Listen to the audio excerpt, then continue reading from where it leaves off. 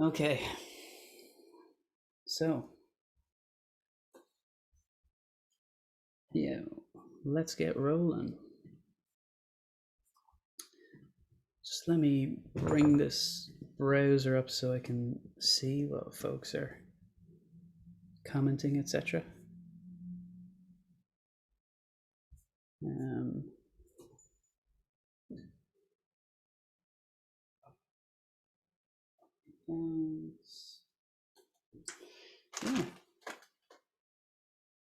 Sure, if nothing else, I'm gonna have fun building this thing.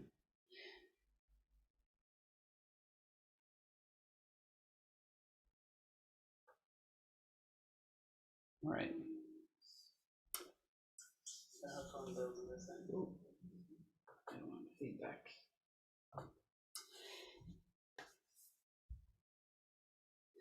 Chris says, I have not been attending ESM Jam lately.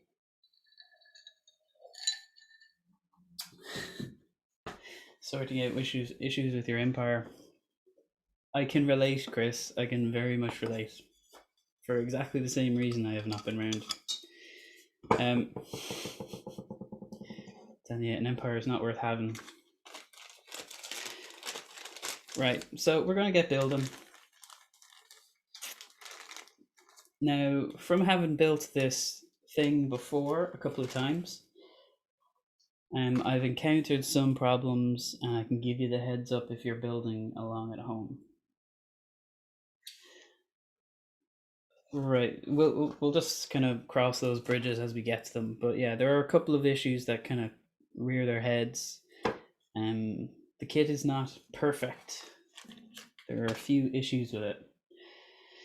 Off the top of my head, stuff like last time my bridge, the bottom of it was not flat, and I had to do quite a bit of sanding and leveling here to get that flat, because this is really important that this makes a flush contact. And yet again, lo and behold, that should not be wobbling around like that. So yeah, we'll have to level this. Another issue that has reared its head before, and unfortunately that time I had to figure it out after the fact, was that there was an excess amount of wood here at the top of the fingerboard. So I had to measure that and then cut some of that off to get the scale correct. That's another issue. Yeah, another one was that,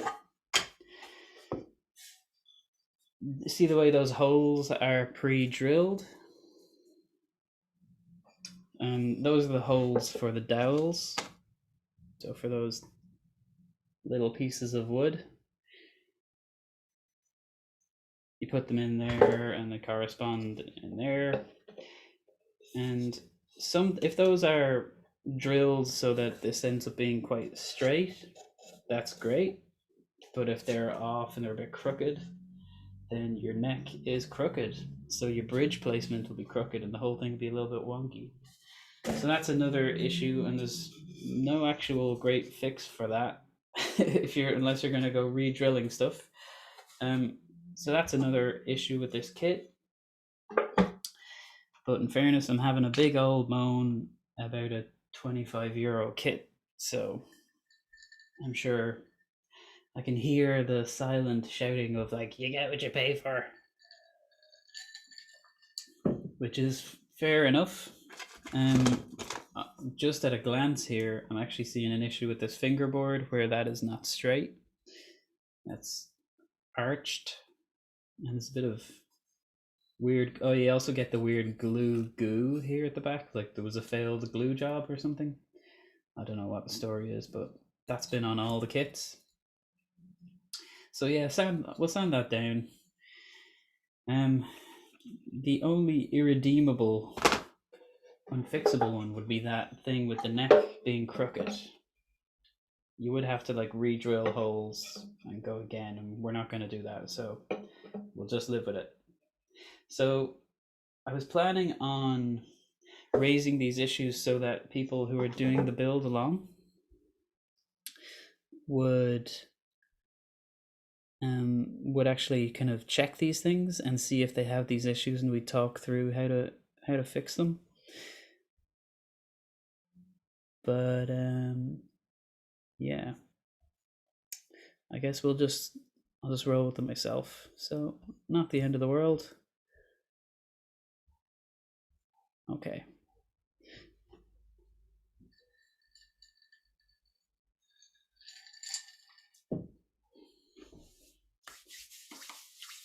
How are you getting on, Chris? Actually, should have asked you. Have you ever done one of these builds or anything like that?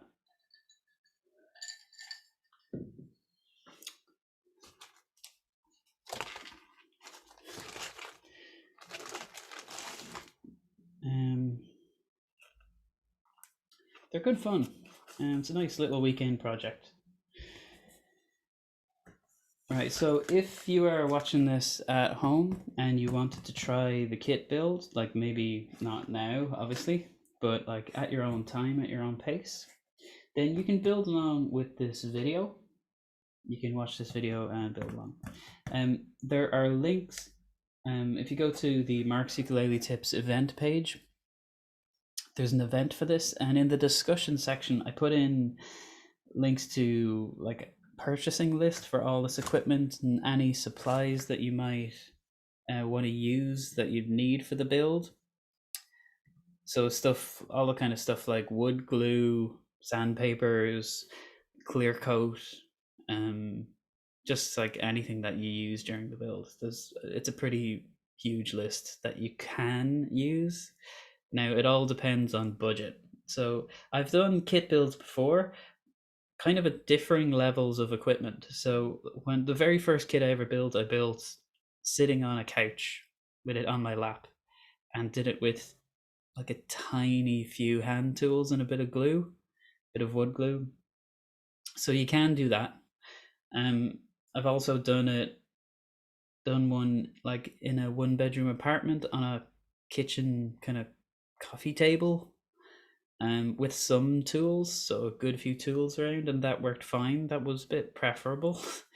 And then you could do, obviously, if you're fortunate enough to have access to a workshop or a garage full of tools, the more tools you have, the better job you can do. But basically, these kits can be built in any of those environments. I guess I'm in a house, so I'm sort of in between a workshop and an apartment now.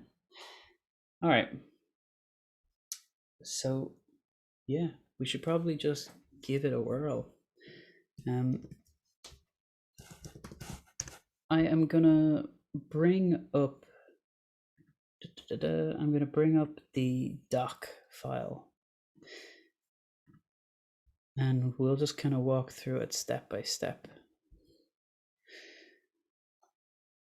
It's called the Let's Build a Ukulele Together guide. So if anybody wants to use it, I'm gonna stick a link to it in the comments. Where's this? Right, so I've linked it in the comments. That's the doc. Yeah, familiarize yourself with the parts.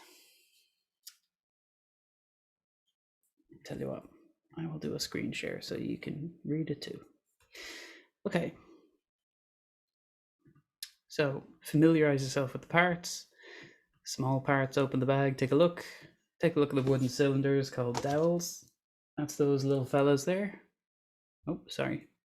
That's those little fellas. Insert them into the corresponding holes in the neck. So you take your 2 dowels and you put them in the holes in the neck,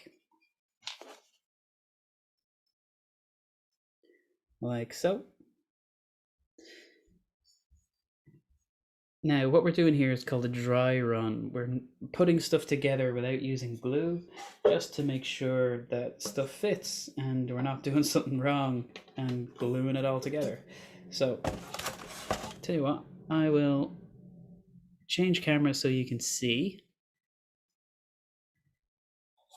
All right. So you can see the two dowels have gone into the body there, and there's corresponding holes in the neck.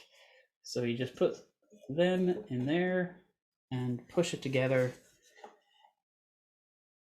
and it should look something like that. So this one, they've gotten better with the neck fits in the last few versions of the kit that I've built. That actually fits quite well, to be honest. I don't see any gap here at the heel. Nice minimal gap there on the sides. It's flush on top. That's actually quite good. That's probably the best one I've gotten so far. So they weren't always so good. It also, I'm eyeballing it to see if it's straight, center. It looks a little bit off center. So the consequence of that is that it's not going to be bang center. We're going to have to move our bridge. We basically keep our bridge in line with the neck rather than with the body.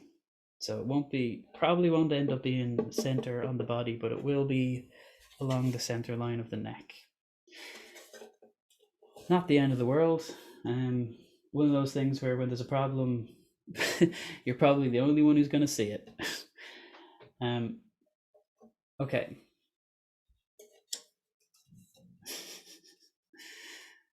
So that's just the neck joining the body. So if we want to do a dry run on the rest of the parts, we take our fingerboard and just line it up. Now my one has a little bit of a channel kind of routed out here. That's telling you where to place the nut. The nut being the small white plastic part here.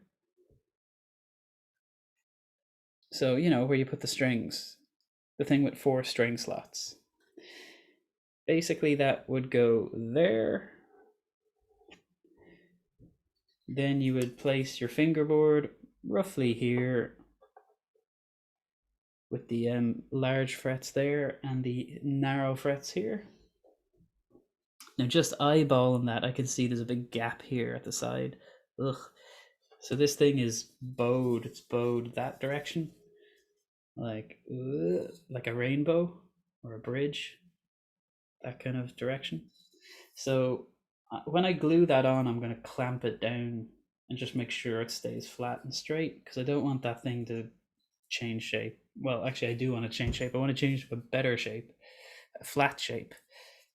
Anyway, dry run. So we're just putting that there to get a look at roughly how the parts fit together. We're going to have to do a little bit of work to this bridge, or I am on mine anyway. You probably have to on yours too. And it's going to go roughly around here. We can figure out all that accurately later. Then we take our saddle. Our saddle is the long straight line. In this kit, it's plastic. In fancier kits, you might find it being bone. Yeah, and it'll fit in that slot in the bridge. Bit of a snug fit on this one, which is good. Yeah, the rest of our parts are all to do with the machine heads. Well, except for the screws for the bridge, but yeah, pretty much all these parts for the machine heads are going to be here. So how does this work? Some people have found this rather confusing, but you have 4 machine heads here, and basically they're not all exactly the same. 2 of them are the same and 2 of them are a little bit different. Basically, some of them are designed to go on the left and some of them are designed to go on the right. So there's left-handed ones and right-handed ones. Whoops. Like that. See the way these parts that stick out diagonally?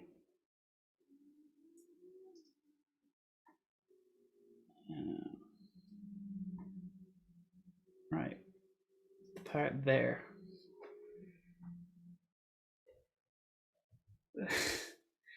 There. See the way it comes out the other direction on the other ones? So these have to go into the headstock like there. So I'm just going to do one of them to show you. This one is a left-sided one. Basically that part that comes out that you're going to put a screw into, you want it to be on the bottom in the middle. So you want it going in towards the headstock and then down. So this one, like that. It's going to come in from the back. Oops. Wrecking the place. So it comes in from the back. Then you're going to put a washer over the top just to protect the wood. Then you're going to take one of those nuts, well, nut screw. You're going to put it over the top and rotate it, and that's going to screw in. So that does actually most of the holding.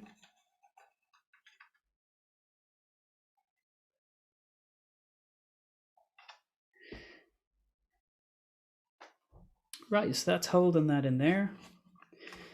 And it actually is relatively secure there, but there's one screw that would be left to go in there, and it's on the back. So flip it over, and basically you would drill a tiny little pilot hole there and screw in one of these screws, and that would secure it. It would stay there, and then the machine head will work and rotate. Okay, so that's basically the dry run. If you did want to do the bridge, when it all said and done, you would drill a little pilot hole, or you can probably get away without drilling it, to be honest. If you don't have a drill, you could probably just screw them in. There is a risk of splitting the wood if you do that, but not a big deal. Not on a project like this. You can't really be too precious on your first build. Some stuff's going to go wrong, and that's okay. It's a learning process. Okay, so if you did want to use this, you would just screw the screws in there. I just dropped it inside. Let me fish that out.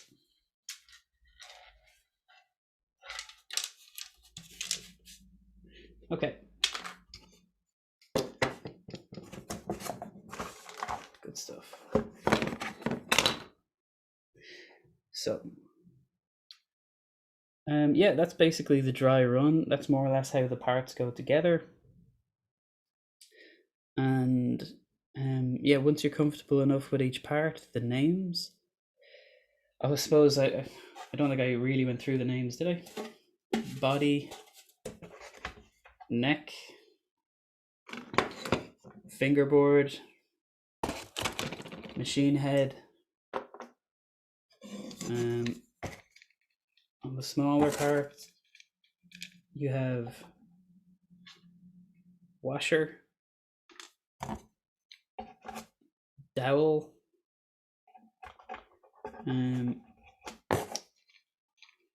this thing is both a nut and a screw. So I'm not sure what the technical name for that would be, but the part of the machine head that comes down from the top, I guess. Let me just loosen this up so I can show you. So the top looks like a nut, so that would work with a spanner. And then that's a screw part to screw it down into the headstock. You got your washer to protect the wood. Once those are taken off, then it just comes out.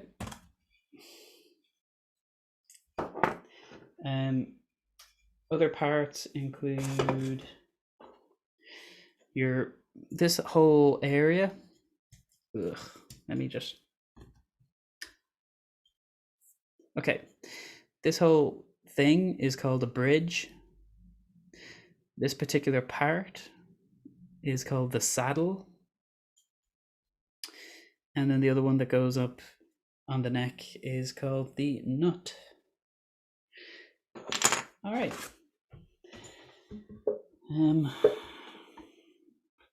Cool. So yeah, those are our parts. I'm just gonna open up the guide, and we'll see how we're getting on. So if something doesn't fit quite right, see if you can sandpaper by hand or simply use a sanding block, and carefully sand away parts that are preventing it from fitting together. Just be careful with that, because just make sure you're doing the right thing before you go sanding stuff away, because it's easy to sand stuff away, but you can't unsand. Okay, so when you're happy with the unglued parts, the neck, the dowels, the body, how they all fit together, then we'll glue it. Okay, so we're gonna glue our neck to the body.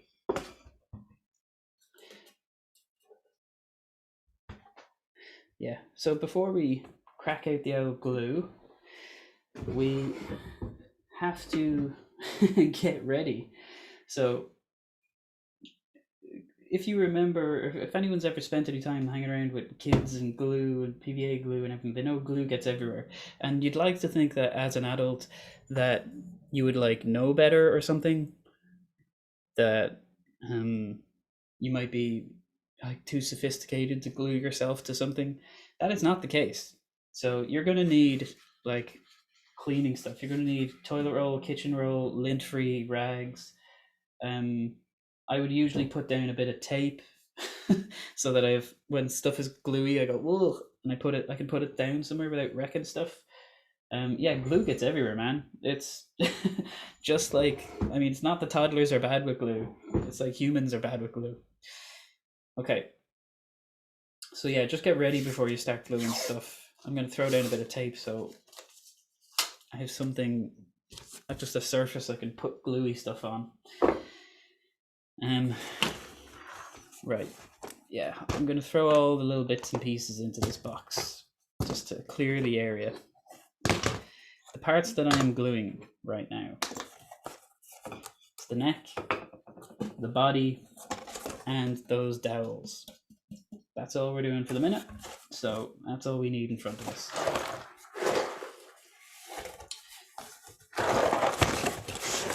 So the rest can go to one side for the moment.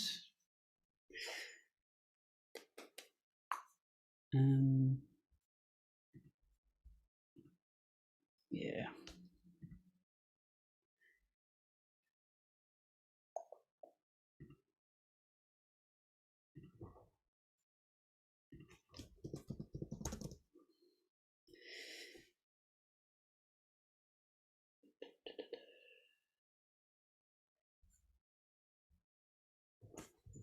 Okay. How we doing? We got some loo roll. We got a lint-free. Well, we're not gonna use that one. Just to kitchen roll, toilet roll, stuff like that will do. So, I feel bad because during the last build, Gary, the poor fella, he went to the hardware store looking for wood glue. You'd usually use Tight Bond actually rather than that, but it actually worked fine. So, but Gary, he went to the hardware store and he went looking for wood glue, and the guy in there was going, "Oh, I don't know if we have any. Don't think we do." And he sold him like just general purpose glue. Do not try to build a ukulele with general purpose glue. Like poor Gary, he ended, it just would not stick. It just would not dry. It had a long dry time, and his ukulele, as he was trying to make it, was just like slipping and sliding and falling apart. Geez, you're very nice, Chris. Thanks for doing that. Chris is saying he posted this a few places, so thanks, Chris. Yeah, so Gary's ukulele was kind of slipping and sliding. He was trying to hold it together with clamps, and he had an awful time with it. So yeah, I would have to say it's important to use wood glue rather than general purpose glue. It dries in a couple of minutes. It also actually is designed to hold the glue together. So sorry, hold wood together. So yeah, wood glue. Funny that. Anyway, so we're looking to glue our body and our neck together. Right. It's always just like you get a little nervous when you just start to, when it comes to actually gluing stuff. You want to be sure that you're not making a mistake. I didn't catch, you had a comment there, Chris. 2 jabs and ready to go. Good on you, Chris.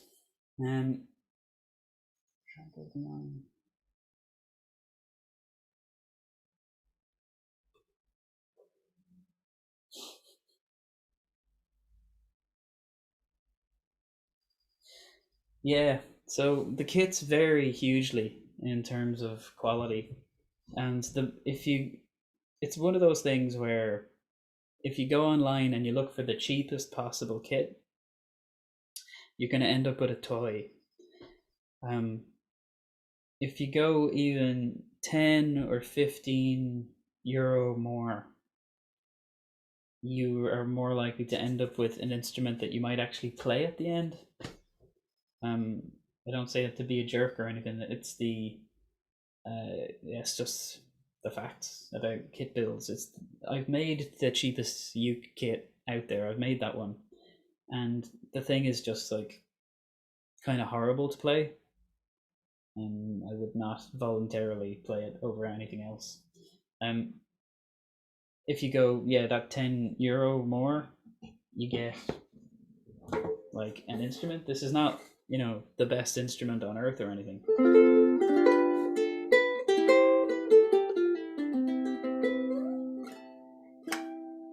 But it's nice.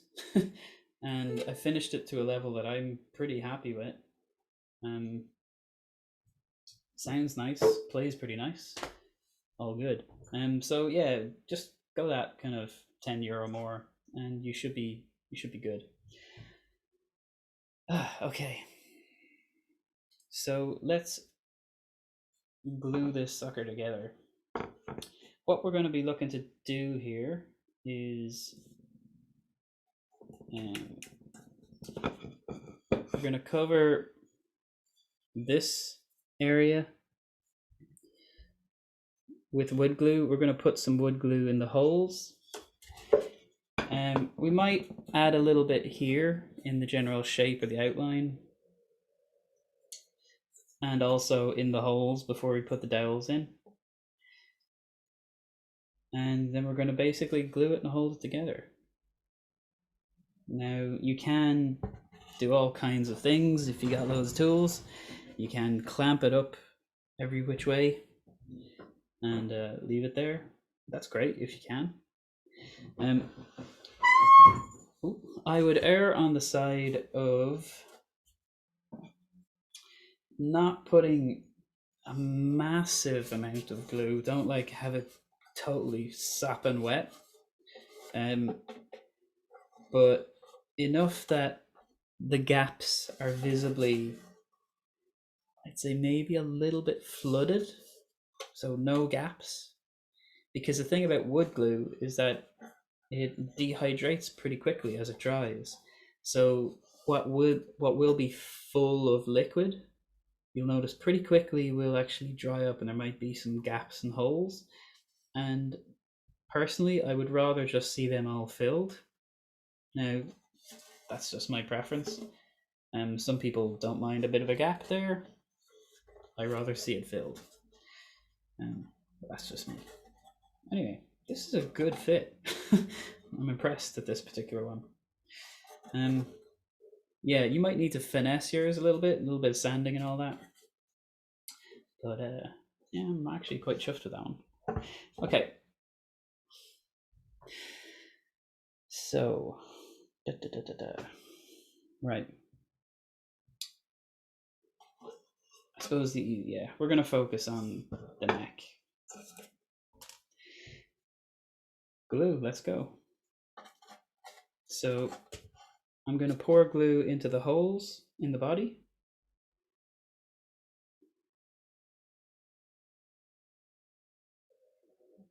I'm also going to put a bit of glue along the top. I just like that to be filled. Filling these holes. And then down the center. Bearing in mind that the heel is going to be flush here. Sorry. That's the heel. So the heel is going to be flush with the bottom of the uke, or the back of the uke. So I want a bit of glue there. Now, you're going to have some time. You're not going to have all the time in the world to do this, but you got some time. You can be a bit liberal on the top because that's actually going to be covered. Just be mindful that you don't want it to streak down or drip down. Right, so that's as much as I'm putting on. There's people could argue till the cows come home about how much to put on. Some people would spread that out with a piece of card or a brush, and that's also an option, but I'm not going to be very particular about this build. So flood these holes for the dowels because we don't want them going anywhere. I'm going to make sure that I cover all of the edges, the outside edges, with a liberal amount of wood glue, not loads. You don't have to go crazy, but I want all of that to be filled. Right, and then I'm going to put a relatively thin amount in the middle. So that was kind of thin in the middle, liberal on the outsides, and I flooded the holes. Okay, so dowels in. Ooh, that's gone pretty deep. Maybe not that quite that deep. Right, so about halfway. And again. About halfway.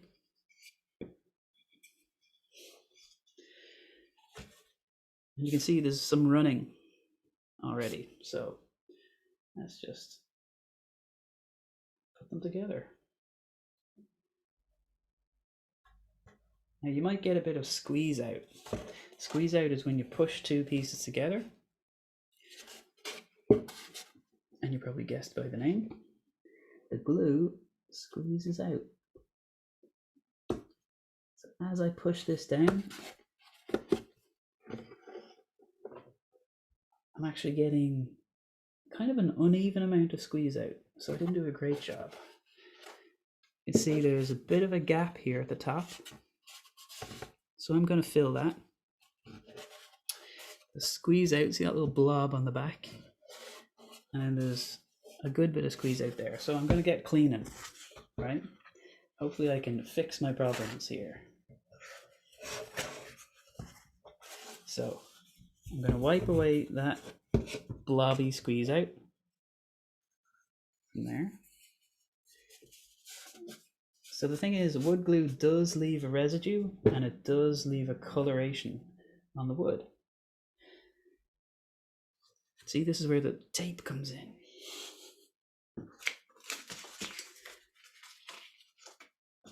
Right. I don't have a piece of card handy, so I'm going to use the packet of strings because I know I'm probably not going to use them on this.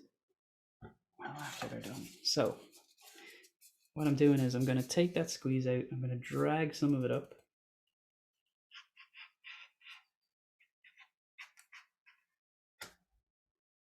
To fill in that gap. Right, now I'm going to get rid of some of the excess. I'm going to use it to fill a gap up here.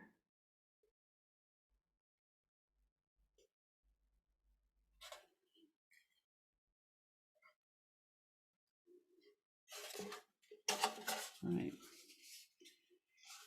So again, just gonna try to get rid of some, not all of it, some of that excess.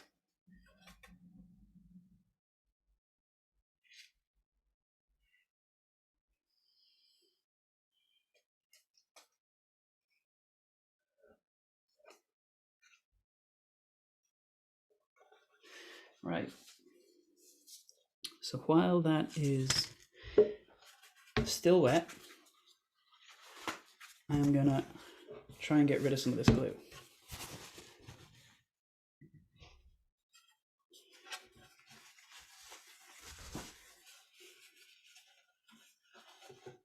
All right, just getting rid of some of that.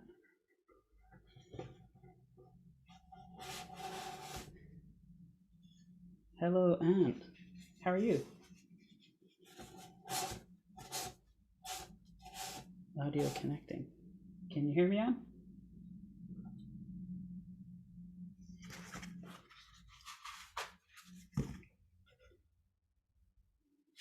No worries if you can't. So, yeah, what I'm doing there was getting rid of some of the excess, just cleaning it up. Now, it does discolor if you leave it there. It'll show up at the very end when you're finishing. You'll be like, oh, this I can see the glue basically.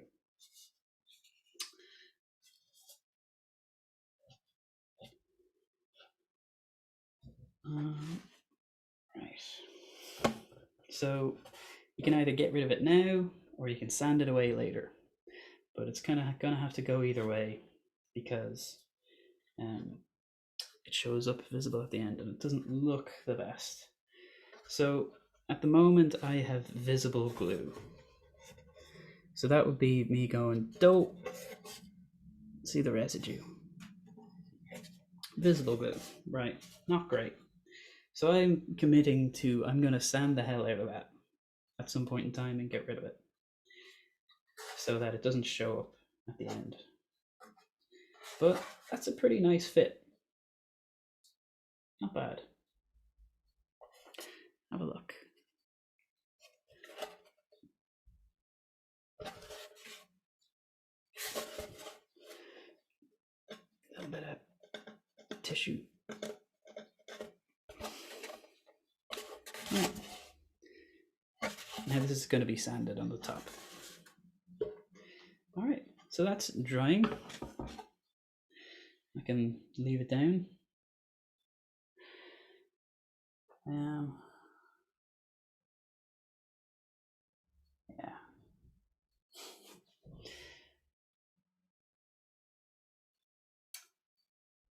You're very Chris. Fair play. So it begins. Things sticking to things. So as soon as you're into glue territory, yeah, you gotta be mindful. Sticky stuff. Right. Let me just check the doc for what to do next. Where's it gone? Let's build a doc. That's the one. Right. Yeah, so we did that. Open the nozzle wood glue, turn it upside down, small little amount of glue comes down to the nozzle.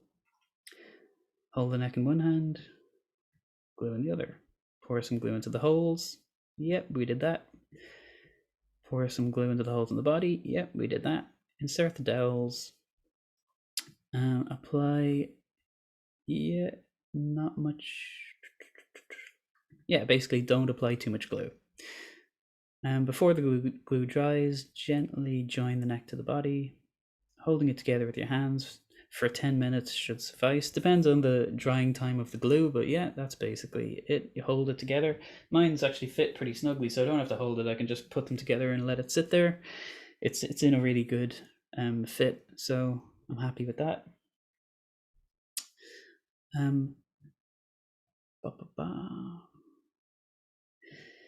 Yeah, like some G clamps.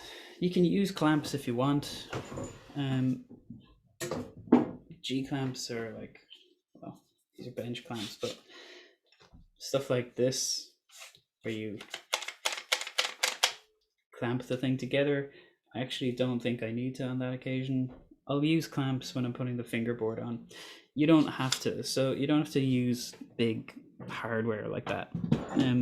You can totally get away with just cleverly positioning some heavy books or any kind of heavy object that is relatively flat.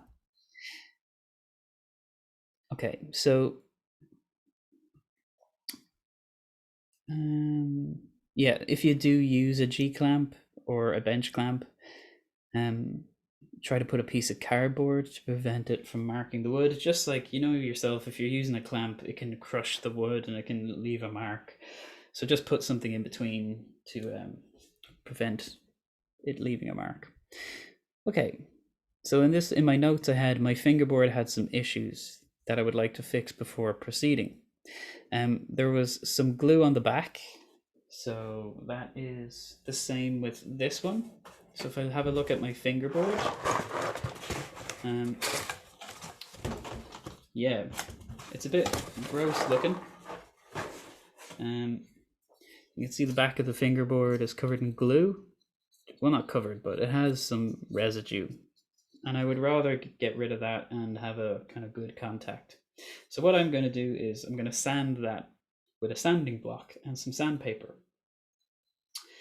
And because this one is bent in a kind of curve, when I do glue it on, I'm going to clamp mine on to try to just hold it in a flat position. Okay.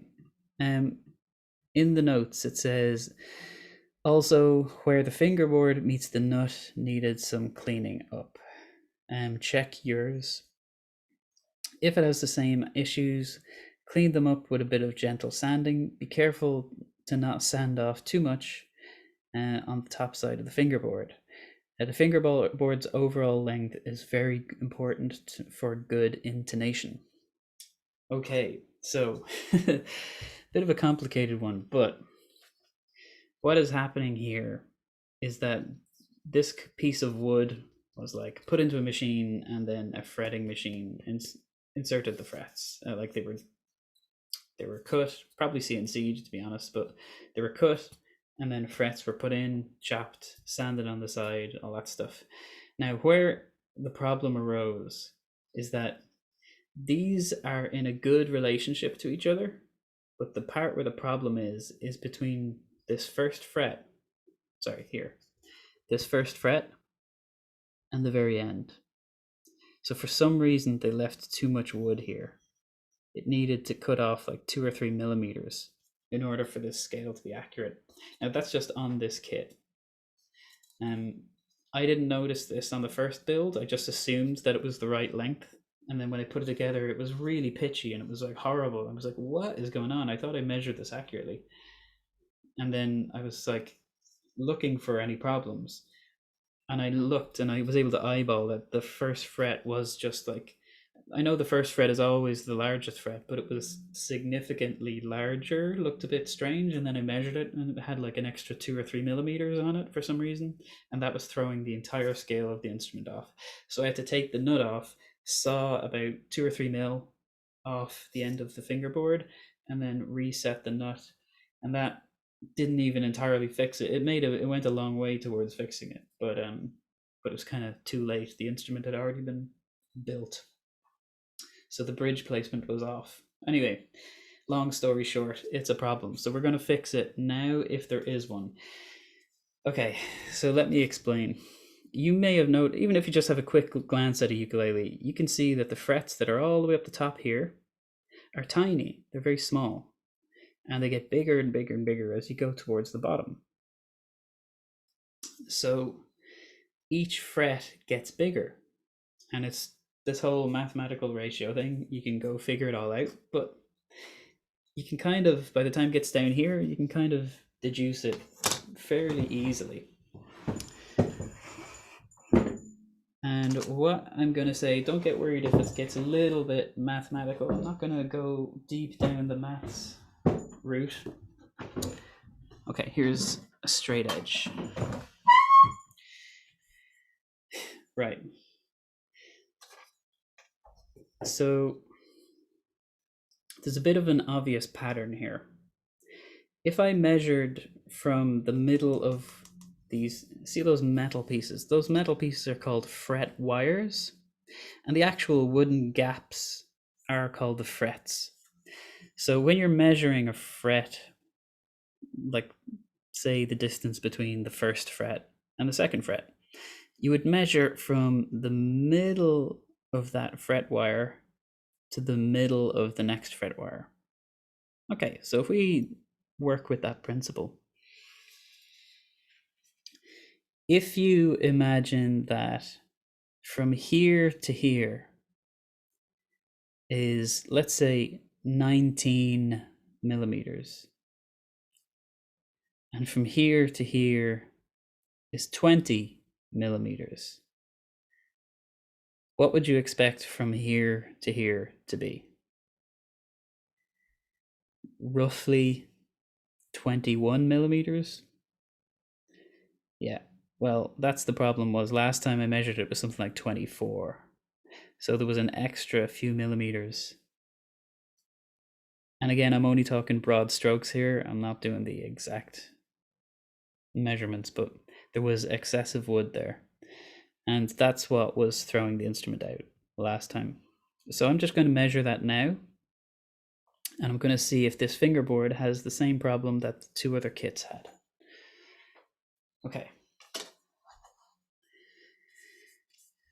So swap down. Right.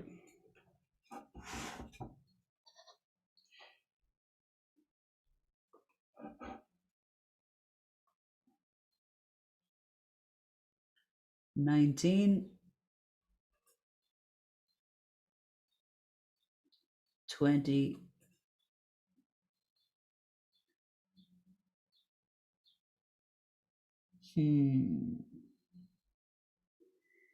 it's closer to 22.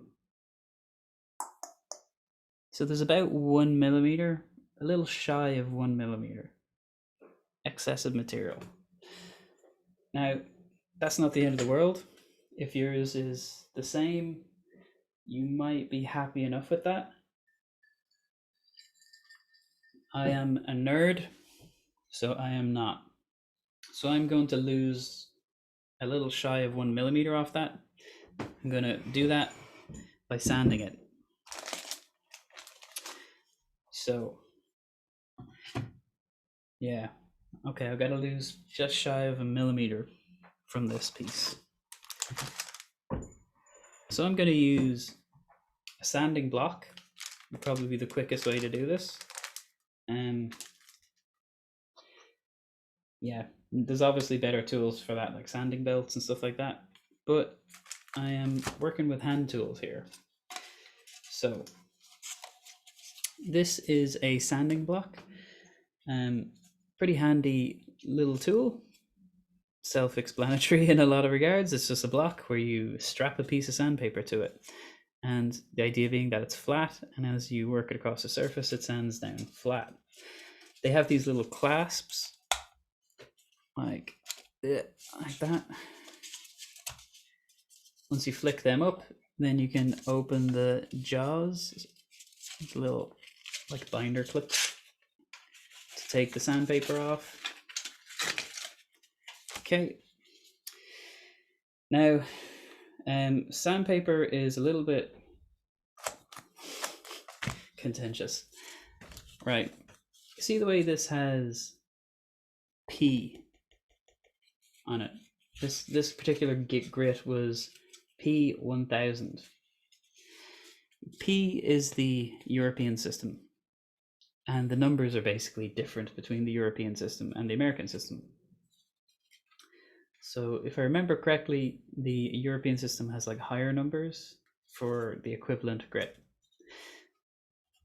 So yeah, and just be mindful of that if you're in America and you're following me exactly, is that my numbers are different to your numbers. So you can look it up on Wikipedia if you want to figure out the equivalent sandpaper. But yeah, I'm going to be using something pretty rough. I'm going to go to one of my roughest grits that I have handy. I've actually worked through a lot of my rough sandpapers. Okay, I got a piece of 400 here. So I'm going to put this on. Got one end, got the other. Okay, good to go. Lock it down. Now we have 400 grit sandpaper, flat. So yeah, I want to take about 1 millimeter off this thing. So I'm just going to mark that off first. Okay, get that out of the way.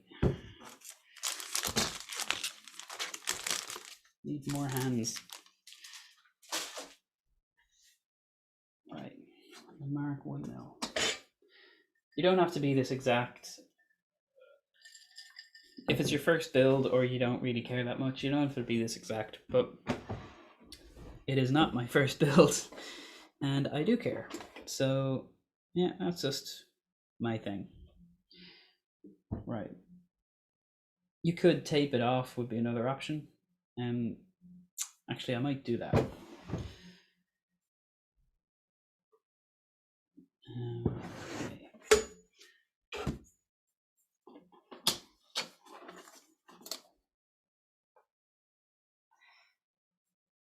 Oops.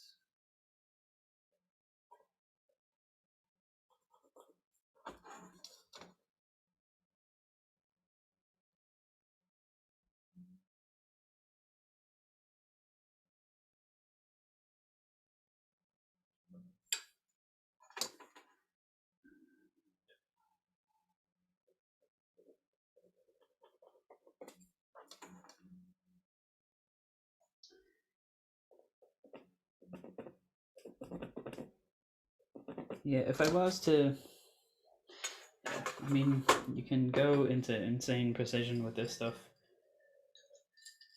A lot of people do, but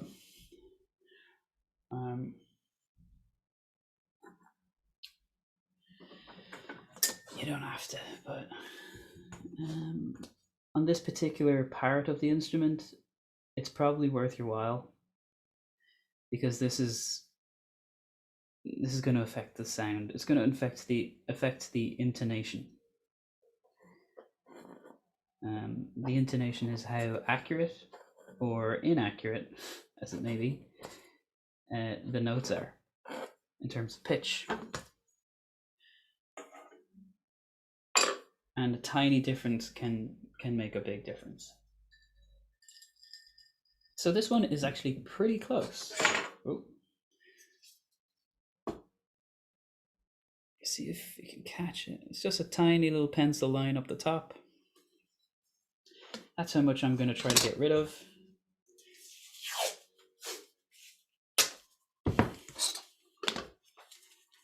This might just help me know where the edge is, and I don't want to take off too much.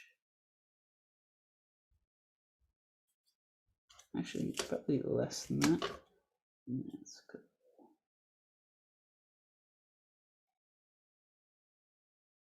Okay, so you can see, I mean, I feel like making fun of myself because it's such a tiny amount of wood to bother taking off. It seems insignificant.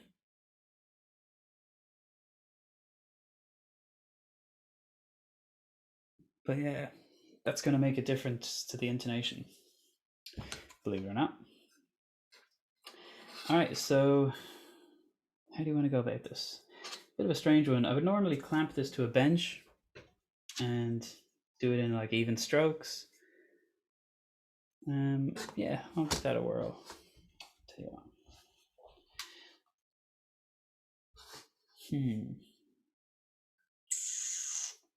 Yeah, screw it. I'll just go here. So.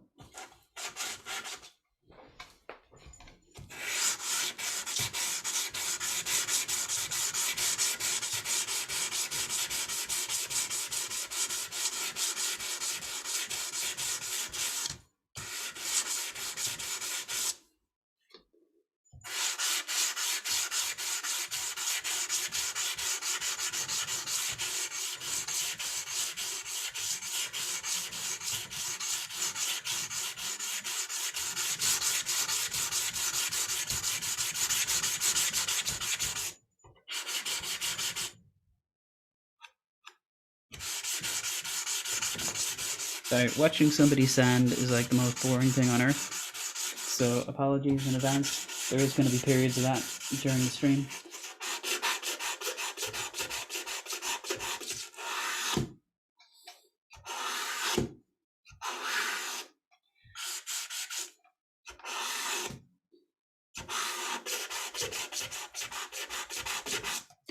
try to keep them to a minimum, but it's part of woodworking. All right.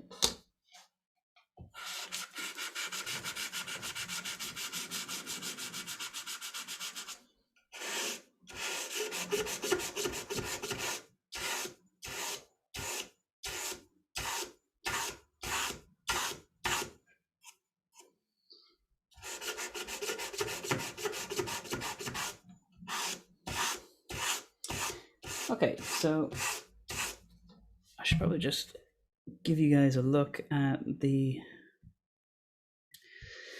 guide. So yeah, that was just explaining the thing that I'm doing now, really shaving off that extra 2 mil. Okay, so once you fix that, you'll be taking the nut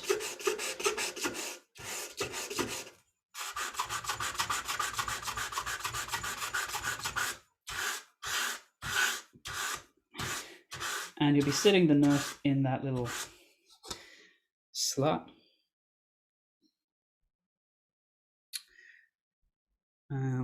A lot of people seem to think that you glue the nut down in there. That, if the uke ever has to be repaired, the technician will not thank you for doing that. And they're going to have to chisel it out and do extra work. You do use a tiny bit of glue, but it is on the side that makes contact with the fingerboard. So it's just a tiny little dot of glue in one specific area, and that's enough to prevent the nut from falling out and getting lost or falling all over the place. Actually, here's an old luthier trick. Whenever you've done a bunch of hand sanding or a bunch of sanding on a particular kind of wood and the sawdust left over, like that, if you can gather it up, you can use that to repair things with that, and do repairs with that kind of wood. So this was a fingerboard. Our fingerboard here is a piece of ebony, or is it rosewood? I actually can't remember off the top of my head. I think it might be, it's rosewood. So if you're doing any rosewood repairs, you can mix together a bit of wood glue with some rosewood dust and use that to fill stuff in. Very handy little trick. So luthiers tend to keep like these little baggies full of sawdust, and they look like they're drug smugglers when they have like a bag full of white powder that just says like Canadian maple on it, and it looks like a giant bag of cocaine or something, but it really is just Canadian maple. Yeah, they keep these bags full of sawdust for repairs. So yeah, it can be handy to have around. If you're ever doing a repair, you kind of wish you had some rosewood dust or some mahogany dust around. Okay, so yeah, that was just to show you the rosewood. Okay, so that has been sanded down. That's probably all right. Close enough. So that should make a decent contact with the nut now. Okay. So we find the nut from the small parts bag. That would be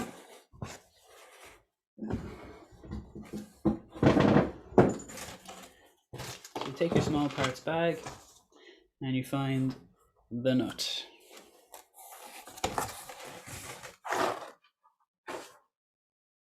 All right.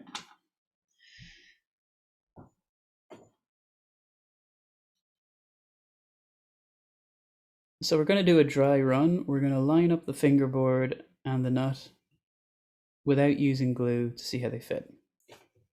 So we get our uke back. We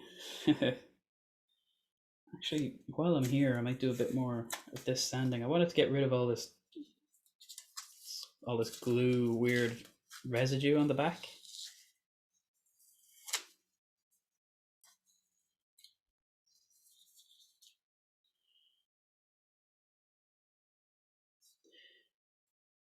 Okay. Yeah, I might just take the opportunity now to do that. So before we do the dry run of lining everything up, I'm just gonna sand this sucker down. It doesn't have to be anything particularly rough or fine. Just get rid of the glue.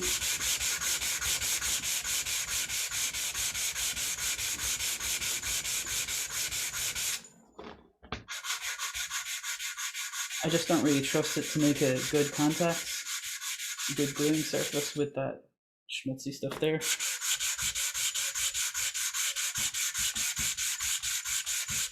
Now you don't want this to be like super silky smooth. You want it to be rough enough because it's going to be glued, and you like to have a little bit of fibers for the glues to help bond those two surfaces together. So yeah, I guess if you're going to pick one, you go with like rough grit, fairly rough.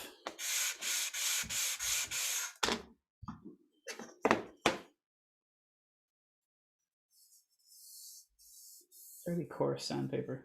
Yeah, like I mean, I can still see a bit of residue, but it's not there in terms of feeling it. That's just soaked into the wood, so that's not a big deal.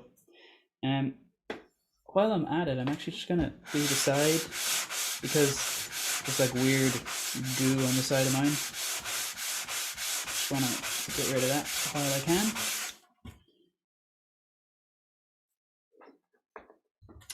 Yeah, it's a bit rough. So just have a check on yours and see what the story is. Is there a smooth or rough? Might just want to take care of that now while you have the fingerboard on its own. You're going to be sanding that anyway, to be honest, later on. So, good stuff.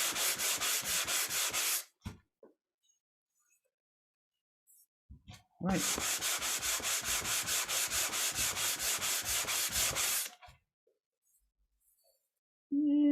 Yeah. That's the thing about woodwork and sanding. It's just like it can always go smoother. It's just knowing where to draw a line. Okay. This may seem like insane. I am a little bit insane, to be honest, about sanding. I tend to go quite far.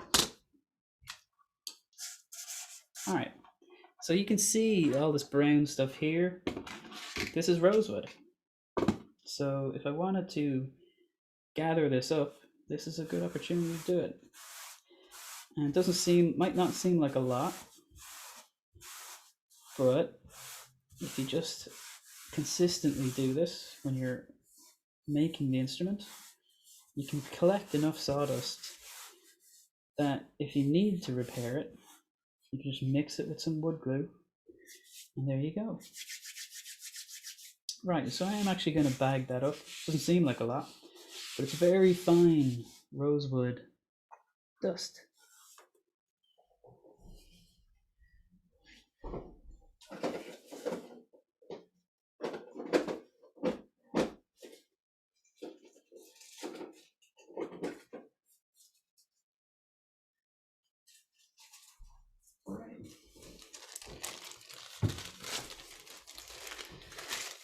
And you can never have too many of these little baggies around, so when stuff comes in them, keep them.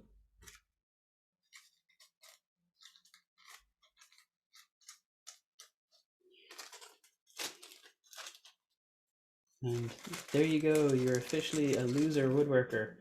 You started keeping little baggies of wood. I should probably mark it while it's there as rosewood.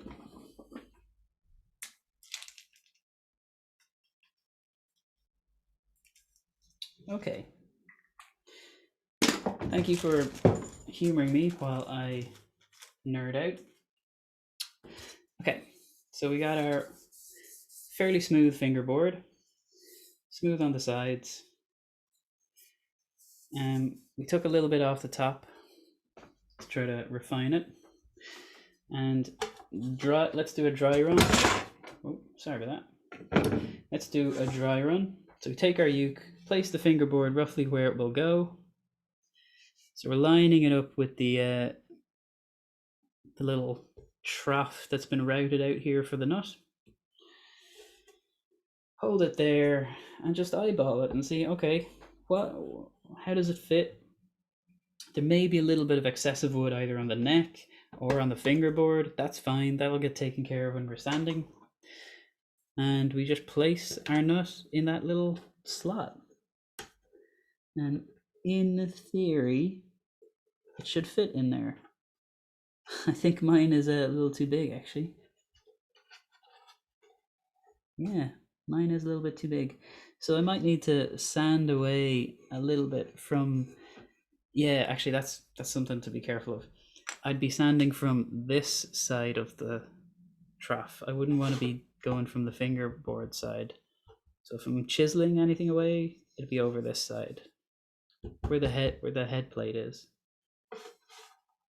or the headstock plate veneer. Okay. So lining that up, this is roughly where the stuff goes. Yeah.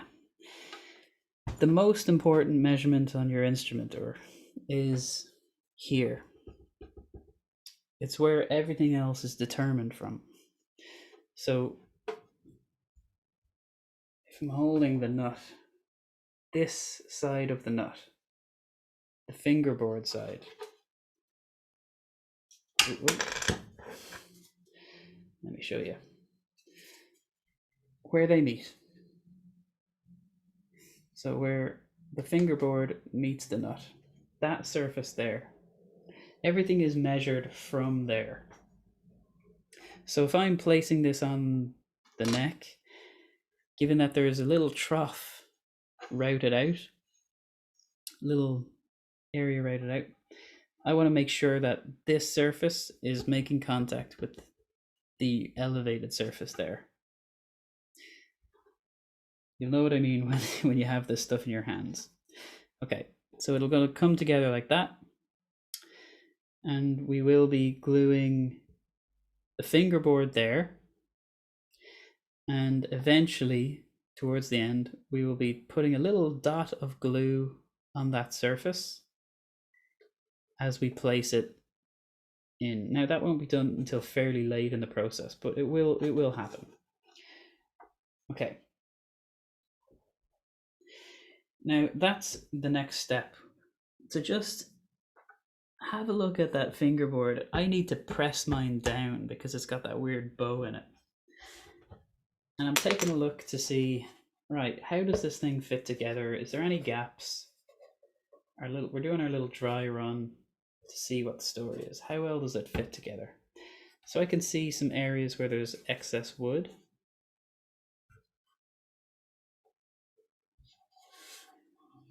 Yeah. Most notably on mine, here, where that joins the body, I can see there's a gap. And over here, I can see more gaps. Stuff that might just take a second, little bit of glue.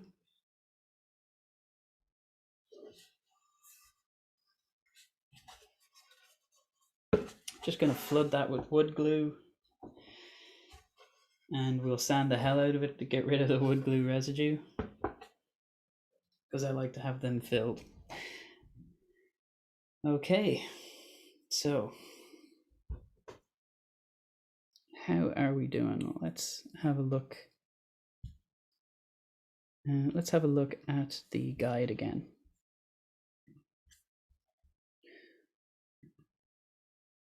Line the fingerboard and the nut up without using glue. See how they fit. If the area which will seat the nut needs cleaning up, do so with some careful sanding. Yeah, that's a little trick. You can wrap some sandpaper around the nut and just move it back and forth if you need to. Or if you have a chisel or a razor blade or anything like that, you could get similar results pretty quickly. Now, I do actually need to do that on this one because I have a little bit of excessive wood on this area here. The router didn't route a piece wide enough for my nut, so I need to just widen that out just a little bit. Now, I would normally just use a chisel to take that off, but I don't actually have my chisels here. Yeah, there's a bunch of different ways you could go about it. You could use razor blades, you could use files or chisels. I'm actually going to just use a knife in this instance. Sometimes you don't need to overcomplicate it.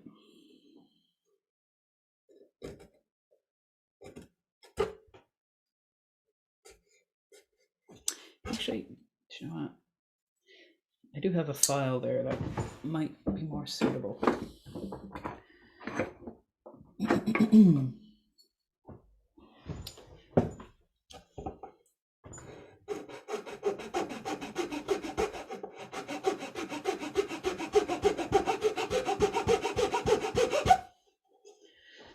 So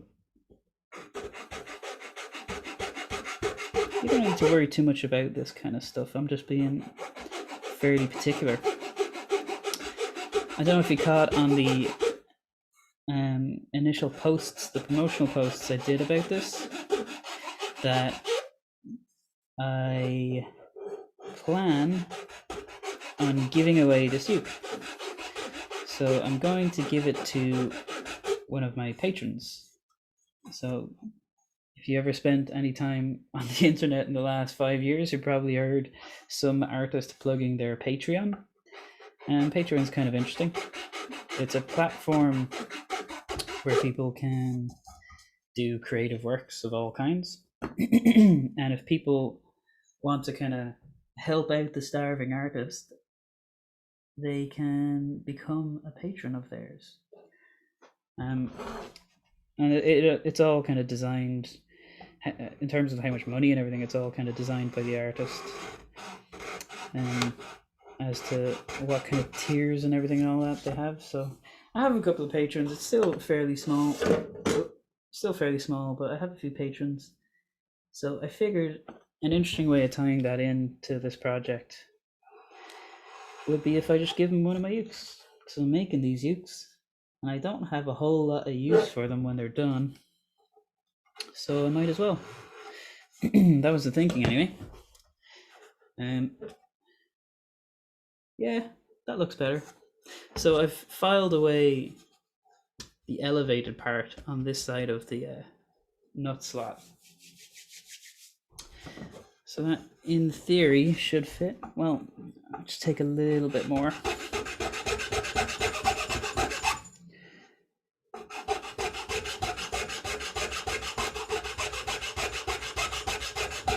Still a little bit of excess. That's getting better.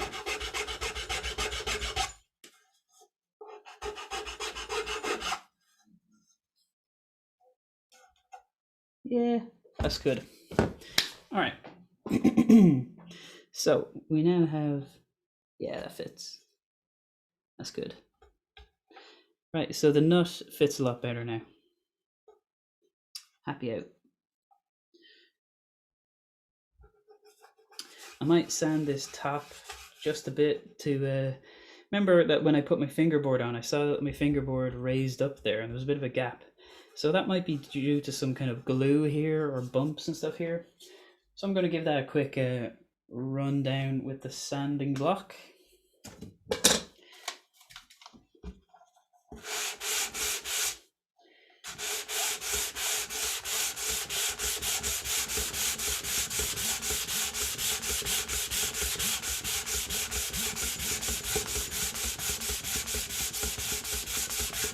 I can feel it. I can feel it lifting there at that joint. where it meets the body. Yeah, it's lifting up there. So that would be part of that the reason why the fingerboard was lifting there. Or probably the main reason why. Oh, so I seem to have gone... right, with these ukes, there is firstly an open grain. So the wood hasn't been grain filled. And grain in wood is like a pore in skin. So you know the way when you look at human skin, you see pores, and sometimes they're open, sometimes they have hairs and all that kind of stuff. Well, an open pore in a skin is a way for that skin to kind of regulate itself and bring, like, you know, stuff inside and out. Wood is kind of like that too. Wood is just a series of chambers, like straws. And it's kind of like skin. It breathes moisture in and out. And that's one of the reasons that you can't just go outside, or one of the main reasons you can't just go outside, cut down a tree, and then build something out of it. It needs to be dried, because living wood is full of moisture, much more so than the wood that you would use to build something. So when you cut down a tree, it's full of water, and you need to age it, which means it needs to be kept in a dry place that has like ventilation and a bit of humidity control. And basically over time, the wood just lets its water go through the air as the wind blows by and extracts moisture. And you want that moisture content to go down.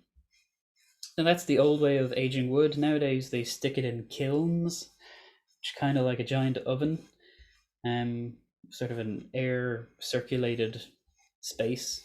Anyway, yeah, you need to dry out these woods. Sorry, what I was talking about there is the grain. So this wood grain, you can see it's very thirsty looking. You can see the big pores. And then as I was sanding, you could see they all got kind of filled in. So around here, you see the discoloration? All this area has now been kind of filled. The grain has been filled with sawdust, sanding dust. Whereas down here has not. You can see the grains are open and thirsty. So that's something to decide. Would you like to fill in the grain with sawdust? Remember that handy sawdust we collected earlier? It would be good for that. Now, the reason all this just sprang to mind there a minute ago was because see this kind of laser cut inlay rosette around the sound hole, this design. That is cut with a laser machine, a laser CNC. And it goes back and forth like a printer, and it uses a laser to burn that pattern in. Now, you can see when I ran the sanding block over, what happened was the dust didn't just fill the grain around here in the general wood, the dust filled in the laser cut rosette. So that is something to be careful of on yours when you're building yours. Now the thing is, you can just get a little razor blade or anything like that and just extract the dust, and it will go back to looking like a black laser cut rosette, if you want. And the thing is, I always have very mixed feelings about these laser cut rosettes. I think they kind of look not particularly great, and I would rather they not be there. So I'm always trying to kind of in two minds as to whether to fill them in with sawdust or what, to just sort of distract from them. Anyway, that's me thinking out loud. Back to it. So I'm going to get back to leveling this particular part.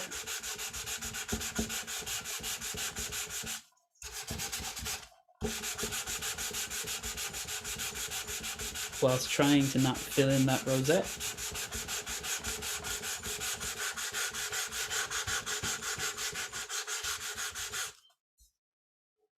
Right.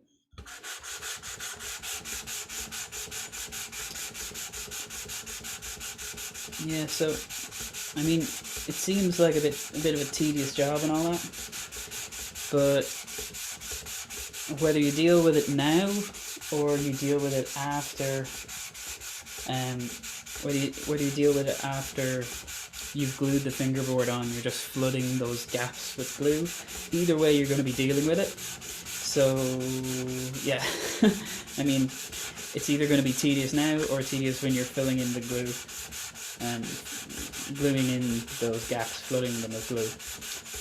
So, you know, you may as well deal with it sooner rather than later. Oh, Xavier, how are you?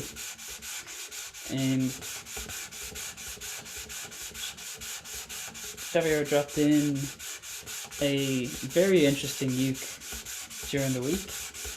It is a manouche guitar. So any of you out there who have ever seen Django, sorry, Django Reinhardt, the famous guitar player,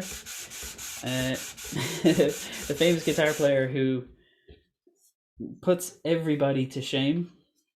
So every time you've ever gone like, I can't play that, my hand doesn't stretch that far, look up Django Reinhardt. So Django Reinhardt, he was injured as a child where his hand got severely burnt, and it like melted his fingers and fused some of his fingers together.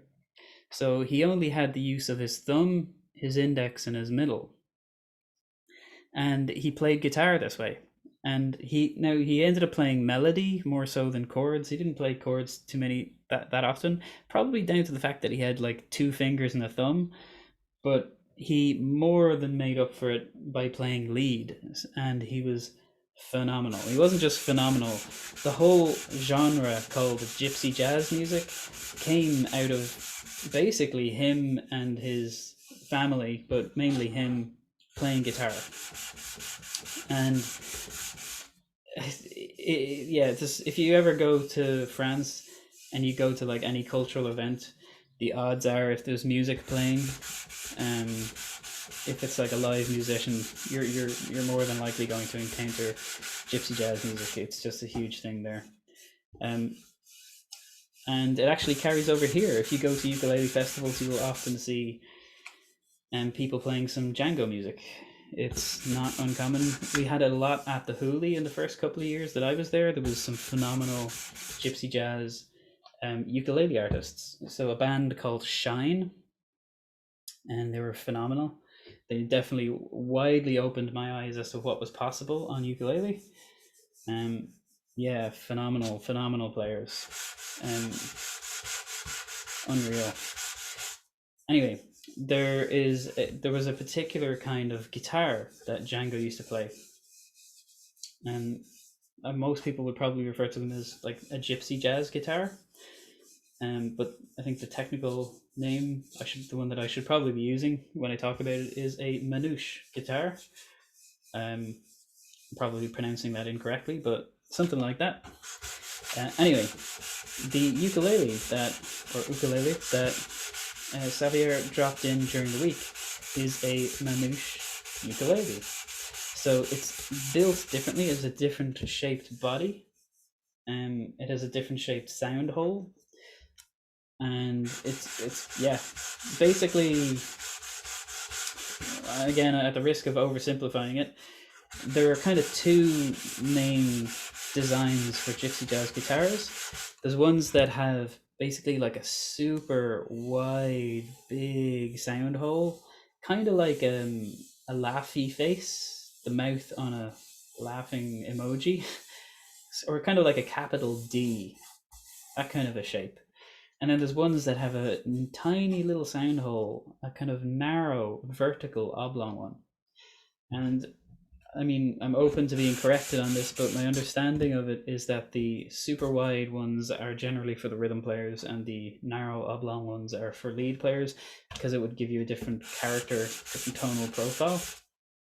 The ones with the large sound holes would favor the bass frequencies, and the ones with the narrow, small sound holes would favor the solo playing. So it's a way, kind of an acoustic design way of almost sound mixing your band.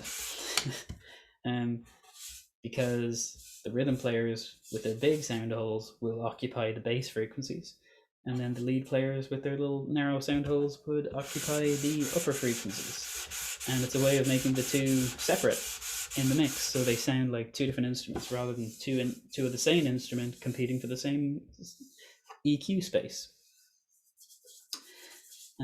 Yeah, that's that's my very long-winded recommendation that you go listen to some Django Reinhardt. My favorite time to listen to Django is when I'm doing any cooking. Standing around in the kitchen with Django playing is just brilliant. Lovely, lovely, lovely experience.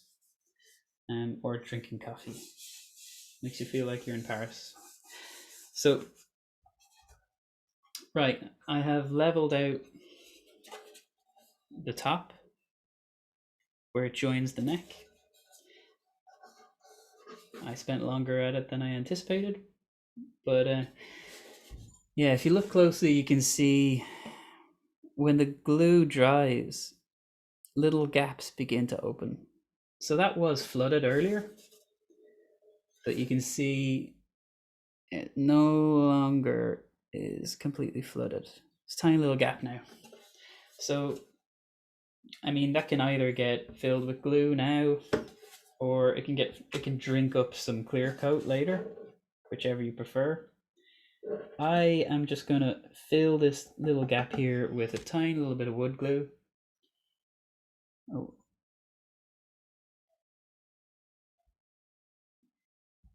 Just while I'm at it.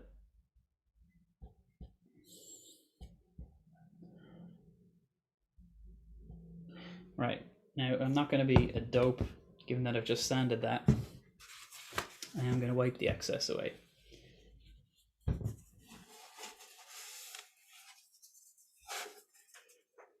I just wanted to fill that gap. All right. And quick roll. Just get rid of any residue I just put down.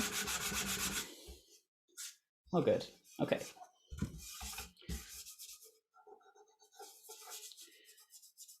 Should be good. Right.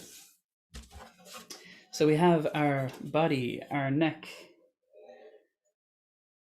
glued. We have leveled this off. We have removed some stuff here, material here to get the nut to fit correctly. So all that was just preparation basically to get the fingerboard to fit. Ah, look at that. The gap has closed largely. Right. So when this is glued, there's going to need to be a good bit of glue here to fill a gap. But that's it. Like everywhere else, it seems to fit pretty snugly. Yeah. Cool. All right. So it's starting to look a little bit more like a ukulele now.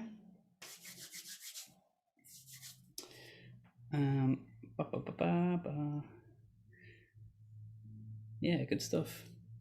Actually, sorry, I should probably check back in the comments and everything every so often to see what people are saying.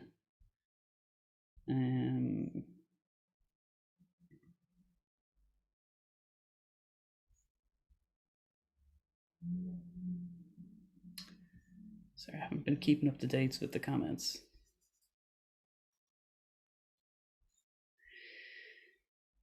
Tell you what. Yeah, we'll just keep rolling. So we are. Sorry, I got slightly distracted. I can hear the cat. Hear the cat meowing.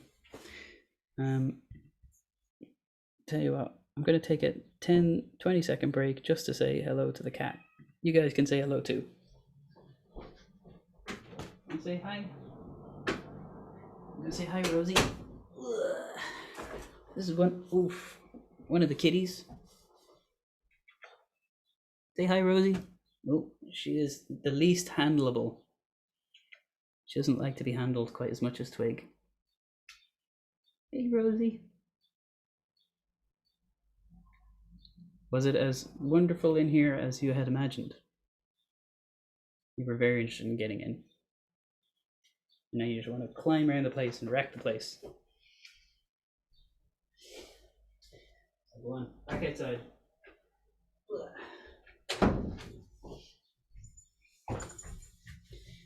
Okay. Hope you enjoyed the cat break. Yeah, so we're gonna glue our fingerboard down next. Now this one, if you have clamps, it'd be a good time to use them. If you don't, you can just use some like heavy books or something like that. I do have clamps, so I am going to probably use some of them.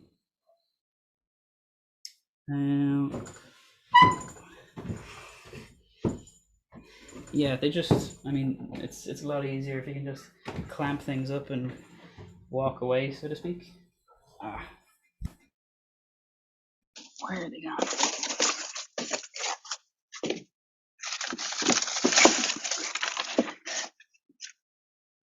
Yeah, so it's very easy to just look at the stuff and go, oh, just do what you're told, use the parts that came with the kit. But there's all kinds of possibilities. Like, there's other kits out there. It's not just this one. I'll give you a look at some other examples. Like this one here. This one is a spruce top. Didn't cost much more than the basic one there. And that's a really kind of light finish. Spruce tops are, to be honest, probably a bit more resonant. Different character profile in the wood and the tone wood. Yeah, they sound quite different. But this one could be another interesting build. But like, it's not just that. I mean, you could go with a different fingerboard. Like that's a maple fingerboard, so that'll be super light. So if you put those two things together, whoa,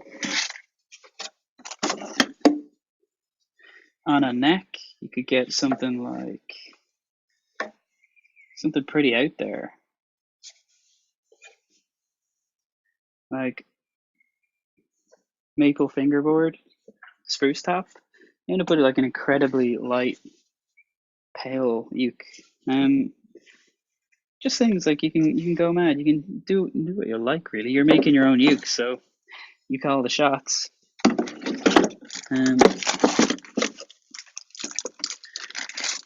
Yeah, I mean, and there's a maple neck. So another very pale wood. Yeah, you could go wild. You could, of course, paint it any way you like. There's decoration. There's no end to what you can do with one of them. Other parts, like, I suppose I didn't really spend any time on any of this. I was going to show you all kinds of stuff about how these are made. Like, you get, for example, like how a body can, like, you probably look at this and go like, how was that a tree? And that's like not a tree, but it's where most of these parts came from. So what's happening here was that there was a spruce tree, which looks kind of like an evergreen tree, you might know if you live in Europe. And it was cut down, it was cut into sections, so that you got the vertical grain. And it was cut into boards and dried. And one of those boards is sanded down on a drum sander or a bell sander to a thickness of about 3 millimeters. So you can see that when you look in the sound hole, you can see how thick the top is. And basically, what they're doing is they're sanding that down until it gets to a certain thickness that it will resonate effectively, but also stay rigid enough to be stiff and to not collapse. So it's kind of a balancing act. Anyway, it's cut down into a board that's about 3 mil, maybe less. And then that is cut into this shape. So that general outline. They then determine a center point. They mark out a section to be routed out. Then this inlay is inserted. That's just decorative. And that rosette. Right, so that's just the top. What about the rest? Well, basically the same kind of thing is done with the back, but usually a more common, or like, you usually just see spruce on the top because it's light, and that's where most of the sound is actually being generated from the instrument. It's coming along the strings, going into the saddle, into the bridge. The bridge is resting on this, and that's basically projecting the sound inwards. That's why the top is very important, the kind of wood that it uses. It projects sound into this chamber, this box. The sound moves around and comes back out largely through the sound hole. So this is like this design, I guess, is like the world's first speaker. And this is where a lot of the kind of theory that goes into speakers comes from, is from acoustic instruments. It's basically a box that creates a form of amplification of the energy that was going through those strings. Anyway, so that's your top. Your back and your sides are usually made from a more common wood. The tonal properties are not quite such a big deal for the back and the sides as they are for the top. Still important, but not quite as important. So, in terms of their shape and structure and everything, this just looks like a box. So how is it put together? Well, inside you have braces, and braces are pieces of wood that are laid out in strategic places to keep it structurally strong enough to exist as an instrument and to operate. And these are usually pine or spruce as well. So there are different designs. There's like on guitar you get X bracing, which is basically an X with various kind of spin-offs. You get fan bracing, which would be popular in classical guitars. You get ladder bracing. On ukes, people tend to just simplify it for the sake of speeding it up production, and you get cross braces, and that's about it. You get a bridge pad as well, though. That's a piece of wood that's in there. It's thin. It's about 3 mil as well, and that sits underneath the area where the bridge is going to go, and it prevents the bridge from bellying of the top from bellying up when the bridge is like pulling the strings that way. You don't want the wood to kind of lift, because that can throw everything off. So that's the point of the bridge pad inside. It's in like there. Okay, so that's the top. Then you have the sides. Now the sides are basically wetted and heated and put in a mold to bend the wood. So they were just like a long rectangular piece of wood, but they're soaked, heated, and shaped into this curve. So following that curve. And there's two of them. They're joined here and here, so you might see the line, and you might see the line. So those are two pieces that are joined there. Now, the thing that's joining the top to the sides is stuff called kerfing. So see that stuff that looks like it's got little cuts taken out of it? That's exactly what it is. So it's a strip of wood that has had little kind of, on a bandsaw, little bits have been removed. And by doing that, it suddenly becomes flexible. So they don't cut through, they just take a bite out of it. And that becomes flexible. And that's what's basically laid out in that shape. And it's gluing the top to the sides. There is again more kerfing to glue the sides to the back. So the same kind of thing happens, and that's visible if you look Yeah, if you look inside. Same kind of, I know you can't, there's no sound hole here, so you can't look in, but the same kind of thing is happening up here too. All right, and there's back bracing, so you can see there a brace that's on the backboard.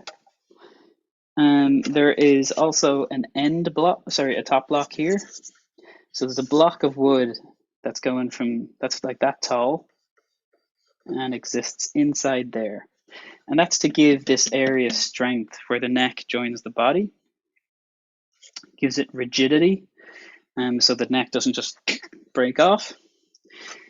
There's also an end block, so there's an equivalent block, sorry, here. Yeah, like around there.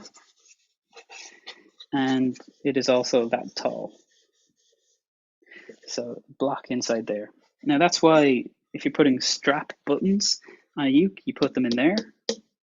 And then the other place you put them is in the heel. So both of those are solid wood, because you don't want to put a strap button in something thin like that, because it'll just go tear out. Yeah, that's bodies. Okay, so that was a bit of a detour. Hopefully an informative one. Oh yeah, that's kind of part of why I was yammering on, was because braces, they look like this. And there's different thicknesses of braces there. Yeah, I just wanted to show you some parts, basically, that go into the making of what you're currently holding, so that your knowledge doesn't just stop with this kit, that if you wanted, you could go back further, or you could learn more to go back further. Let's do a bit more a comprehensive build if you ever chose to do that. All right, now, what am I going to do in terms of clamps? You know what, something like these might do. You can get these in like pound shops or dollar stores. Very handy. They're not really going to mark anything. You know what, I might just do that. Right, so I'm going to use some of these clamps. Some folks use rubber bands for this kind of thing, because it doesn't exert a lot of force. And you just wrap them around a bunch of times, but I am probably going to use clamps, to be honest. Okay, so I seem to have misplaced all my small clamps, so I'm just going to have to use this giant yoke, which is not ideal. Oh, they look smaller. Okay. Ah, here's some small ones. Okay, so I shall use some of these smaller clamps.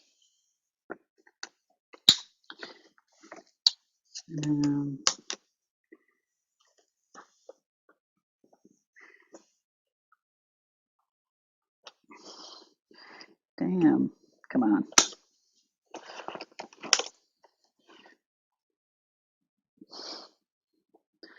Right, we got some little clamps. They're pretty cute. I might try to use that. Or some of the bigger ones. These are sort of medium size. Actually, these might look fancy or something, but I just got them in Lidl. Yeah, so nothing too crazy, or you have to go out spending millions on this stuff. And you can get her done for less than that without spending a fortune.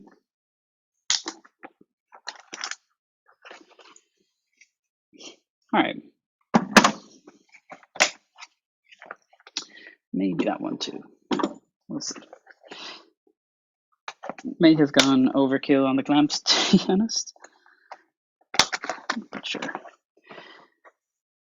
Unlike many of you guys, I will be continuing to do woodwork after this. So, you know, investing in clamps is not a bad idea. All right, so let's get ready to glue this thing. Back to the overhead.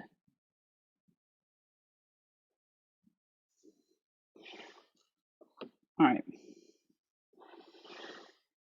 So make a gluing plan, I guess. I'm going to go along the edges. I'm going to be very liberal along the edges. I'm just going to make note of, right, that's where the fingerboard ends, just a little bit above the sound hole. So I don't want to go beyond that, basically. I don't want to end up with loads of excessive glue.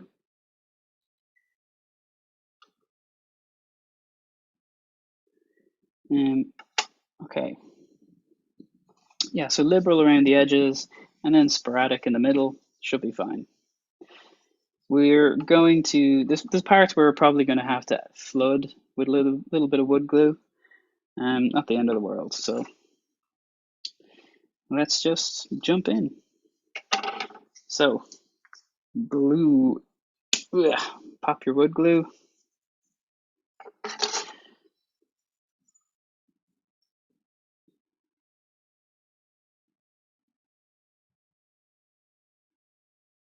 So I want to get the very edge, just lightly. Don't want to have loads of spill out there. Right, now I can have spill out along this edge.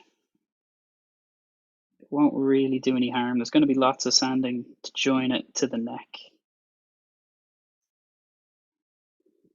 Now you never want too much glue. I know I'm kind of speaking in contradictions here, but yeah, you can be generous, but not flooding. This stuff, you want this stuff to dry in like 10 minutes, so you don't want loads and loads of liquid there, or that's not going to happen. Right. So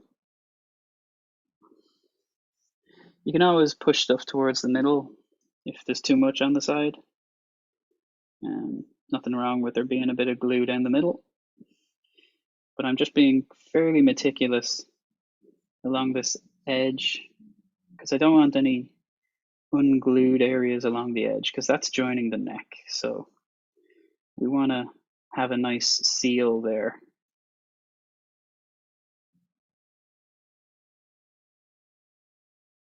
And again, move fairly quickly because this stuff does dry in like 10 minutes.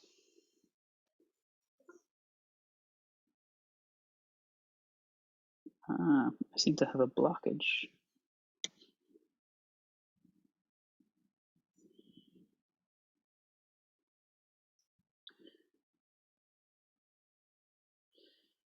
Right.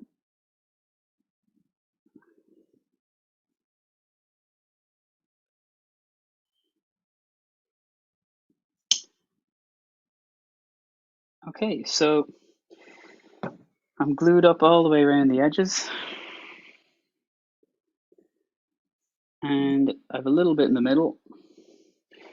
I might just flood these two chambers.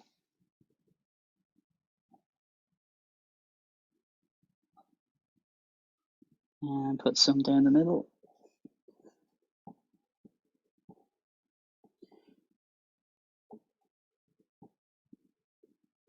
I remember that this area needed to be flooded, so I'm gonna just try and catch that now, rather than have to come back to it.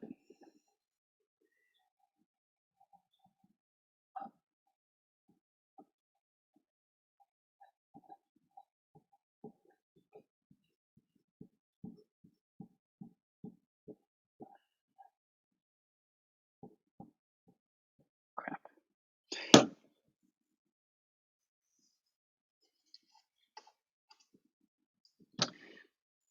Also recall this, it just stopped short of that rosette.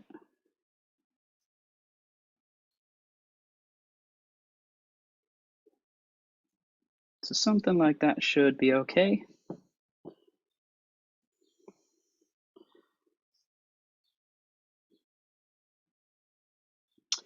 All right, here we go.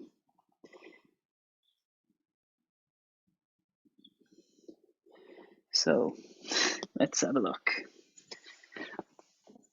I've placed it down. Now, I'm going to focus from here, where the neck kind of jumps up in elevation. That's where I want my fingerboard to be flush.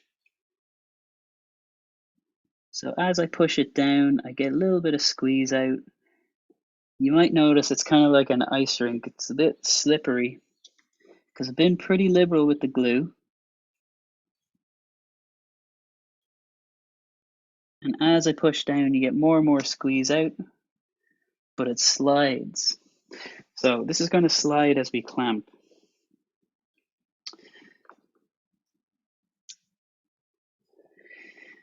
Okay, so I'm going to move fast.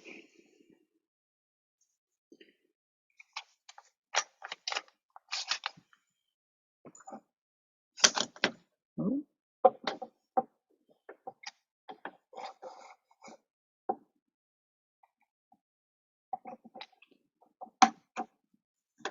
All right, gave that one little squeeze.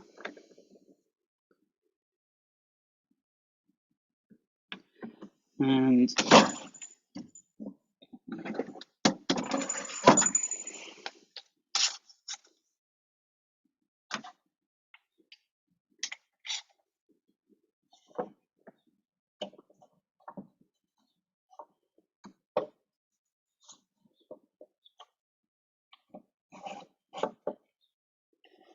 right.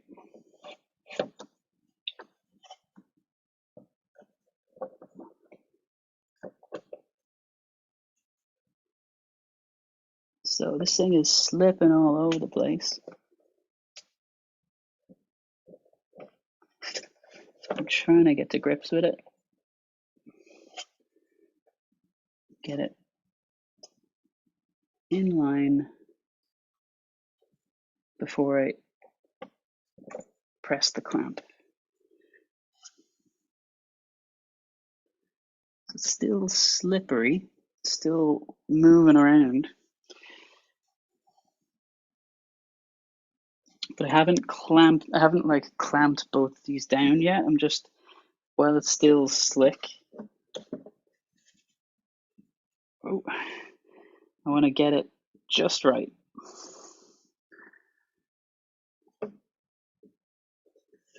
So you can see there's still, the clamps are even themselves moving around. I'm just trying to fine adjust this fingerboard before I lock the clamps. And you'll notice that as you lock it, it might slip around. Okay.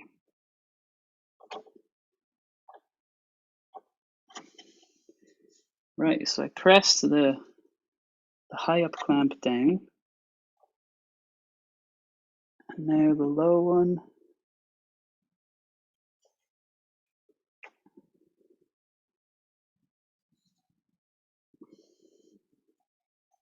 So the thing is, I'm being quite, whoa, get the squeeze out there. I'm being quite particular about this.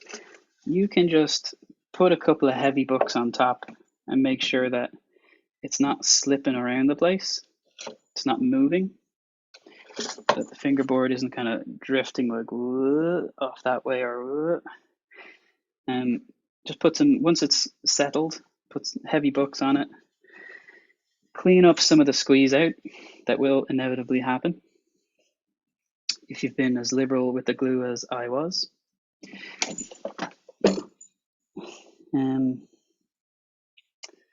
Well, here's a piece of card for cleaning.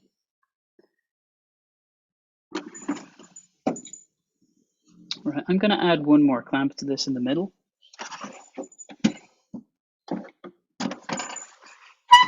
Because I think I could do it.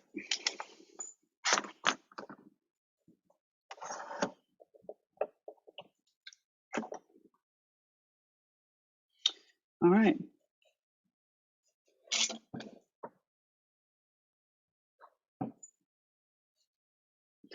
So, cleaning up. I'm getting lots of spill out, so I'm going to try to get to this fairly quickly. I'm not going to do a perfect job on it.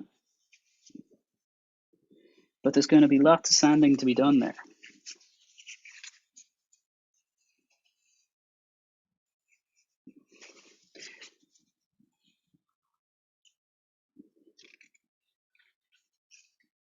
Bearing in mind that as it dries, there is going to be gaps opening up as the glue dehydrates.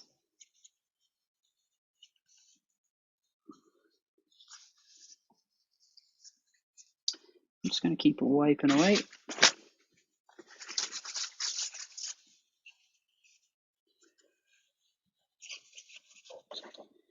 Yeah, so as much of the cleaning up as you can get done, do get done. It's easier to clean up wet glue than it is to sand away dry glue. So yeah, if you can, get it done now. Whoops, probably shouldn't have been that aggressive there.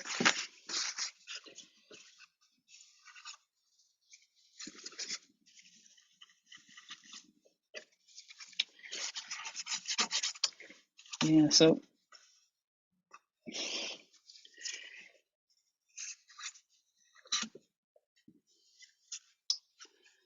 I mean, yeah, it's kind of easy to worry a bit too much about the small stuff. You can clean up most things that happen. You can clean up after the fact. Right, so that's most of the squeeze out that was happening on this side. So let's get to the other side before we run out of time.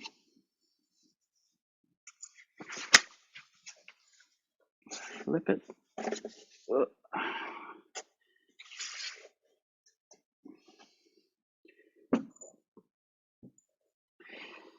All right, so I'm seeing lots at the top. I'm gonna get rid of that because I want that joint between the fingerboard and the nut to be square.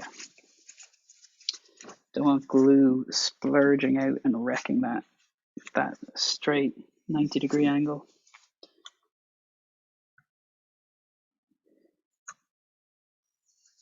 There's a nice thing about working with wood glue as well is that you can just kind of roll it up on your fingers and get rid of it.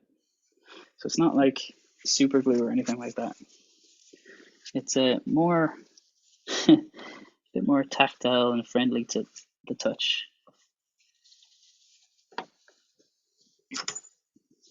It's nicer to work with. Super glue is a nightmare. You just end up gluing yourself to whatever you're trying to glue.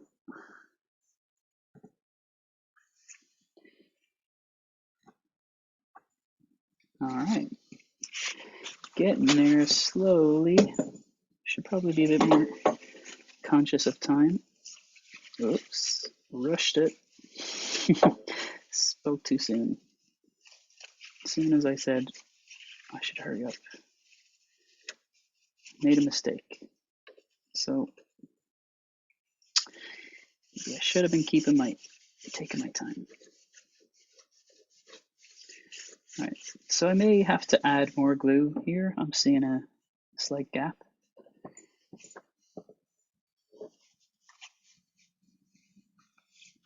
Which just seems weird because there's excessive glue everywhere else. But that sometimes happens. Best of intentions and all that. Right, excessive glue here. Yikes. So you can see where the fingerboard joins the body, all that excessive glue. Oops. That is.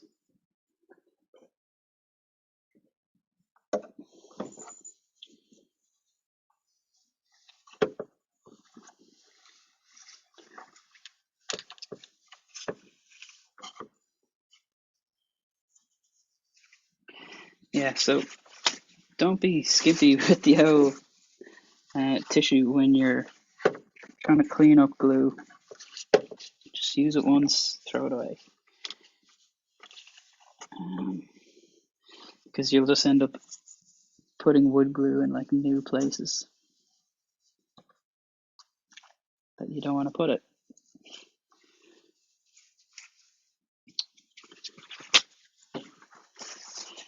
Like there. Literally making the mistake I was warning you about as I was saying it. So this is beginning to dry already. And I'm in the process of, yeah, it might be just too dry to be using this toilet roll stuff here to wipe it up.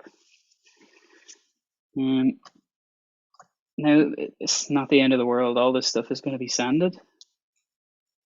So, yeah, no need to freak out. But obviously, I'd rather not have to remove toilet roll from my uke. Anyway, no worries. Doesn't always go to plan. Sanding is your friend. Can get you out of all kinds of situations. Right. Not too bad. Yeah. Might have to have a second go with the glue on this side, but not the worst. Not the worst. Yeah. So what's this from Chris? Mycala tenor KA ASM ASFM TC is solid maple. Tell you what, I'll have to take a look at that, Chris. Let me take a look.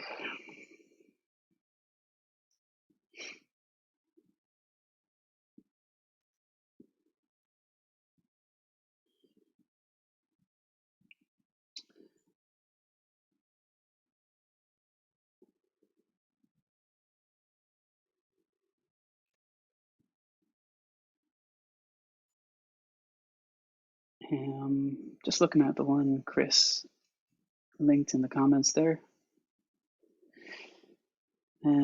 Yeah, lovely maple. Yeah, slotted headstock, maple top, looks like maple sides and back. Nice uke. Oh, the thing that I didn't actually explain was binding. So I don't think I talked about binding. This is the uke that Chris mentioned in the comments that he has. It's a maple top, maple sides, and you can see there maple back. But all this, see the black edging? Well, it looks like maybe rosewood, but there's binding. So that's a way of joining the two surfaces. And if you're gonna do binding, it will probably look more like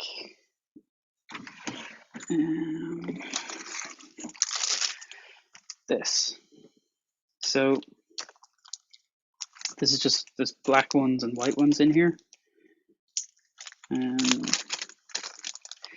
Yeah, so I mean, the sort of normal cheapish stuff would be plastic. It's like petroleum products, but some people use like artificial abalone and stuff like that. Some people use actual abalone. Abalone's like shells, seashells, and the shimmery clams and stuff like that. And crushed, flattened, and then glued together into a sheet, and then cut into strips, and you end up with abalone binding. But oh, sorry about that. Stuff like that Um, yeah. Yeah, binding is the thing is you can actually get by without binding. You can just join the wood to the wood and it is fine. But the downside to that is as soon as you bump your uke off something, the corner tends to get dented. So what you use as binding. Oh, thank you. Ow. Ow, Jesus. Jelly break. Ow. Fucking hell, what are you doing to my hair? It's attached to my head, woman. Is this like because my man bun was upsetting you on the live stream? Yeah, that's it. Did you man bun it? No, it was just in a ponytail because it was going in my hair, in my eyes. This is real quality live stream stuff. I'm delighted. I'm just like glad nobody's watching. But yes, that's fine. So the thing is, my hair has gotten very long over the year of not cutting it. And when I put my head down, it all just goes my eyes. And that's annoying at best and dangerous at worst. So when you're using like rotary tools and like routers and stuff, and you really, really need to see exactly what you're doing, hair suddenly flopping down in your eyes is very dangerous, obviously. And I nearly, did something I shouldn't have done the other day, and I'm glad I didn't. Anyway, that's why I have a stupid ponytail. So this thing is probably more or less dry by now. I might add a little bit more glue.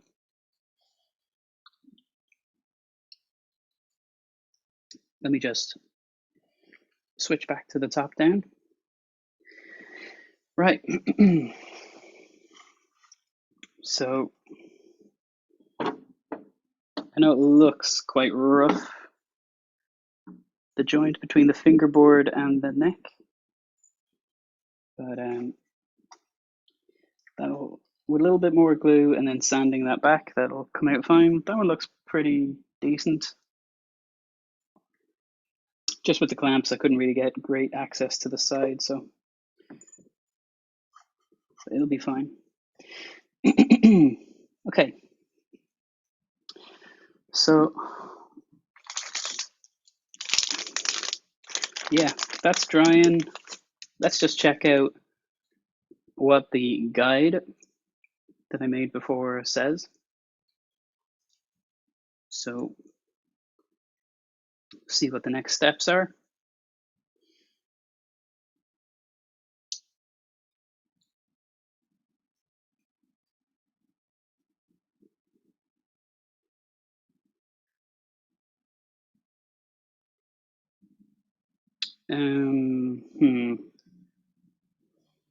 Yeah, I guess that's a significant point. So the headstock has a break angle. What I mean by that is it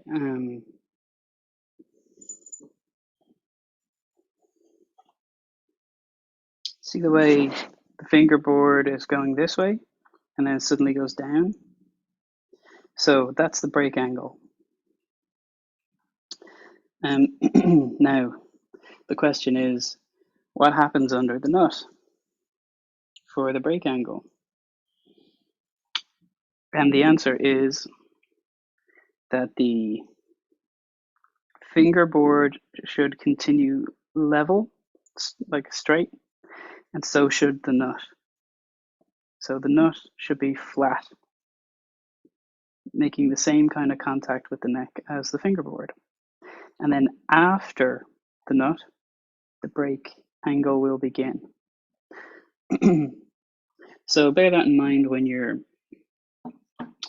preparing that nut area here, is that the break angle shouldn't interfere with the bottom of the nut. Right, so back to the guide.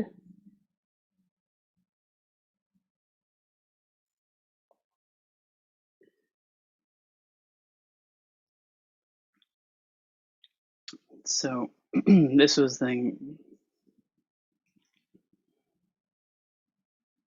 yeah, this is more stuff about the overly long fingerboard that I dealt with earlier.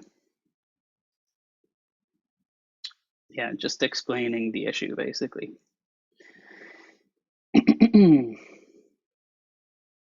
So once you know where the nut will go and that the parts all fit together well, we can begin to line things up and mark them out.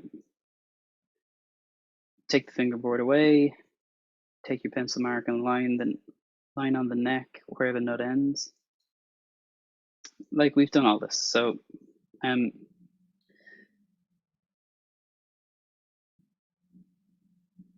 all right, so this was just, we've already glued up the area that this instruction is telling you to use, but we can still do it just fine. What it's saying to do is to draw a center line down the instrument. So we can still do that. We are going to measure, we're going to find the middle here, where the nut would go. We're going to find the center point there. We're also going to find the center point here at the bottom of the finger, or bottom of the fingerboard.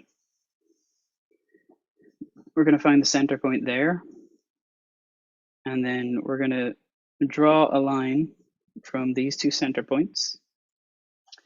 And that will give us a center line on the instrument. So it might not actually be the center of this body, but it's mechanically the center point of the instrument. Because the more important thing to us is that the bridge is placed correctly. Okay, so that's why we're doing this center line thing. We're trying to find a center line upon which we are going to place the bridge. So that would, we're going to put the middle of the bridge along that center line, basically. So we won't be guessing this direction, the bridge. We'll know. We'll have a line to base our center point on. Then the other question becomes, okay, along this axis, where do we place the bridge? Now, the answer to that is a little bit complicated. I'm sure we're going to get into it in the guide, but basically what you do is you measure from where that fingerboard begins, or where the face of the nut is. That's the kind of point of contact for the strings, the top of that nut. So where, yeah, basically the 0 fret here. You measure from there to the 12th fret, the actual fret wire, the center of the fret wire. And you take that measurement and you measure that out again. Now that gives you the kind of theoretical place where the saddle should be. The saddle is that white part on the bridge. So the theoretical place where the saddle should fit. And that would be all well and good if it was just that we had to take into account. But it's not.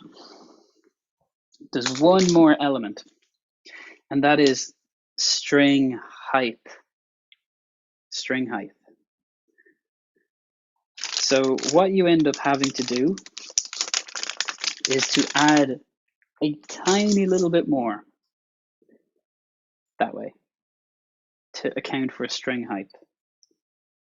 Otherwise, if you go just on the exact measurement, your strings are going to end, your instrument is going to end up pitchy. The intonation will be poor. I mean, that's not the end of the world to some people, but I like instruments that sound in tune. The way that will show its head, and it's a really common issue for ukes. It's such a common issue that whenever anybody asks me about buying a uke, I always tell them to check the intonation. It's one of the first things I do when I'm checking a uke. The very first thing I'll do is tune it. The very second thing I do is check the intonation. And the way you check intonation is you tune the string so it's perfectly in tune when it's open. So let's just say the C string, for example. Tune it so it's a perfect C when it's open. And then you move your finger up to the 12th fret of the C string and hold that down. And that should also give you a C note. Now, in theory, that C note should be in tune. If the instrument is intonated well, if it's built well, it's designed well, and everything's accurately done, it should be in tune on the 12th fret for that C note. It should be perfectly in tune, both open and at the 12th fret. That's how you check the intonation of one string. You should do it on all four before you buy an instrument. Now, this is not the easiest thing in the world to get accurate. And because all stringed instruments like guitars, basses, everything, they're all, the bridge is in kind of a fixed position and each fret is just a straight wire. So they're all just kind of like not perfectly aligned. So there's a little bit of leeway on this intonation. Nothing is going to be 100% perfect in terms of intonation. That's not possible. Not with this kind of instrument anyway. But you can try. And if you want the instrument to sound good, the more you try, the odds are the better the result is going to be. So taking every little bit into account can help. So bridge placement is one of the most important things for a uke. And once it's in the wrong place, there's like no going back. It's a huge job to take a bridge off and change where it's going to go. Because when you think about it, the uke has been like finished, it's been like clear coated and everything, or maybe even stained. All those things have already happened where the bridge is in its wrong place. So if you want to take that off and scrape away all that clear coat in that area, the new area where it's going to go, and you're going to leave exposed the old part that wasn't painted and clear coated, you can see why that would be a huge job. It's like almost like rebuilding the uke. Just because you want to move the bridge back 3 millimeters or something like that. Yeah, big deal. So that's why this is one of the most important measurements to make accurately. And it's one of the most unfixable things on a uke if it's already done and done wrong. It's usually just far too cost prohibitive to do a job like that. Just takes so much time. So yeah, I mean, there's a tiny little bit of leeway by compensating the saddle. Basically, what that is if you imagine the side of the saddle kind of looks like that. Like, it's a piece of plastic or bone. This is like if you were really zoomed in and the string goes like that. So the saddle, it's this round surface on the top. And they're all just in a straight line, all four strings.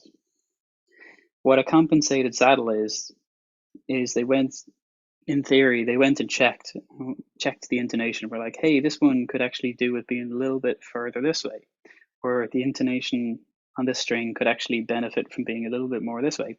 And they basically took a file and they filed away part of the saddle to compensate, to push it that way or that way, to try to fine tune the intonation. Now that's great in theory, but to be honest, the distance that you can cover by intonating a saddle is small. So if that saddle was, say, too much this way and in order for it to be in tune, it would have to be like way over here. Then shaving some of this away is not going to fix that problem. The thing should be like over there. So if an intonation problem is serious, there's kind of not a lot to be done. Buy a new uke, maybe sell the old one, because compensating the saddle can only go so far. It's not gonna fix a serious problem. It can fix a small one, but not a big one. Okay, so now that I put the fear of God in you about bridge placement,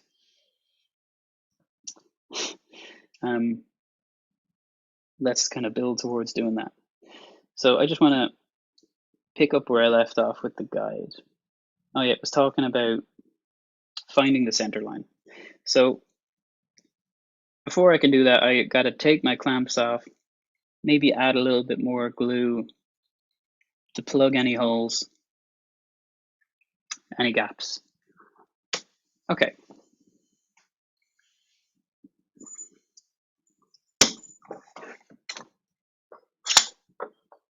All right.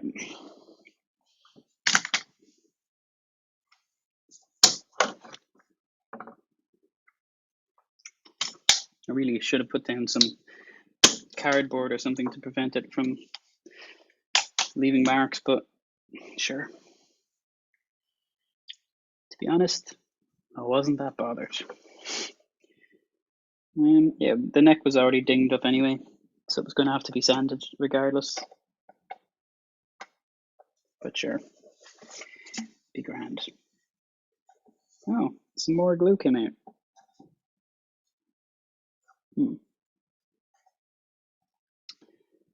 Oh yeah, okay, this needs a bit more glue. So we'll take a look. Whoops, I appear to have left my glue open. Cardinal sin of woodworking. What's that? You should put down some cardboard to prevent it from leaving marks. That's newspaper. Close enough. No? That's okay. All right, so what are we doing? Removing glue.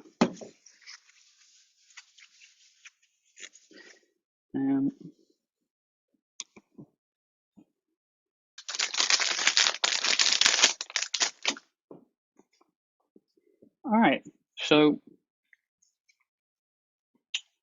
I'm going to add a bit more glue to fill some of these gaps. Don't really want to leave any visible gaps.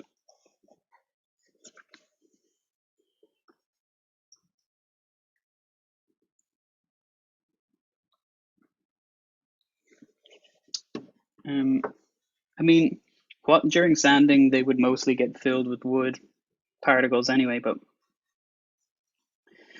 nah, let's just let's just try to fill it now.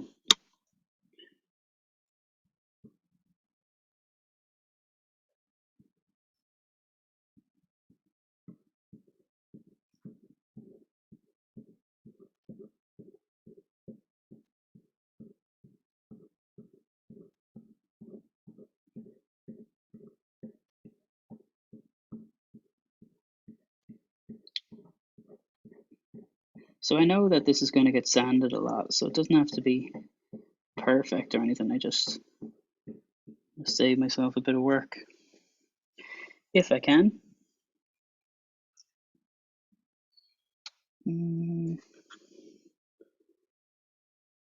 only one tiny bit there. Jeez. Well, sometimes the wood glue just makes the decision for you. That's not bad.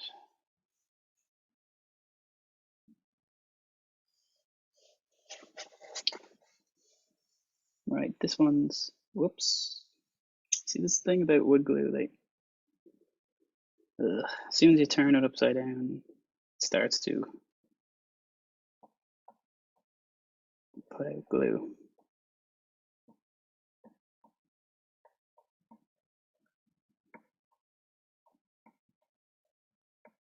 I'm going to wipe this up. Don't worry.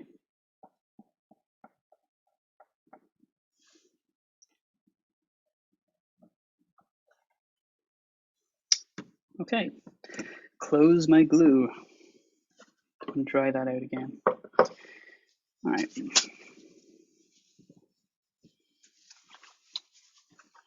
So I'm going to wipe this. See, there's loads of excessive glue. So I'm going to wipe it towards the fingerboard.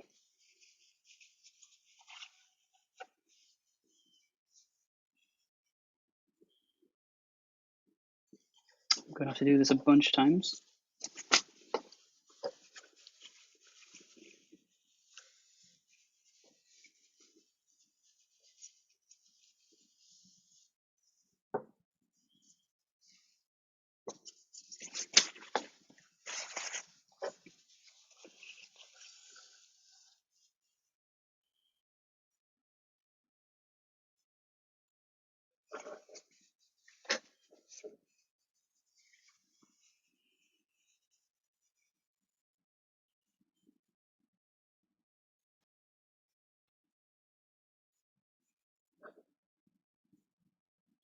What is going on with this?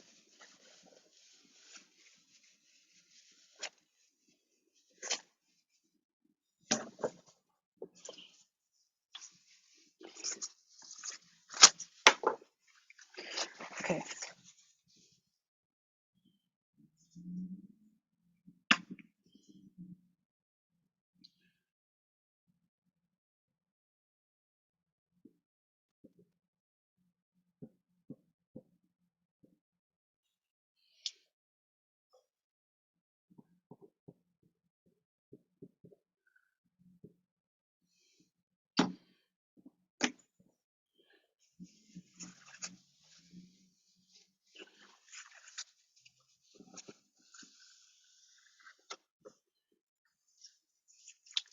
Right.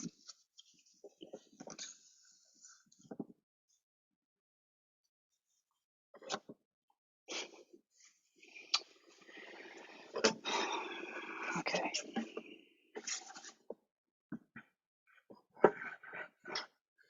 Oh yeah. Get rid of this.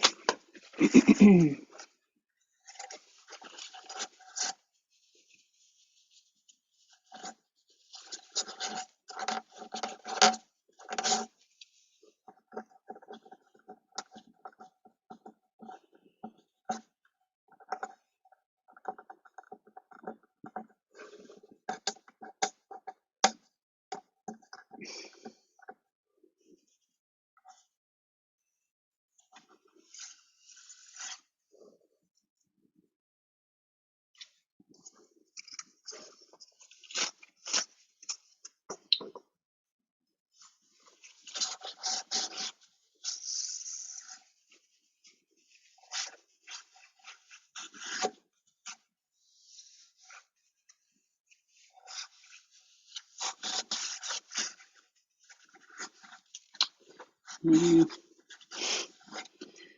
mean, toilet paper is not ideal. That's why people use like lint-free rags and stuff like this.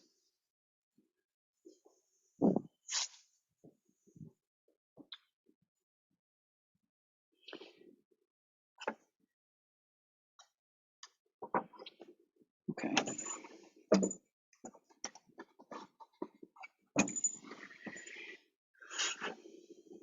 Right.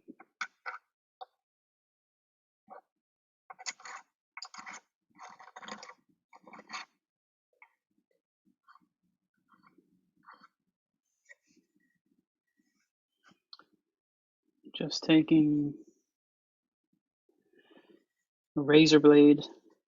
I'm just trying to remove some of this excessive material that's gotten caught up in the glue.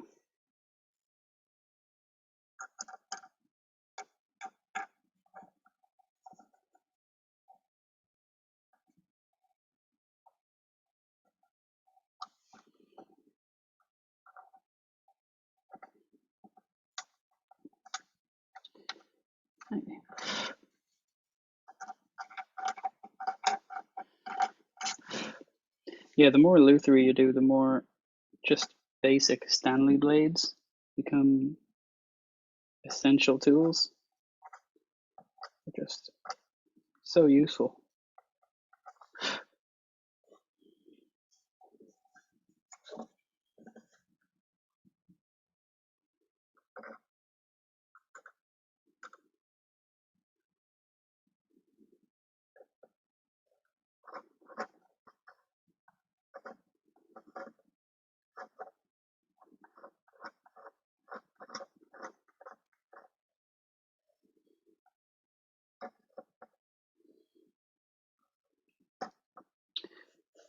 So if you have one lying around and you don't have any, you don't want to spend ages sanding something down, you can just use a razor blade to shave off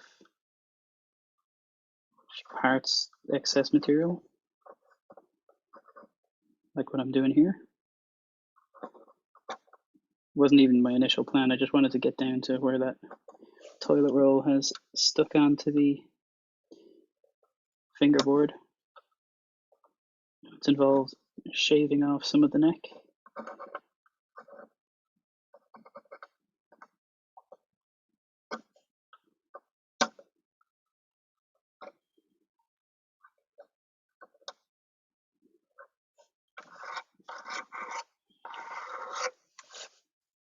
All right, so I don't see any major gaps or holes left. Happy enough. All of this rough stuff will go during sanding, so nothing really to worry about there.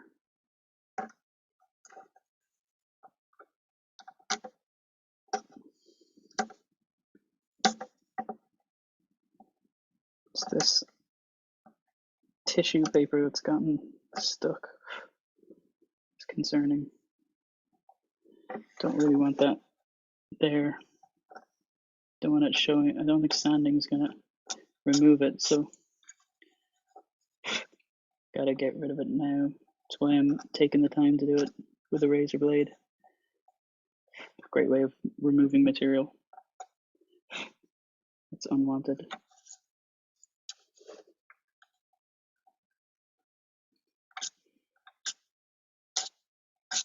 All right. So we have our neck glued on. We have our fingerboard glued on.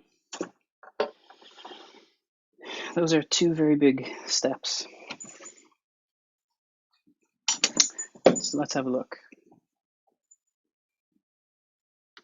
Do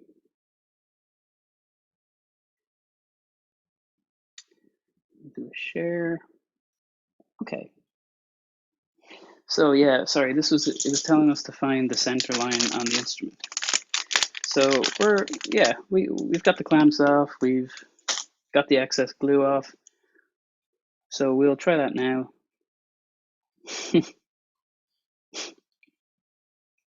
Nom nom, jelly snakes. Thank you, Lily. And yes, she's very good keeping me fed and watered.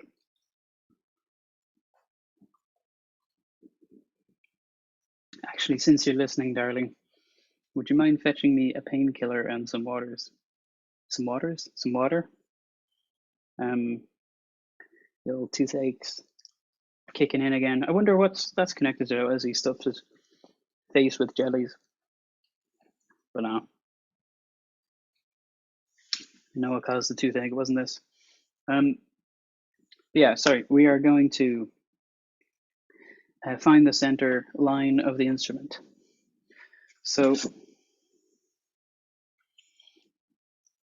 actually, I'm gonna just take a sec to tidy up, remove the random irrelevant tools, or the no longer relevant tools.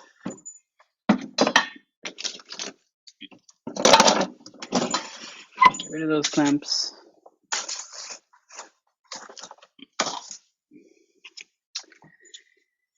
Okay, so wood shavings. Yeah, these are not particularly significant wood shavings. I won't be saving these. I will be, in fact, removing them because they might dent or ding the wood as we build.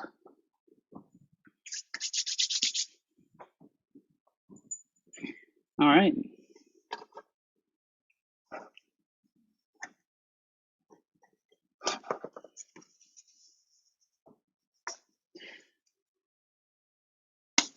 So, center line.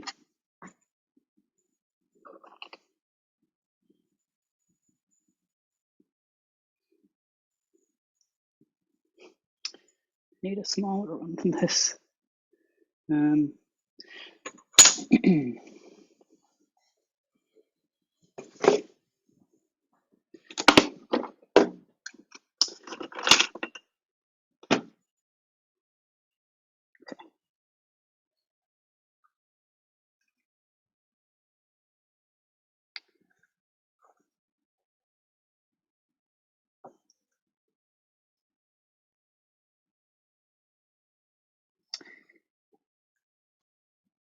I'm coming down, I'm seeing 34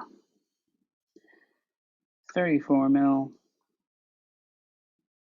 So the center line up at the nut for me will be 17.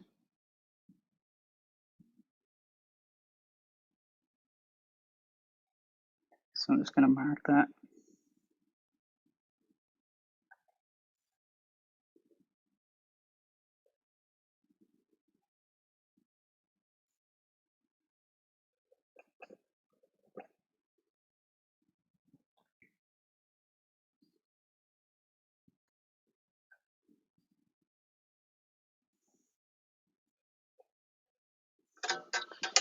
Okay. Just make sure by measuring from the other side too.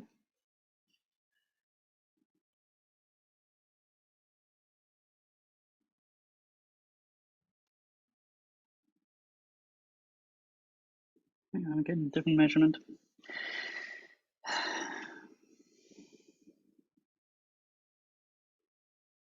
Getting 33 here. Just a bit of an overhang.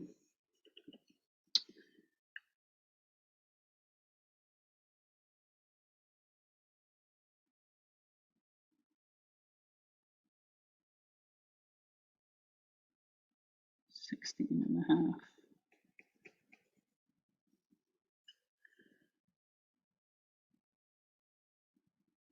So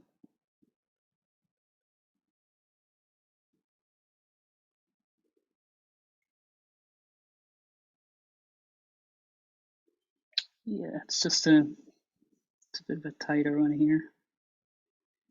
16 and a half. Just measure that way.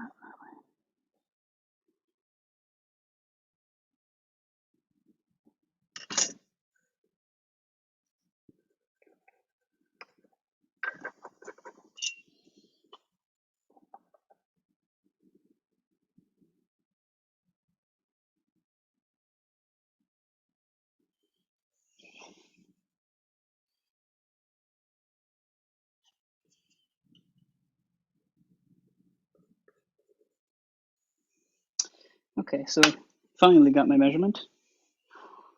And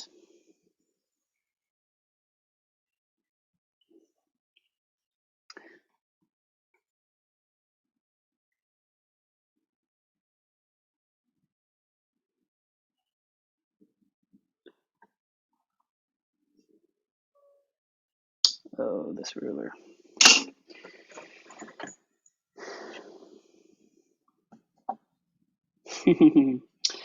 Okay, so I'm just having a look here. And remember I said that I thought my neck might be a little bit off center. Well, I was correct.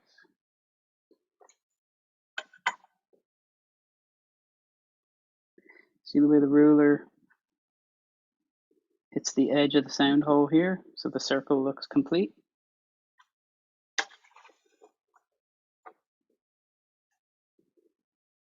Yeah. the neck is skewed this way. So our bridge placement is going to be a little bit off center, but that is basically down to, remember those dowels that held the neck to the body? That's about them not being straight. So not really much we can do about that. What we are going to do is find the center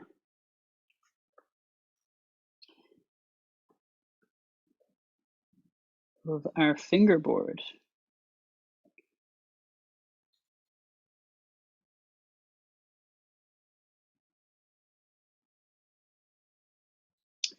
So I'm reading about 47.5.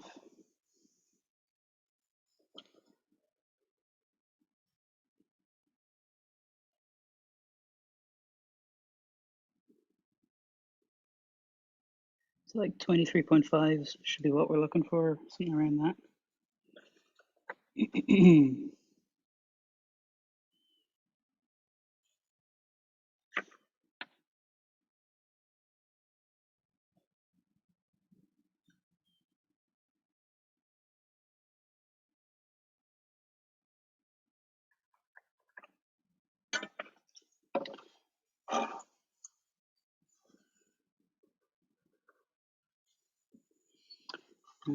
If you're worried about this, you can just double check your measurement by measuring it from the other side as well.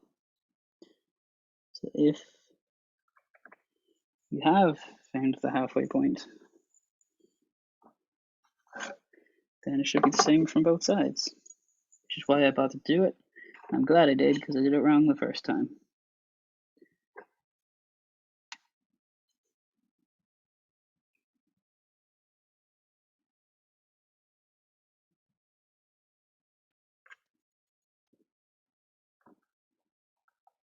Yeah, that's pretty much it. Okay. So what I'm going to do is put my pencil here at the center point, line this up with the other center point, and then lightly draw a line down. Not enough that you gouge anything. You don't want to leave an indentation, but a pencil line to find the center of the instrument. So it's not really showing up on camera, but I can see it with my eye. So that's about right. And remember that this is the center point of the neck, not the body. Okay, now let's look at the next part, which was, so at the moment we found this axis, and so we'll be able to place our bridge definitively this direction. We just have to find the center of the bridge and align it up with this line. What I mean by that is, when I get the bridge, I'm gonna measure it out. I'm gonna find the center. I'm gonna create a center line for my bridge, so I know the middle of this thing. Then I'm gonna line that center line up with this center line, so that I'll know where to place it along that axis. Line up the two centers. Now, the remaining bit of information is, where does the bridge go along that axis? And that's what we're going to determine next. Well, that would be the next step. So I'm just going to, first I have to find the center of this piece. Okay. So I'm just going to measure it out from edge here to edge here. 92 millimeters. So if I half that, I should have 36 millimeters. Sorry, 35, 92. My brain, sorry, 45 plus 1. Yeah, sorry, 46, not 36, 46. So this is why woodworkers have the mantra, measure twice, cut once. 46 mil.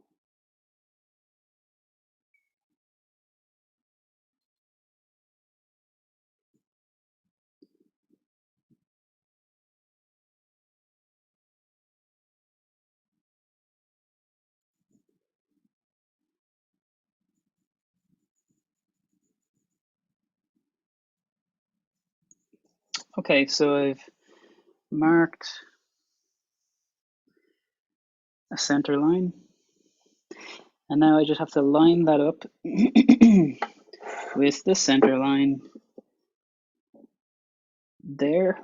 So it's that's it, in line with the neck. So the only thing left to determine is how far this direction it goes. Now that's the next thing, right? We, yeah. Now the theory, if you're just doing with pure theory, you would be measuring from this, the 0 fret, or the very edge of the fingerboard, which in turn is this face. That's the nut. The side that's nearest to you is where the strings would go, and the side here is where the fingerboard touches the nut. So what we're looking to do is to measure from here, where the fingerboard touches the nut, which is basically the final point of contact between the string and the nut, this edge here. So we're looking to measure from here, which is the 0 fret, basically there. We're trying to measure from there all the way to the 12th fret wire. What do I mean by that? So 12th fret wire. This wooden part is the 12th fret. This wire here, the one beyond it, is what's called the 12th fret wire. So that's the point we're trying to measure to. So we're measuring from the 0 fret, which is just the edge of the nut, all the way to the 12th fret wire, or just the center of that wire. So that's the octave, basically. So what was a C note here will be a C note here.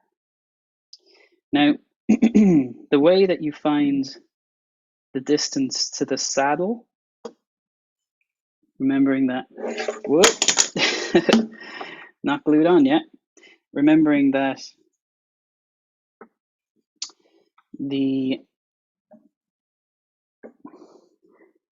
this part here is the saddle, the white part. Okay, so we are trying to measure from the 0 fret to the 12th fret. We take that measurement and we double it, and that gives us the exact location that the saddle should be, in theory. Now there's one extra element. I mean, I already yammered on about this, but there's one extra element to take into consideration, and that is that the string height. So there is string height, and that's a different axis, just a tiny bit, just enough to be a pain in the arse and make a big difference. So the way that you compensate for string height is you move this back a little bit more. Now, how much more? You're getting into a level of specificity that is not really the kind of thing I can just say universally. I wish I could, but I can't. So Not a whole lot. A couple of mil.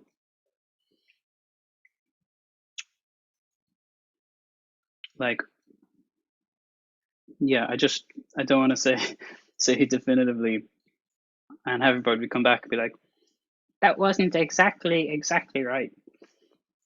I mean, I don't mind living and dying by that, but I would rather you make the call of exactly how far back you want to push it. I'd estimate, don't quote me on it, but I would estimate maybe from experience of intonating saddles and all that, maybe 2 or 3 mil.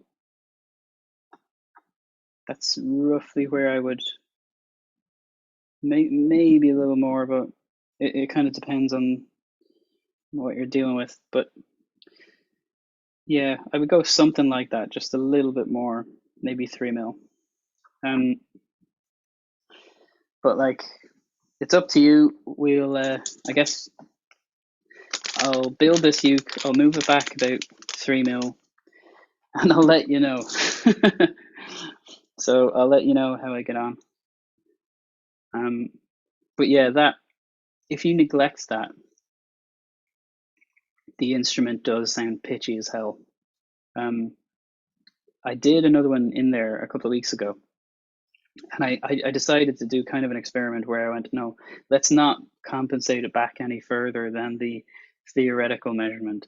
Let's just put it at the theoretical measurement. And I did it really, really precisely, and it came out pitchy for that reason, that I didn't move the saddle back. So I've done a build where I did move it back.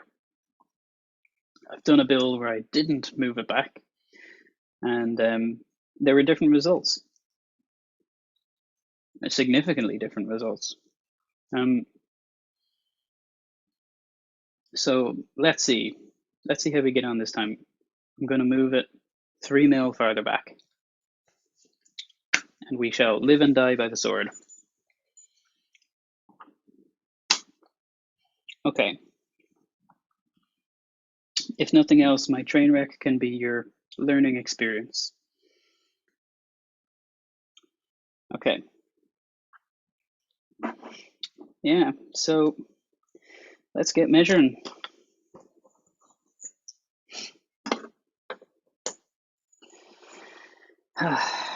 Right.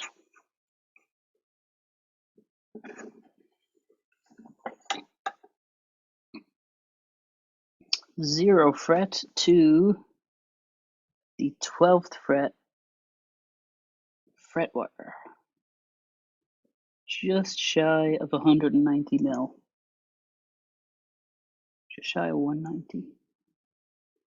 Almost 190. So if I go from there, from the middle of that fret wire,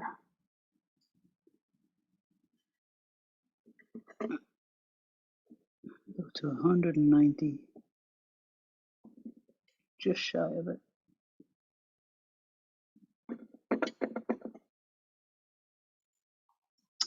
I'm going to measure it from 3 different places. Actually, I'll take different measurements too. Oh, interesting. So I'm getting closer to 189 here, which is weird, but whatever. 189.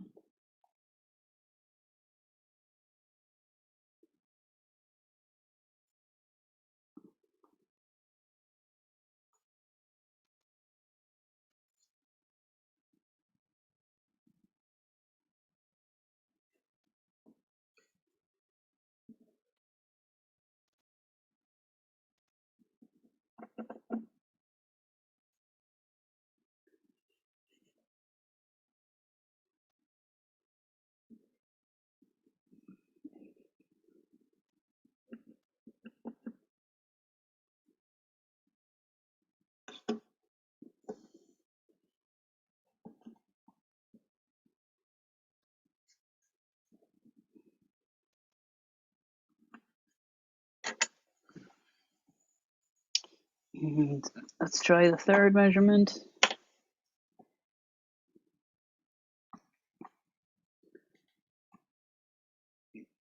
Yeah, close to 190.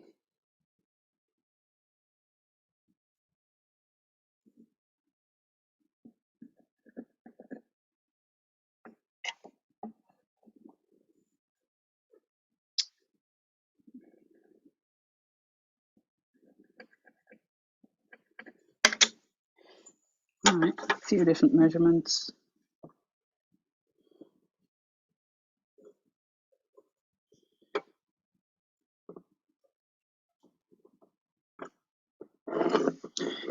Okay. So that was the one, that was 0 to 12, 12 to saddle, the theoretical measurement, 190. So I said I was going to add 3 mil farther back to compensate for string height. So let's give it a shot.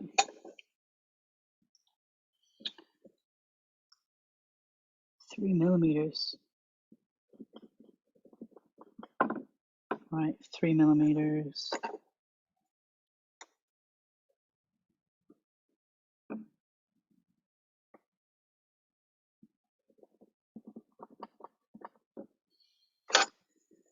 So this is the new line.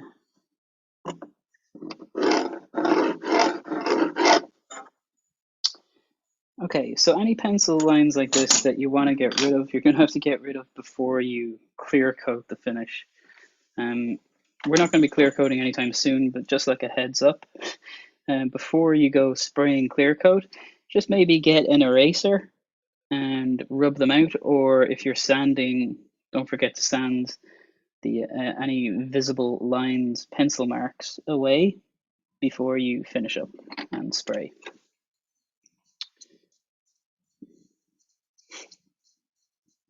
Okay, so right, so that second line,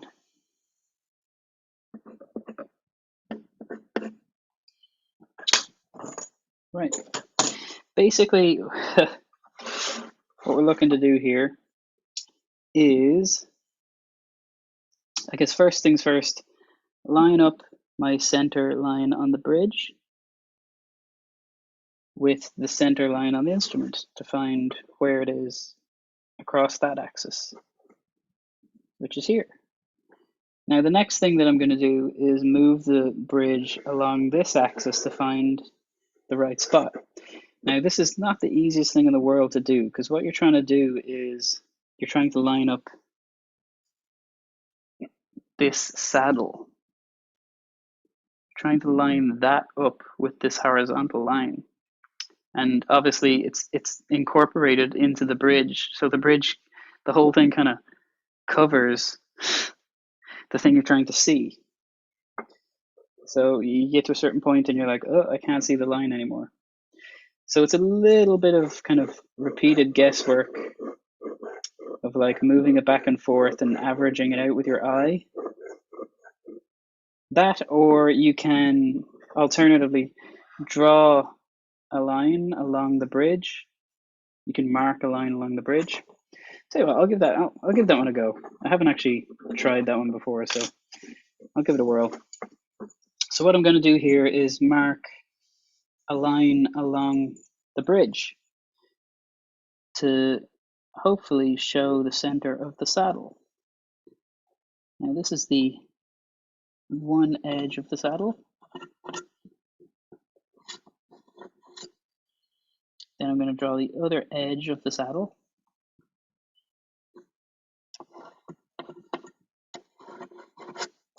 And if I find the center of those two, that'll give me the center of the saddle. So there you go. And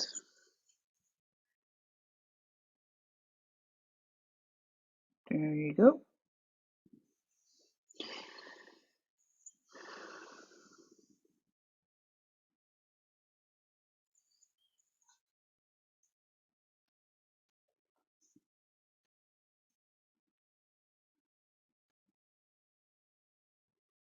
Okay, so center line. So center across that axis. Then bring it on up and try to line that one. Gotta extend this guy so we can see it.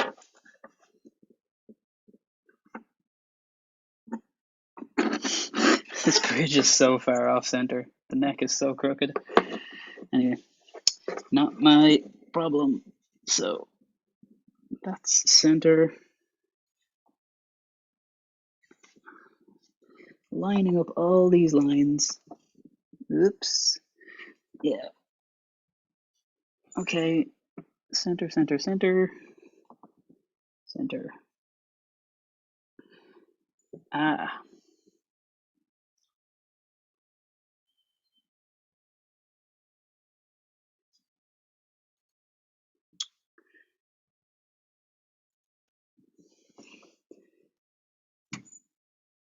Yep, that's it.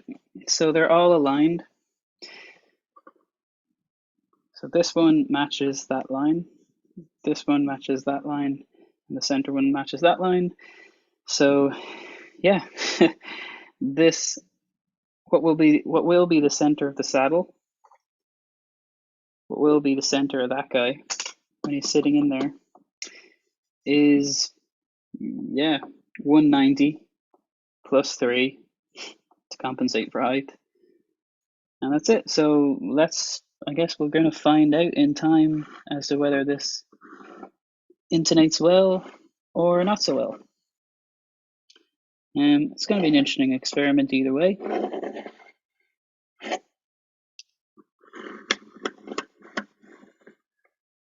So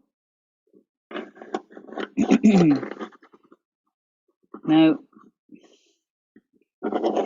you can do it on the body like that and just end up with the outline. And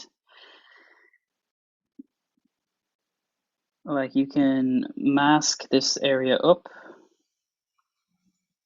What I mean by that is you can just cover it in something like green tape, blue tape, painter tape, and cut it out. But the way I prefer to do it is, personally, I like to put down a strip of green tape, and then while I have everything lined up, I draw the outline of the bridge. I then take that tape off, put it on a cutting mat, cut that out, and then I take that little kind of Batman logo shaped thing, you can see there, that little Batman kind of shape. See where this tape is missing? Where it had been taken out? I take that and I put it here in the right position. And what that's for is you are marking off and protecting that surface in the exact shape of the bridge. Because one of the next things we're going to do is we're going to protect any parts that we don't want clear coated, like here and here, so that when we do go to do a clear coat, which is a spray, it's like see-through spray paint basically, and it's a sealant. So when we do go to spray it, we're going to spray the whole body and then sand it down and get it nice and smooth. Well, we're probably going to do preparatory sanding too, but preparatory sanding, then clear coat, then sanding again. And then once that's done, we're going to peel away that tape, and it's going to reveal this bare wood that hasn't been clear coated. So why would we go through all that hassle? The answer is because when wood glue is gluing wood to wood, it needs to make contact with this surface. If this was just being glued onto a clear coat, that bridge will rip off, and when the strings are brought up to tension, maybe it might take 6 months, might take a year, but basically that's going to rip off, and you don't want that to happen. So this is why we bother to tape off the area in the shape of the bridge and protect protect it from any clear coat that's being sprayed on. This is one of the most common mistakes when you see people online going like, oh, the bridge popped off my uke. What do I do? Is it terrible? Do I return it? And then you look at what was underneath and it was clear coat or it was spray painted. And basically the glue hadn't failed. The glue had been put on top of something else, not wood on wood. You were using wood glue to glue wood to paint, if that makes sense. Okay. Anyway, that's my rant about sealing off the bridge area before you spray.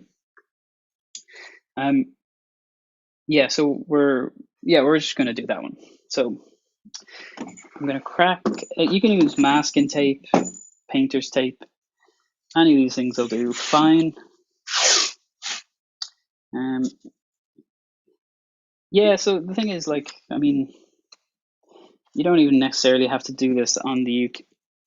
You can just put it on the cutting surface.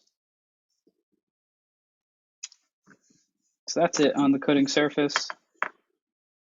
Hold it down, draw an outline.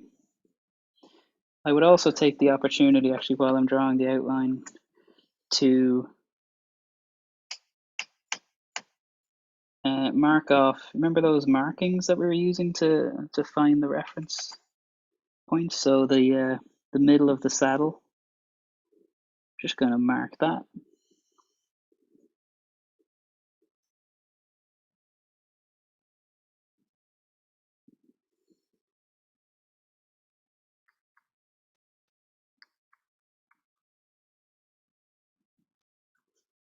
Right, so you end up with that kind of Batman shape.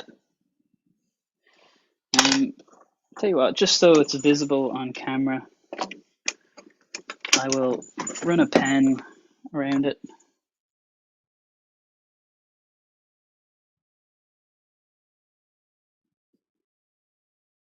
Yeah, just to make it easier. Whoops. Try that again.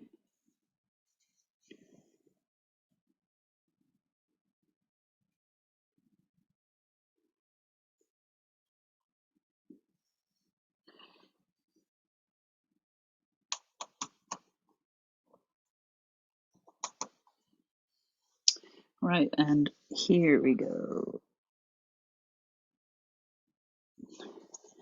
And here. So you got that little kind of Batman symbol.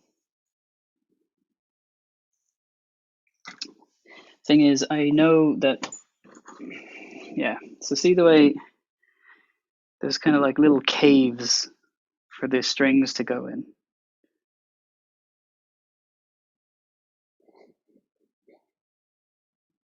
Right, so when I'm drawing the outline of this, I would like those little caves to have some clear coat in there if possible. So what I'm going to do is I'm going to mark them out like this.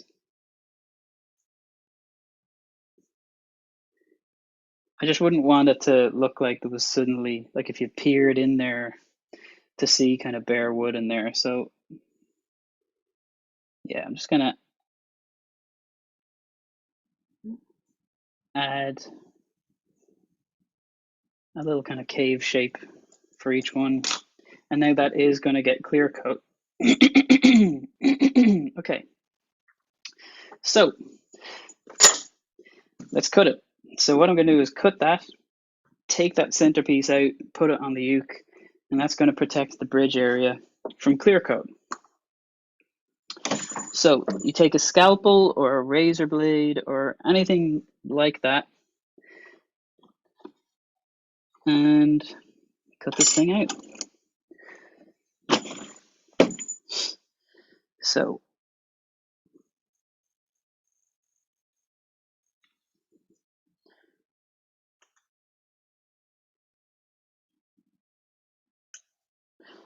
yeah, if you're into crafts and stuff, getting one of these cutting tables, cutting surfaces is quite a good investment.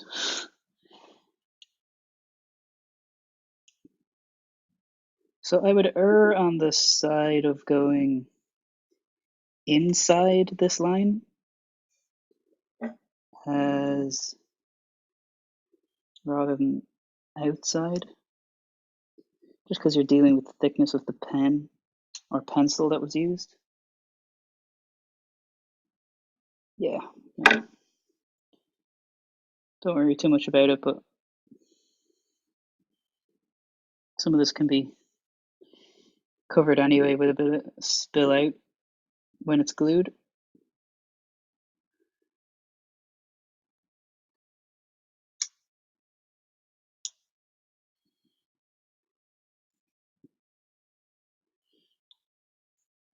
Whoops.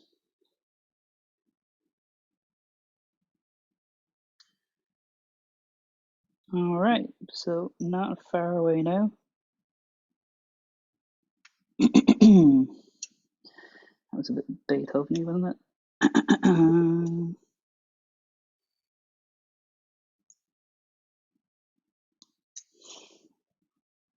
Ta-da!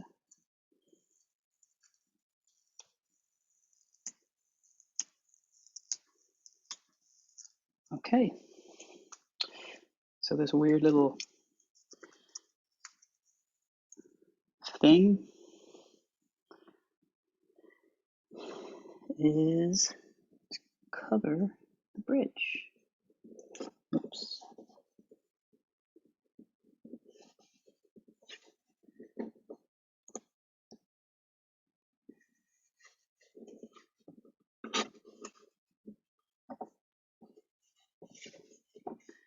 So these black lines, these markers,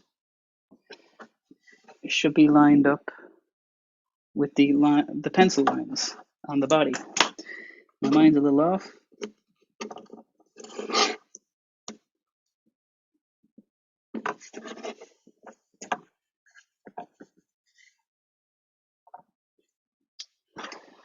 Again, I need heavier pencil line. Oh, marker pencil line.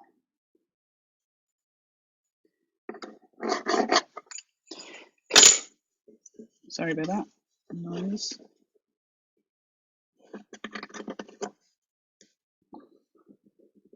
Okay, so those lines are now synced up.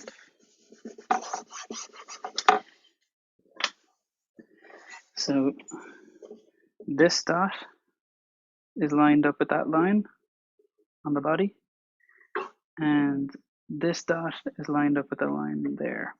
So that tells me the saddle line. The saddle's going to sit there when the bridge is in place. And oops, I forgot about the center one. Let me just check. Let me just check the center. So if I lay this over. Yeah, okay. So the center line, yeah, that was somewhat lucky, but the center line is there on the tape.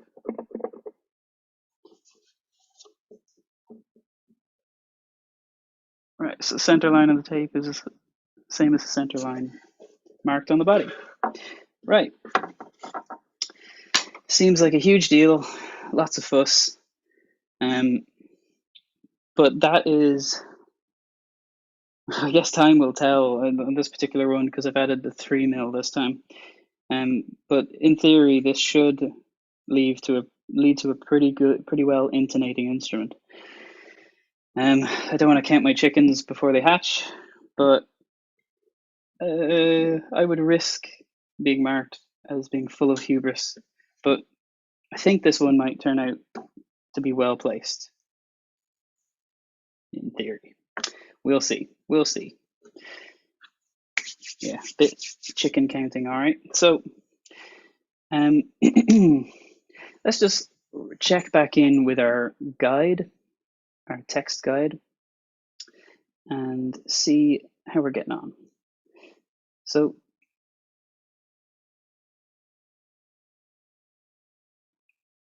yeah, so this was all about the center line of the instrument.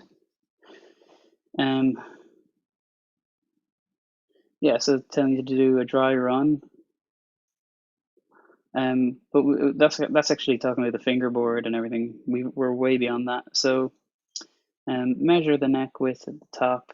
Yeah, we did that. That was to find the center line along the neck.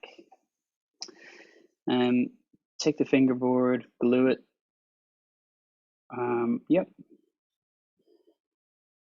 So whilst it was drying, we tried to determine the ideal saddle position, which we've done and taped and marked. The way to find the ideal spot, and I guess if this experiment that we're doing here turns out to be correct, I'll add an extra sentence that says, add 3 millimeters. If not, I won't be adding that sentence. So check the small parts bag. Yeah, get your bits. Take your ruler. Yeah, that's all the stuff about finding it. Yeah, we're way beyond all that. Once you've marked where the saddle should go, see if you can eyeball, try run a few times. Yeah, that was just trying to find the correct position for this.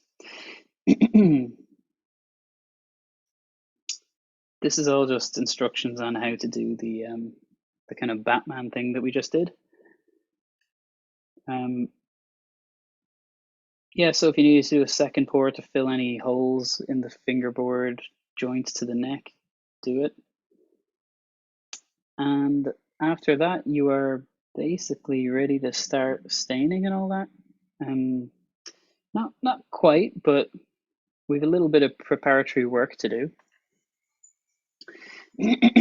Basically, you are trying to cover anything that you don't want clear coat on. Oh, okay. Yeah, we have a bit of work to do before we go to clear coat. So, sorry, one step I forgot was sanding all of this. So we already did our second coat of glue to fill any gaps, and hopefully that's dry by now. You see mine's covered in a tissue, so we definitely don't want to clear coat that. We want to sand that. So what we're going to do is start sanding, because the next step is basically going to be preparing for the clear coat. Yeah, now you can go kind of crazy with this stuff. You can go, you can not care. Like if this in its current state is something that you're happy with, you can just tape all this up, tape that up, hang it up and start to spray. If you want to go ahead and do that, that's fine. But I want to get this feeling as good as possible. If you're going to spend much time sanding anywhere, sanding the neck, and especially where it joins to the fingerboard, is definitely worth doing. Now I know people would like rather watch paint dry than to sand. I know sanding is tedious, but it's it makes a very big difference here.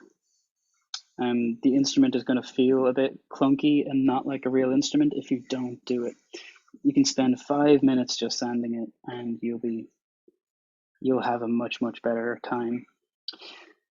Personally, I like to follow the kind of, not always, but generally like to follow the better practices or best practices of sanding. The idea of working your way up through grits. So sandpaper comes in multiple different grits, which I went through earlier, that this one was 400. So you'll generally work up something along the lines of 400, 800, 1,000, 1,200, 1,600, all these kinds of different grits.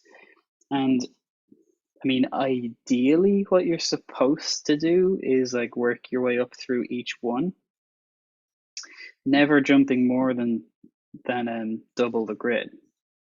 So that's just if you want to get a really smooth surface. We're not polishing an automobile here. We're preparing an instrument. Most people would probably be pretty happy with a satin finish. Like I would describe this as a satin finish. This is one of these kit utes that I built a while ago. And you see that shine? It's not a matte. It is catching light. And I think that's a pretty nice look. I would describe that as a satin finish. Now, I achieved that by going up through several grits. A lot of people would look at that and think that that was done by the spray, but it really wasn't. It was done mostly by the sanding. It's just a thin coat of clear coat, which was sanded itself. But basically, the work is done now. In terms of how smooth and how shiny a finish you want, the work is done in the sanding. Right, so I am going to probably just shut up for a while and just sand like crazy.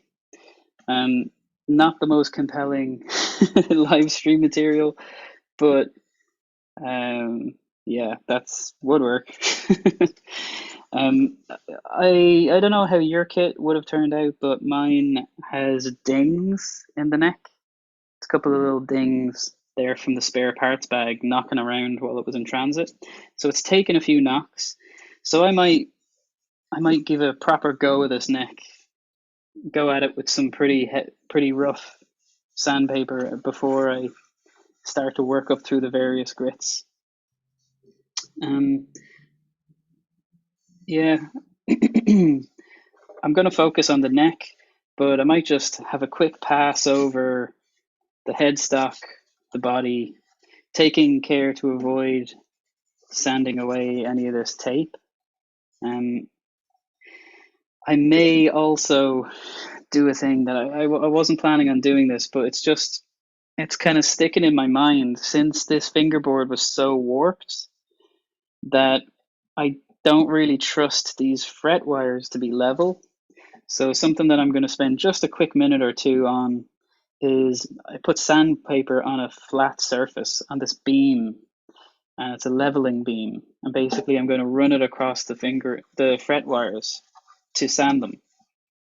Now what you're supposed to do there is you do that and then you go finer again, and then you get a thing called a crowning file, and you fingerboard protector, and you file both sides of the fret wire, and then you polish them up, and it's this whole big thing.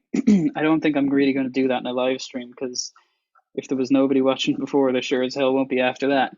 It's just a bit of a tedious task, but I will level them. So I'm going to level them and polish them up a little bit. That's probably all I'm going to do with the fingerboard. I just don't trust it to be level because it was so warped. So you can check that actually. You can get like this should give you an idea if there's pretty major ones. So yeah, these are seriously uneven. See that? Rocking like crazy. So there's probably a good bit of leveling to be done there. I'll see how they turn out after. Maybe I will do a little bit of crowning or just polish. I don't know. See how we get on. But yeah, lots of sanding, bit of leveling, and then once that's done, I'm gonna like clean everything up. Actually, before I tape it up, there's one more thing. I'm probably going to do just a little bit of what's called damp sanding. And damp sanding it's one of the last stages of sanding, unless you do wet sanding. Anyway, damp sanding is you take a wet cloth, just wet it with water, and this is like before you do your final, well, I won't say final sand, before you do the last coat of sanding, you rub a damp cloth all over it. And what that does is it lifts all the fibers up that have been lying down from the sandpaper. So this weird thing happens, all this end grain stands up like this. And initially it seems like, oh my God, I just like ruined all my lovely sanding. But that stuff was there anyway. And what you do is once the damp has kind of like evaporated, it only takes about 2 minutes, then you sand again. And when you've done that damp sanding, it just gets rid of all those extra fibers, and then suddenly it's really smooth. So it's a step worth taking. I'm probably going to do just a little bit of that. And once that all that sanding is done, then I will take the next step, which is to tape up the fingerboard. So we cover all of this because we don't want that to get clear coated. Now, I might leave the side of the fingerboard exposed because I will want clear coat there, but I don't want clear coat here. Right. And there's a whole process for clear coating, which I might just get into tomorrow, or what do you think? What time are we at?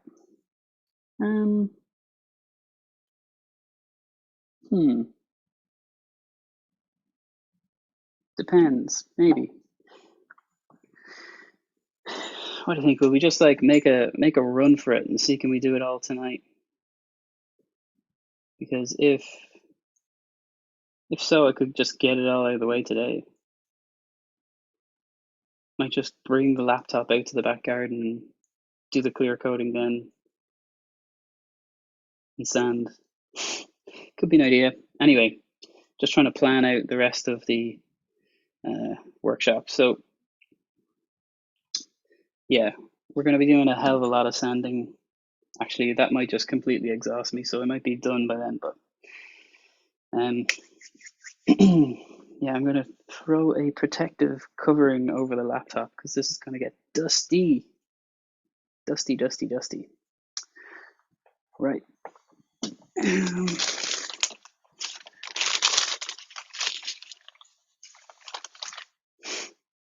That's my fancy exotic protective covering. Right, let's go. What grit to start on?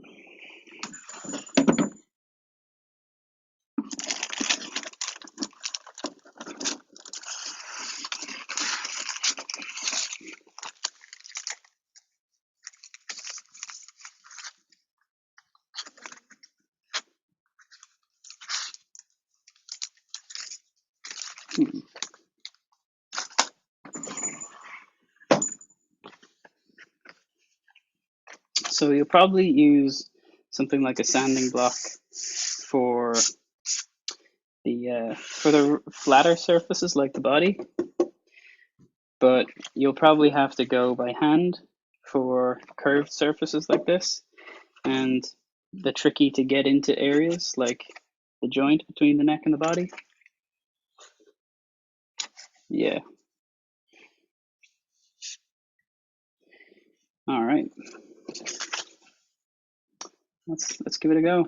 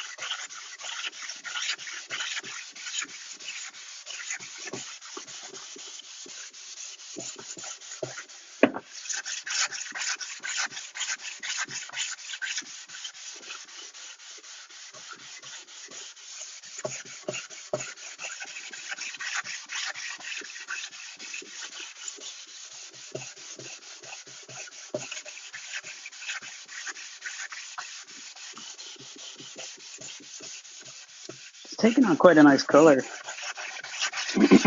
Hope it keeps that when I stain it. Do you know what might have happened actually? Because I had used this piece of sandpaper on the rosewood on the fingerboard, That dust might be filling the grain and darkening down the grain of this.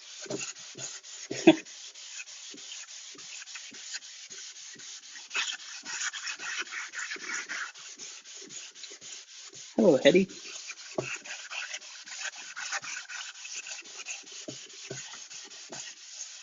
Right, check that out. You can't really see it with the shine and the light, but it's darkened down. Right. Interesting. Anyway, so that'll do fine for the back.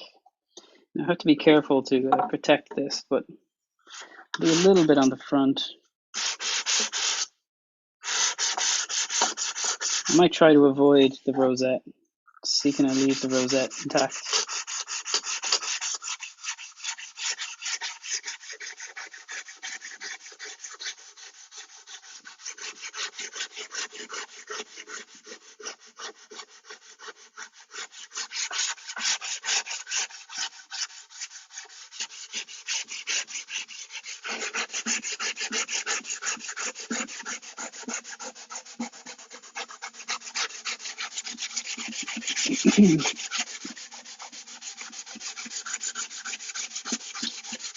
So my thinking here is just do a little bit of kind of grain filling with sawdust. I'm not trying to get like a mirror finish or anything. Just, I didn't like quite so much porousness in the piece of wood on the top. Just wanted to get rid of a little bit of grain.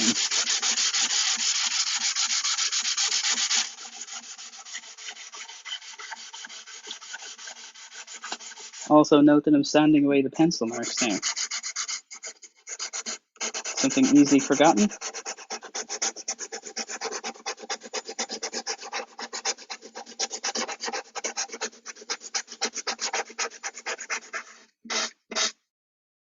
So just did a little damage there to the tape.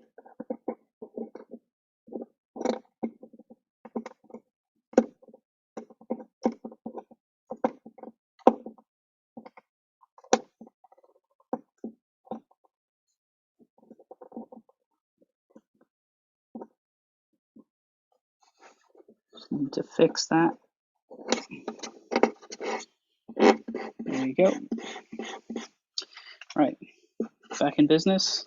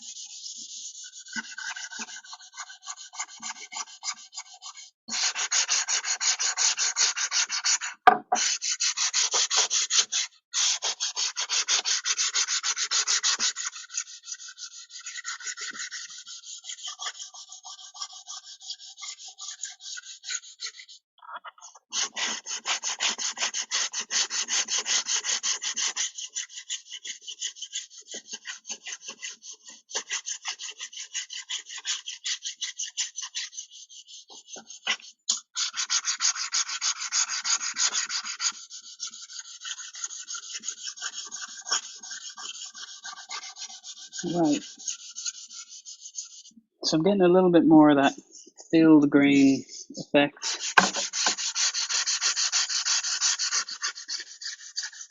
A little bit less exposed grain. The other upside to that is that when you do go to spray a clear coat, all those pores drink the liquid, and that's why they remain looking like pores, and the rest of the surface will look smooth. So it increases that grainy look. Do you know what? I might not. I don't know how I feel about leaving this rosette rough like that. I might just give it a little rub.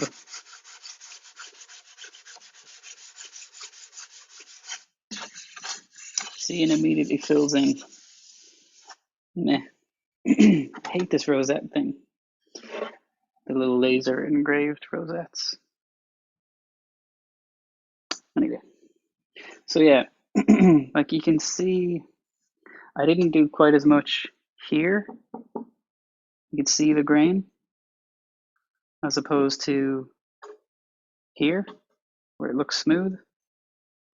So what's going to happen there is that wood is going to drink the clear coat and just come back for more. So it's going to look like that after it's sprayed. It'll still be thirsty, if you know what I mean. It won't be smooth. Unless sand it. Even then, it might actually turn out to be particularly thirsty pour.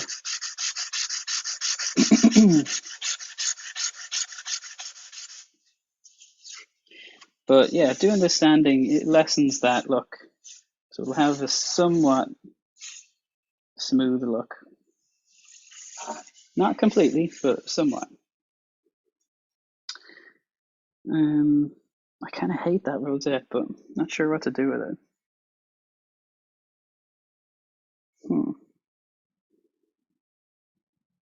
Anyway.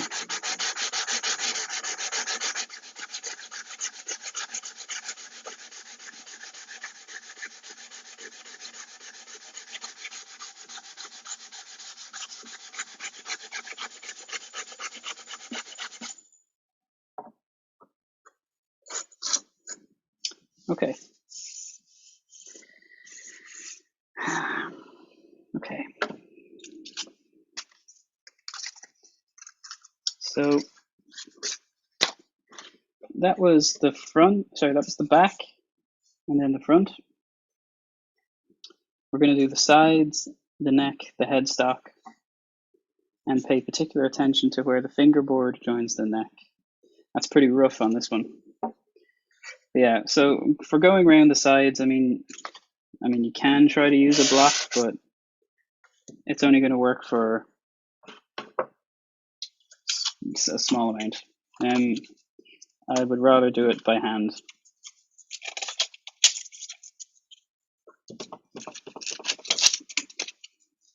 So I'm going to try it by hand.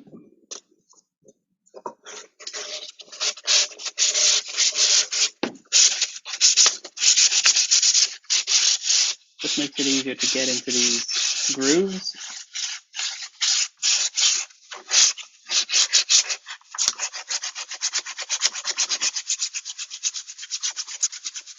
And get into these funny angles.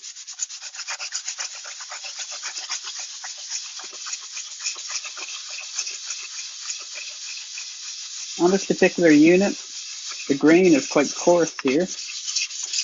The end grain is slight, so I'm doing a bit of circular motion sanding, just try to, you can kill off some of that end grain.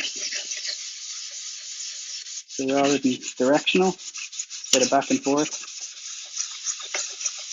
Going in circles, trying to smoothen it out.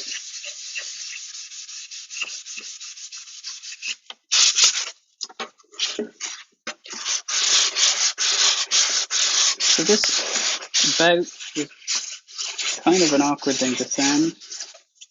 People use they wrap it around cylindrical things like, well, would you look at this, Mr. Toilet Roll? Let's see if Mr. Toilet Roll can help us out. And they use the cylindrical object to get the bout.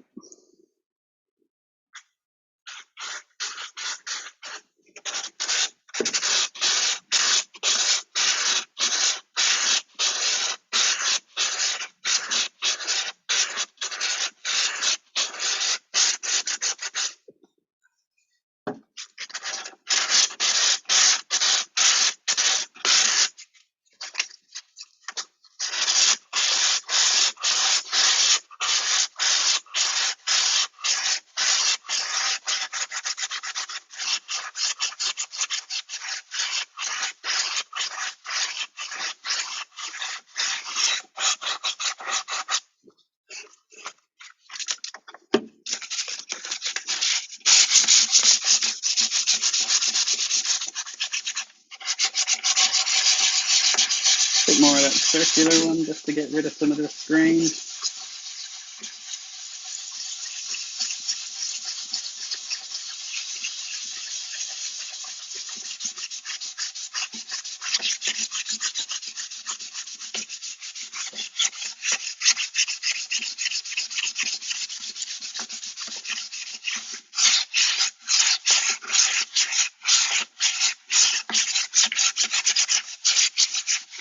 The thing about sanding is that you can go until the end of time. You can just sand and sand and sand and go finer and finer and finer. But the question is like, how do you know when you're done? It kind of comes down to how much time you're willing to put into it and how smooth a surface you want. Like, just because it can be smooth doesn't mean it should. So don't take smoothness to equal goodness. I've liked plenty of ukes that had a kind of rough, porous finish.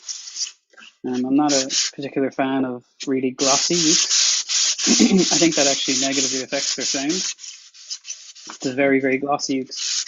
For some reason, like I feel like a lot of the lower frequencies just sort of bounce off those finishes. They just sound very kind of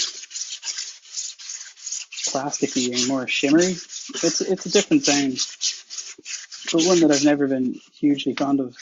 So I prefer not gloss, not super gloss, and definitely not mirror finish. Personally, but that's my taste. Other people do. So yeah, I kind of like that satin look and sound.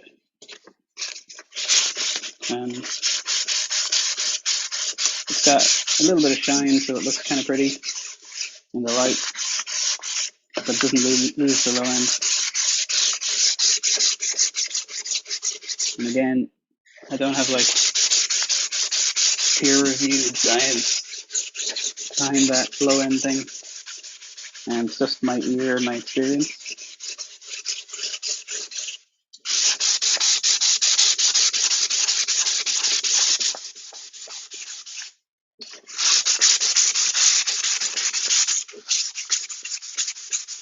Right.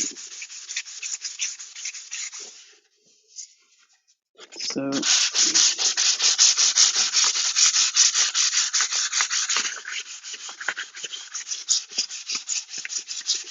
here we go.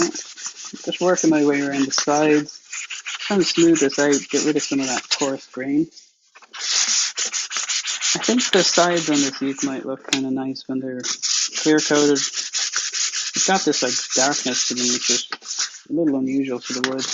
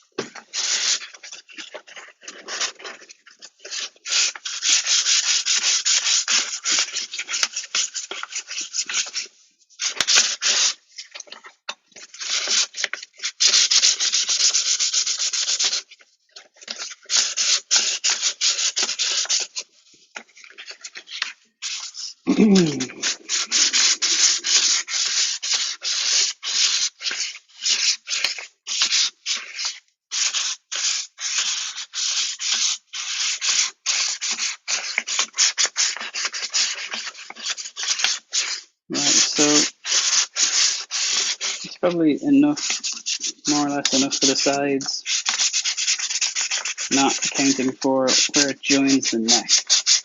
So where it joins the neck is going to be kind of a time-consuming pain. That's where some of the glue got a bit out of control. And if you don't get that now, it's going to show up in the clear coat.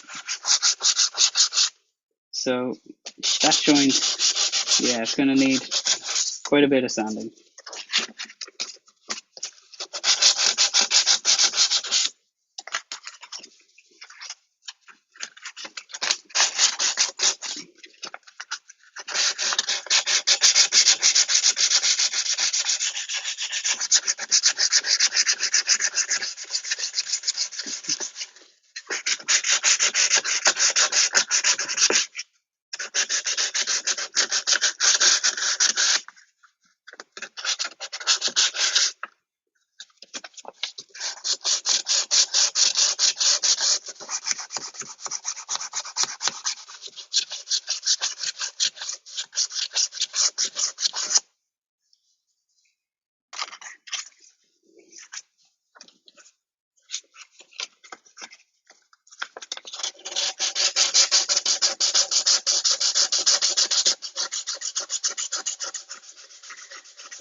So sometimes it helps to like fold the sandpaper into like edges to get 90-degree corners and things like that.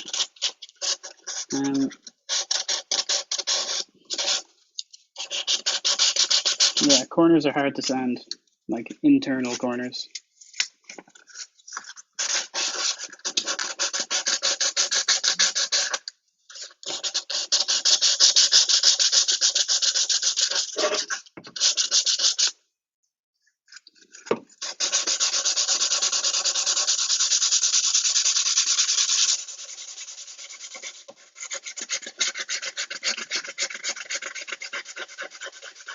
So just trying to get it as clean as possible. Well, within reason. Like, I mean, you got to set yourself some kind of reasonable time limits. It's very easy for this stuff to spiral into just hours and hours of sanding. And when you get a little bit fixated, that's easily done. Like, it might not sound that way. You might be like, oh, I don't have the patience for that. But once you get started, and you're like, you start to see the wood kind of changing and improving as you work on it, it can be like really addictive. And you're just like, just a little bit more. I can get it smoother than that. And suddenly you blink and it's like tomorrow. So yeah, hand sanding, I mean, yeah, it's up to you how much time you want to spend on it. But the more time you spend on it, the smoother it gets. The smoother it gets, the shinier it'll be when it's done.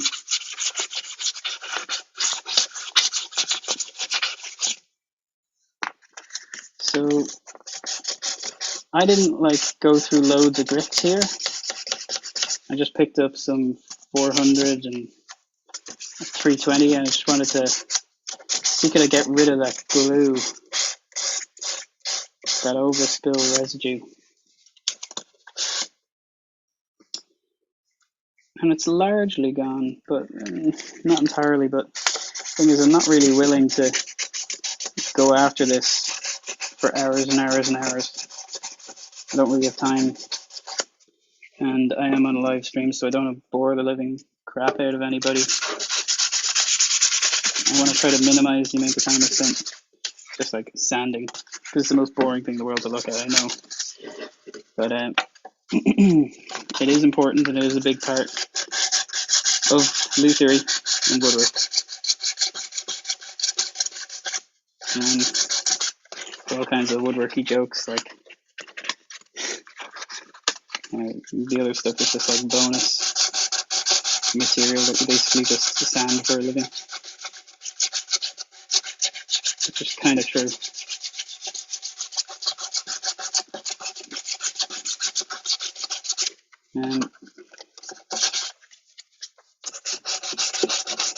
Right, so some point in time, I will get to move beyond this joint.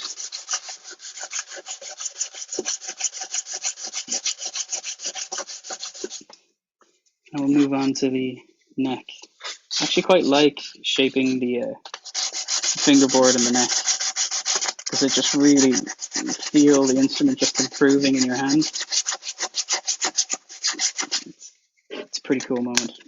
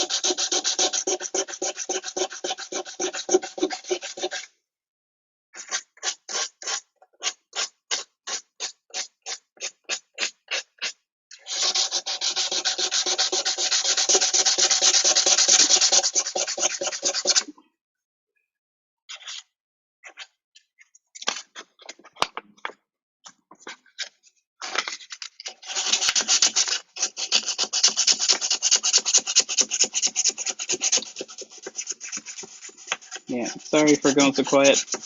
When I get standing, I just kind of get in the zone. And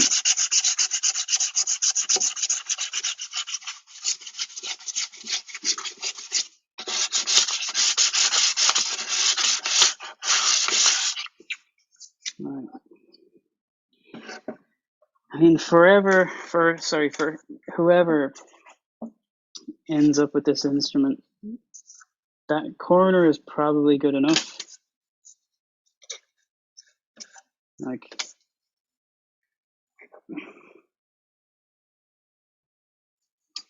some of that, I know it looks bad, some of it's just dust.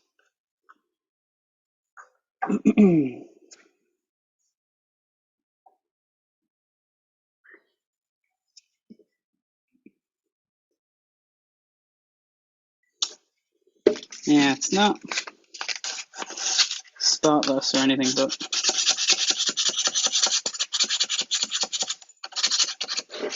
probably good enough.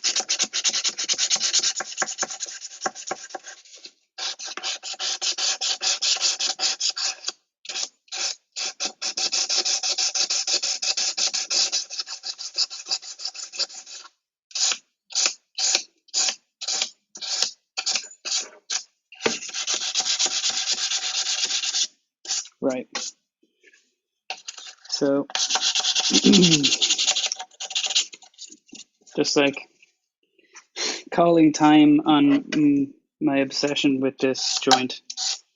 Good enough, it's good enough. So moving on to the next one, I'm just going to clean up the side of the fingerboard where it meets the body. This is a part that's often neglected, but it says a lot about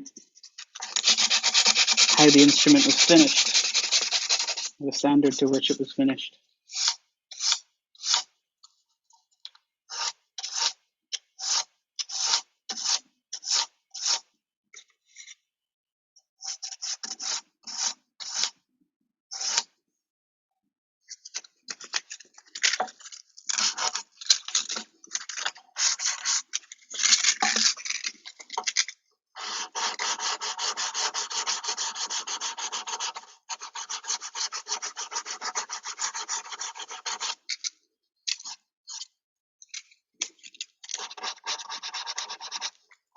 Taking some of the hard edges off.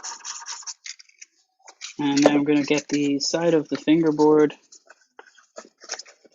that is attached to the body up on this side.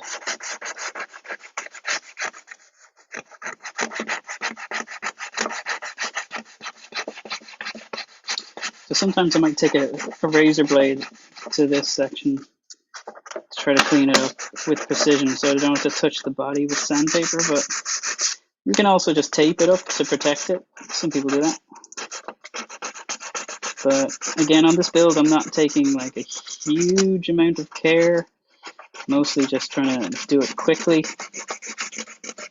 And see, can I finish it to a relatively good standard in a short period of time on a live stream.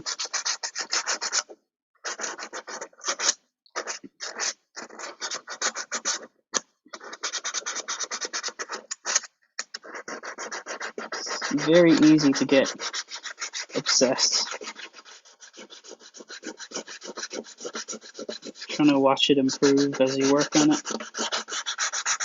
Okay, so those are some of the more particular joints, like here, here, here, here. I haven't really tried anything here. I'll just do a quick little run over, just a quick little pass.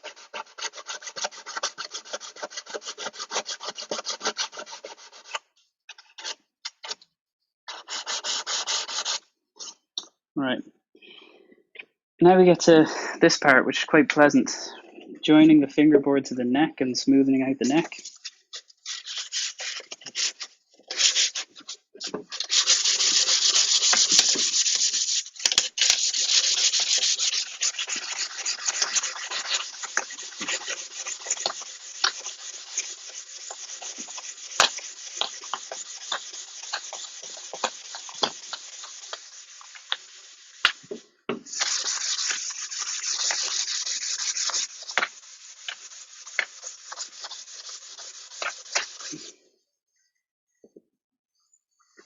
So even just 30 seconds or so, I'm starting to blend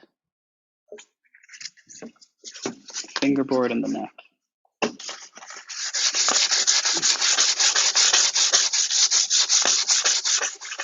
Basically, they'll turn from two objects with like a messy connection into two, like it'll feel like one and it'll look like two.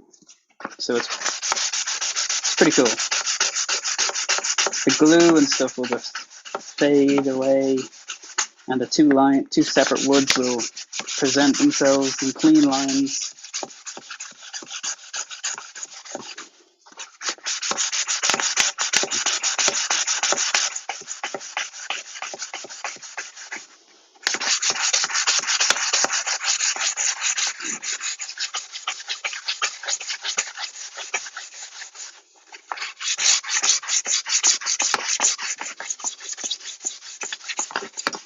So if you remember a minute ago, this thing was covered in like kind of lumpy, patchy glue and toilet paper and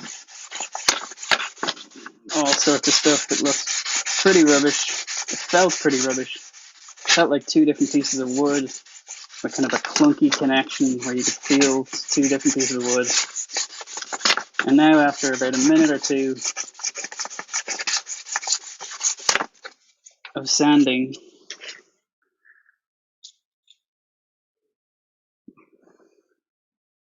we have like a clean, smooth joint between those two.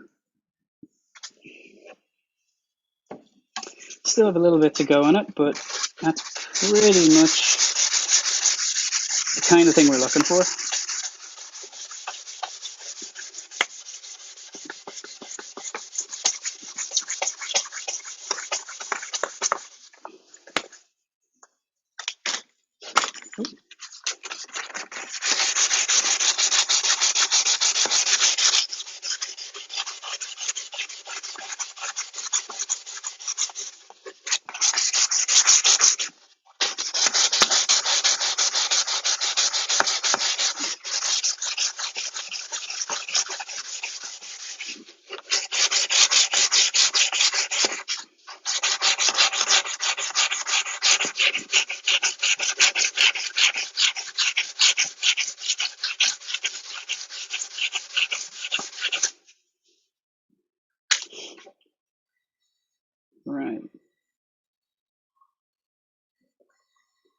So it's feeling a bit less like 2 pieces of wood now. I jumped up to 320 there because I just wanted to move a little faster, but back to 400 because it's getting a little rough.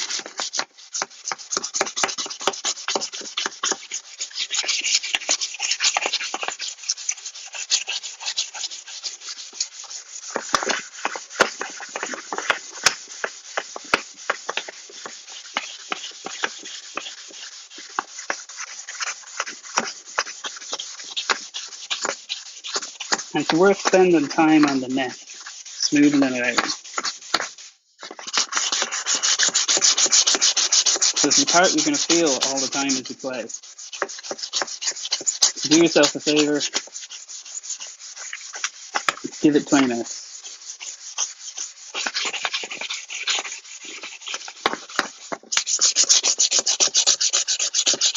Be patient.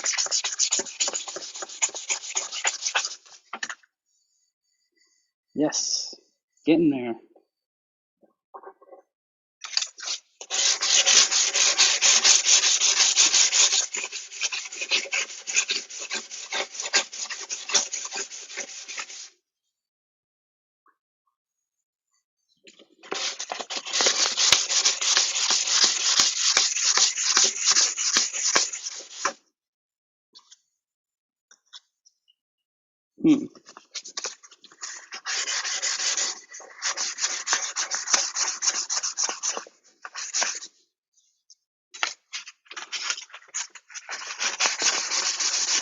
So back up to 320. I'm trying to get rid of some of these dings.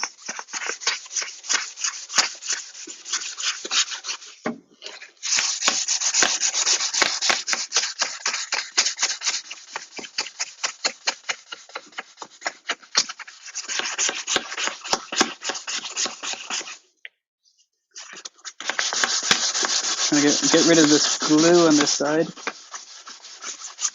Loads of glue.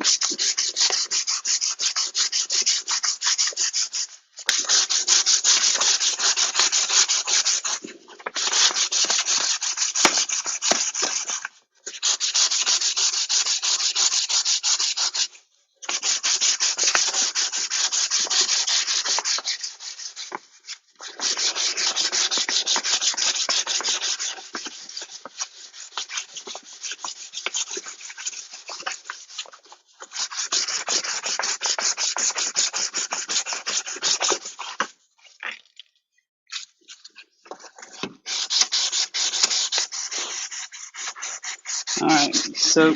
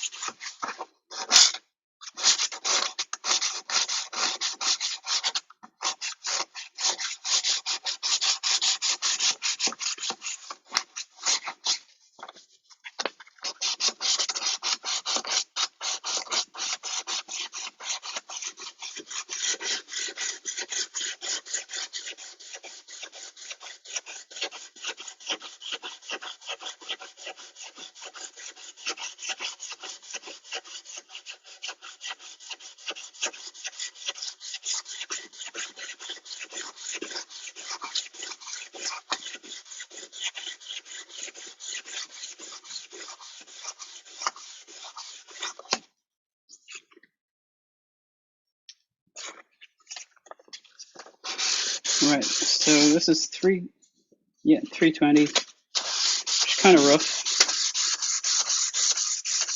but it enables you to shape kind of quickly and get rid of some dings relatively quickly.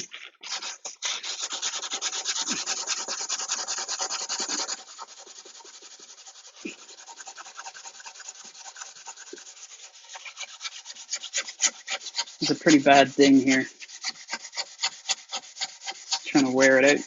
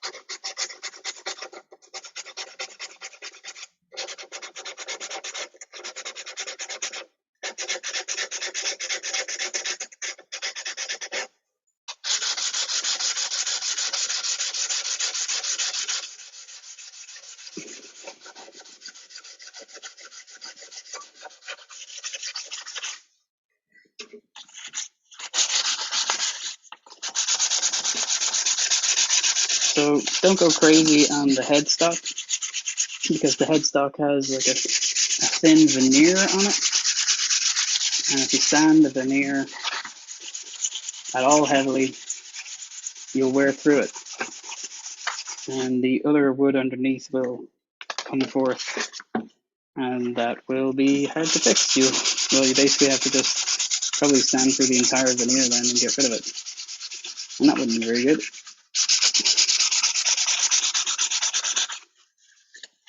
So try to avoid that.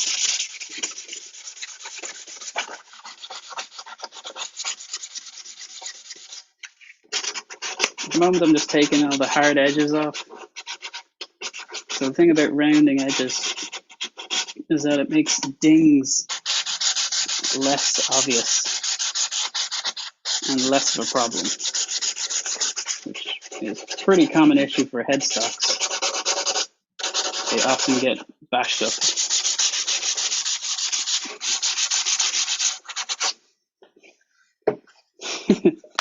Right. So 400.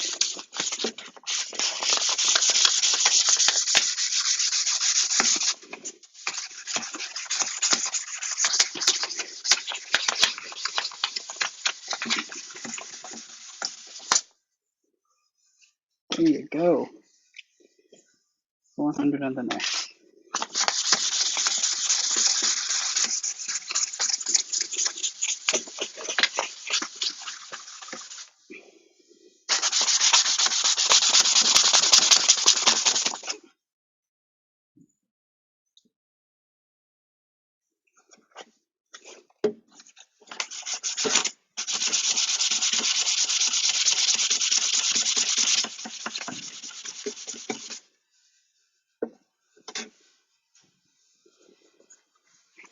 So for most purposes, that's probably smooth enough.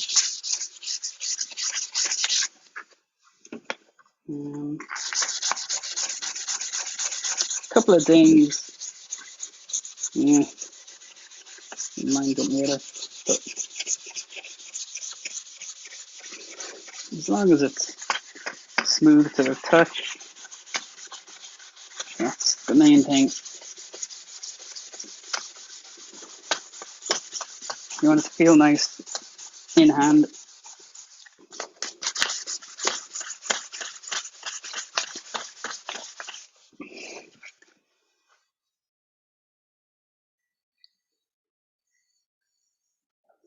Very easy to go bananas with sanding.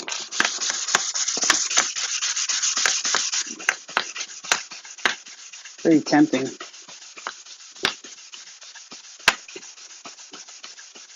because you can just feel it improving just a tiny bit.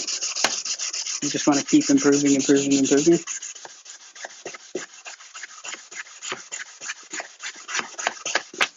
At some point, you got to stop. Just say it is what it is.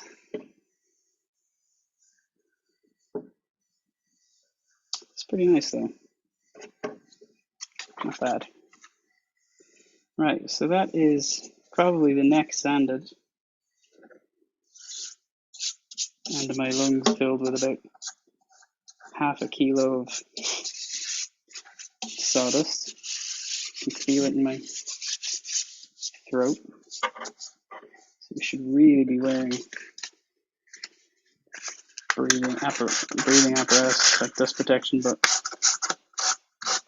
one of the best protections is to just go outdoors and do it out there on a sunny day. Get rid of that. Don't be breathing in the dust.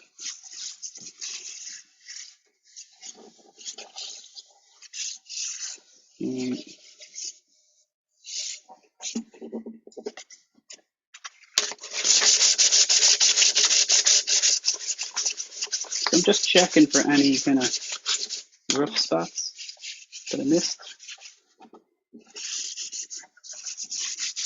It'd be a shame if they just showed up at the end.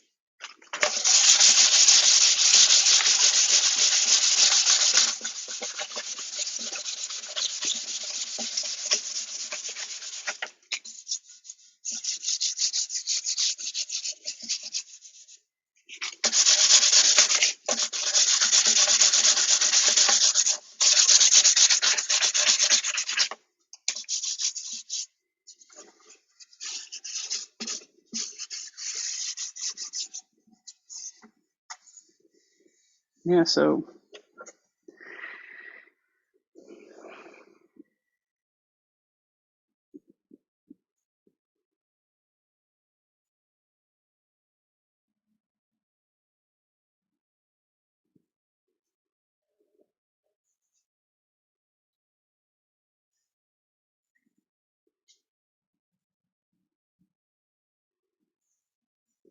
bit of sawdust in there, but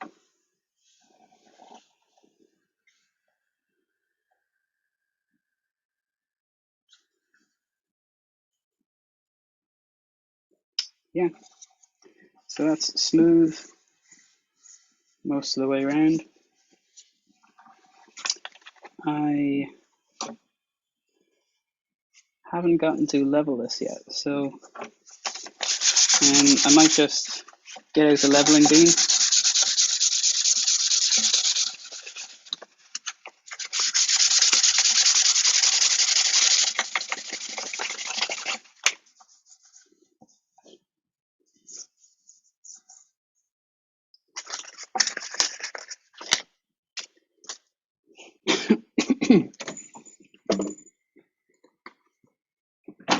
Just wanted to clean up this section at the nut. Get rid of some of this. There was some glue spill out there that could mess up the 90-degree angle. So I'm just cleaning that up.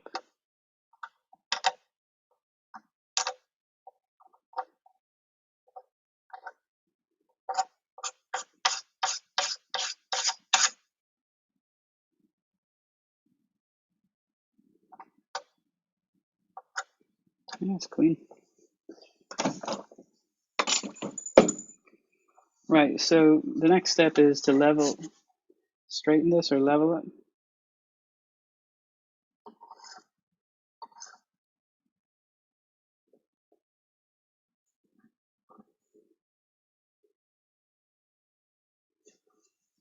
Actually I missed a spot here. So I'm just gonna do a little sand.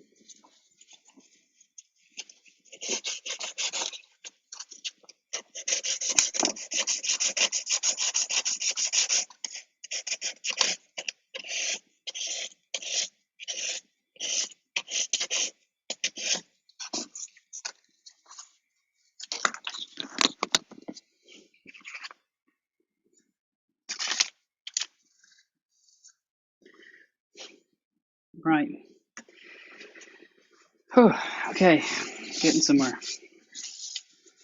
So we've got a slightly dingy neck. Sure, it's character, but it's smooth. It is smooth, nice and smooth. Might be worth trying a higher grit sandpaper than this, or a lower grit. I'm never sure which way that direction goes. Something with a big number, basically. Try a little sheet of P2000. Let's see if this does anything. This should be very smooth.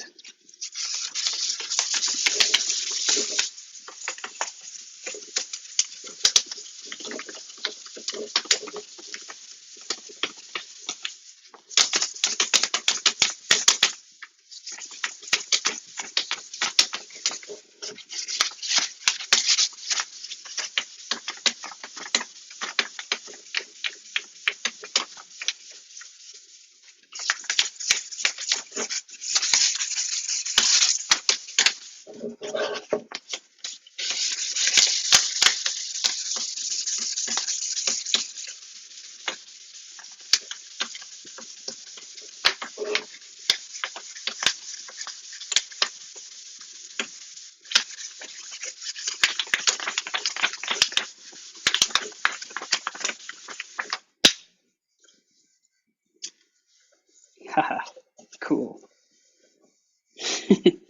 Nice. Yeah, it's smooth.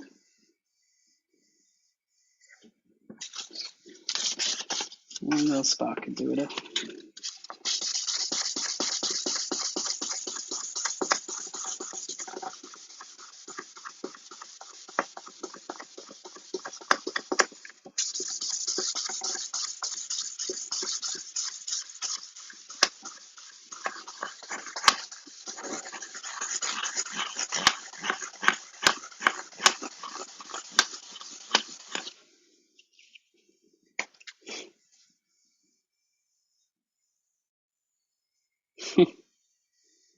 Sweet.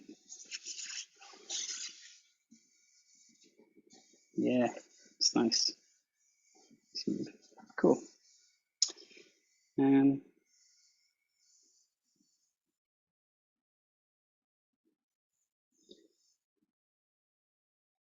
Right, so I gotta level it next, so leveling beam.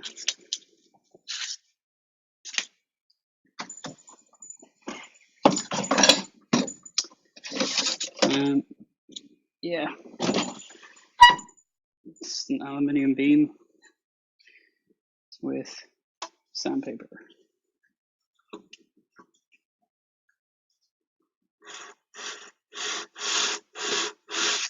Actually, yeah, if you ever have the issue where you think you might have a high fret, often a repeated string buzz, if you've tried different strings and you're still getting a buzz, sometimes it's because one of these fret wires is a little bit too tall, sticking up, and it's hitting the string. And there's a trick for leveling that is very easy and helpful. You take a marker, like a Sharpie, you angle it like that, and then run the side of it across the fret wires. And what it's going to do is it's going to leave a black line at the very top of the fret wire.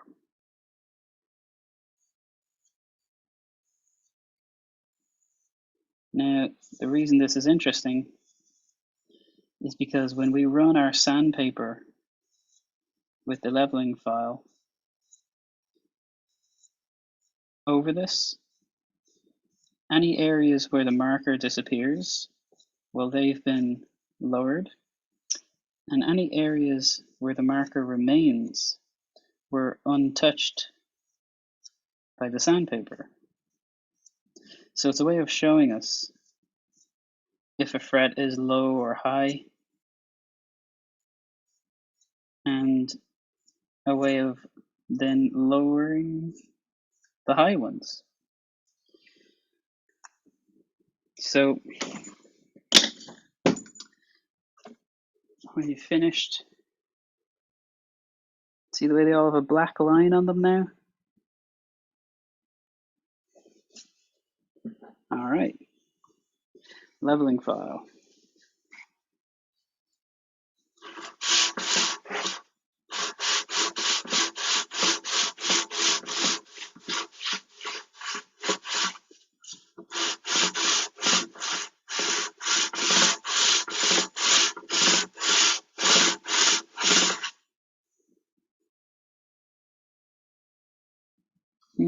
Interesting.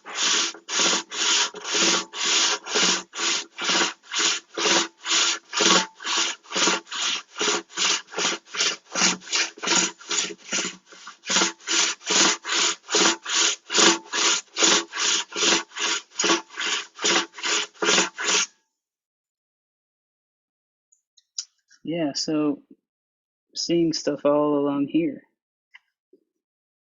that is just not getting touched by the sandpaper.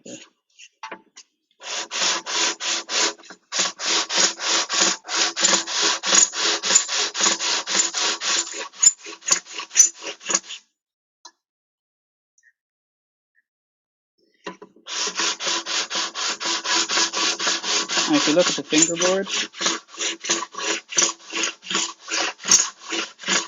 you can see the cloudy kind of metal filings gathering on all the parts that were tall.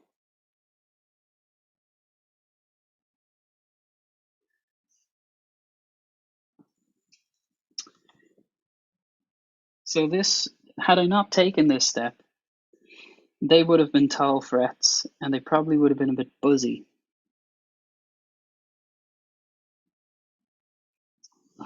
So it's a step worth taking. And if I'm doing a setup on a uke, this will often be a part of the process.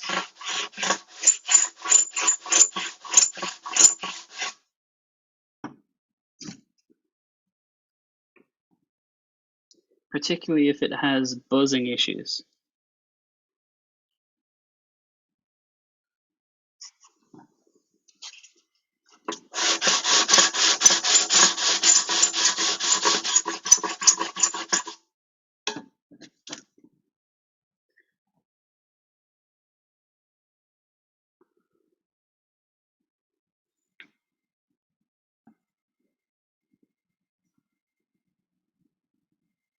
Not a big fan of still seeing a lot of black marker in the middle here.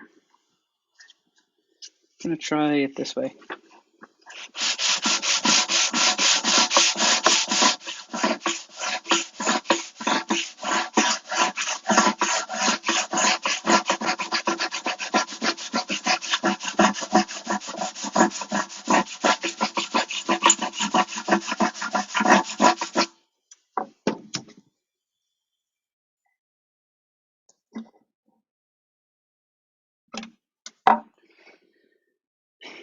So I'm not going to put a whole lot of time into the setup on this, but if I was doing a setup, I would get a fret rocker and I would find out which ones are rocking. It tells you which ones are uneven, and you can kind of target them and file them. And you would then use a crowning file to get rid of those flat surfaces that we've created. By sanding the top of these rounded fret wires, we've created a little bit of a plateau. Now it's only very, very small, but it's there. And that can have some intonation issues if you don't crown it. But again, this is like a gift that if you're to do that on each fret wire, it takes a long time. And then you have to polish them up as well. So they get kind of scratched and scuffed, so you have to polish them. And that takes more time again. It's just a really time-consuming process. So I don't particularly want to follow one time-consuming process with another on the live stream. I'm just going to clean these filings up. I'm happy enough that this is more level than it was. And if there's some sort of like big problem shows up when I put the strings on, I might do more work on it to correct for that. But for the time being, relatively happy with these are now somewhat even, whereas they were kind of all over the place before. You can see by the pattern of the steel filings, or not steel, these ones would be nickel, I think. All right. So yeah, I'm just gonna get some really water and toilet roll to clean up these filings. And yeah, back in a sec.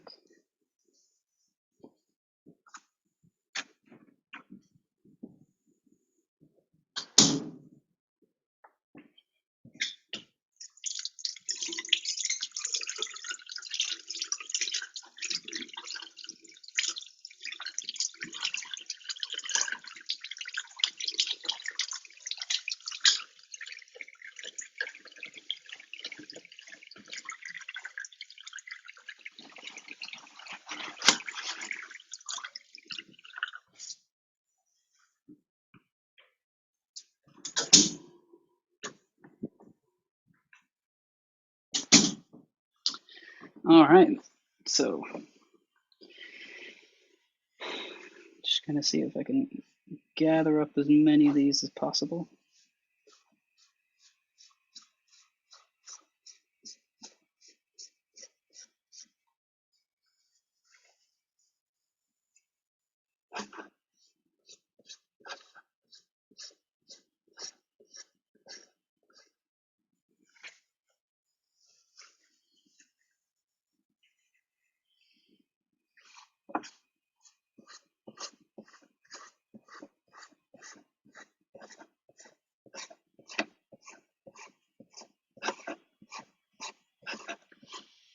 So any worries about this drying out the wood on the fingerboard, don't worry.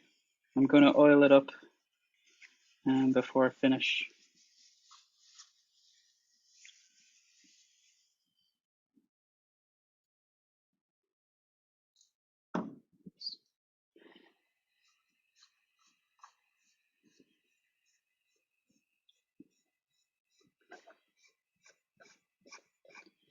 So at this point, I'm mostly concerned about trying to get metal filings off this piece of wood.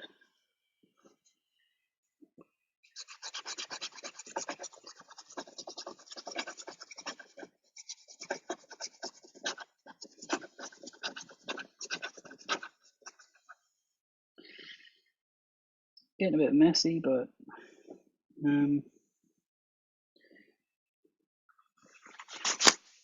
go again.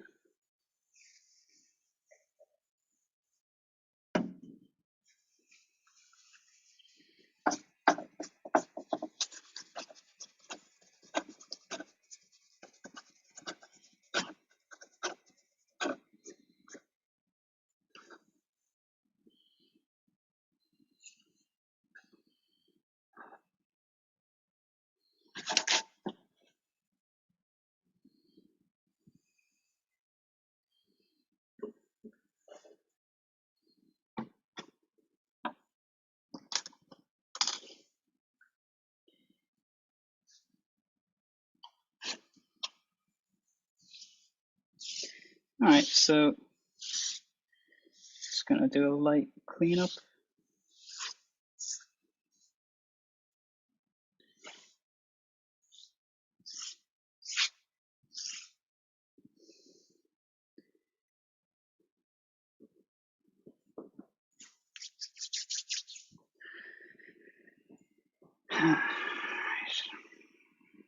I'd normally use kitchen roll for this stuff, but haven't got any round at the moment. You can see that toilet roll is not really suitable.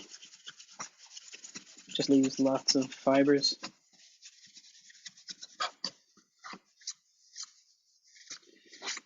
Now we're gonna clean it multiple times in multiple ways.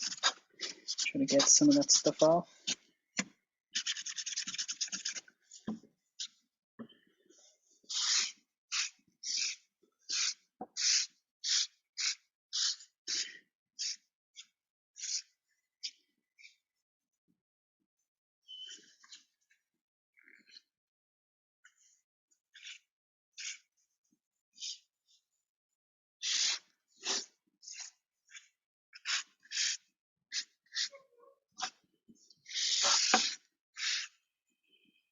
should probably have put up a poll. Yeah, what kind of finish should I do on this uke, seeing as it's gonna go out to one of the patrons?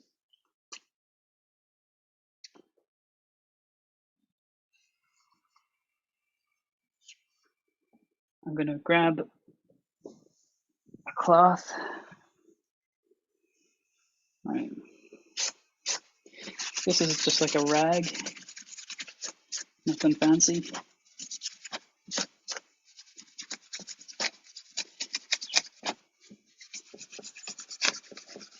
Bringing it back and forth, trying to get some of the stuff off the fingerboard. As much of it as I possibly can.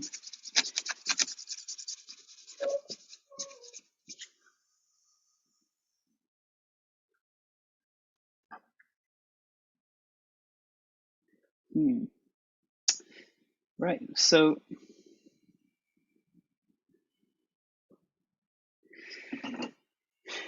there is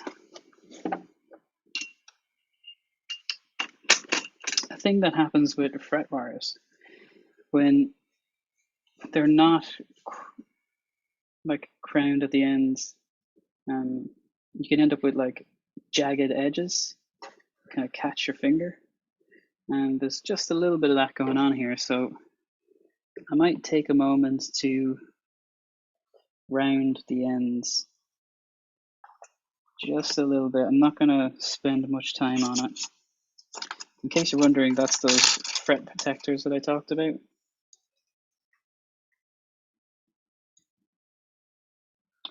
Right. Just need my Luthery files. There they are.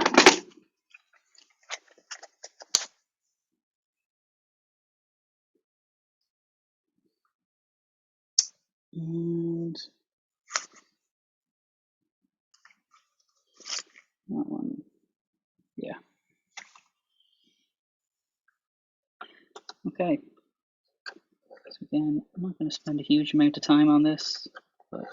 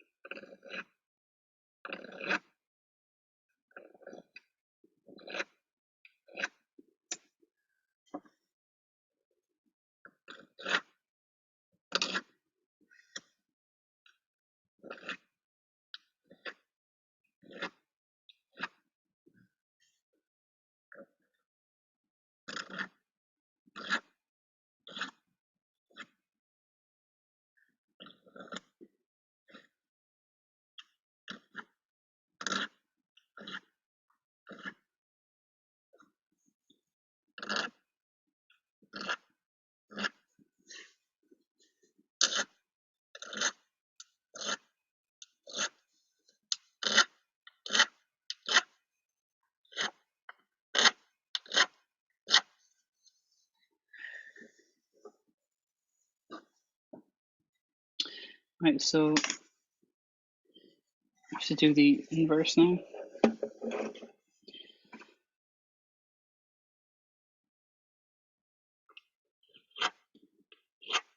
So basically just kind of taking the angle off the very edge of the fret wire.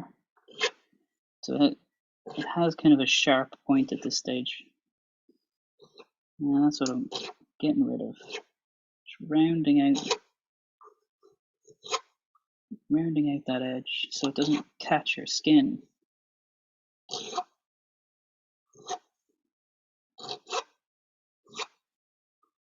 It's just really annoying when you're playing, if you notice it. It's a sign of a step that's been skipped in a factory.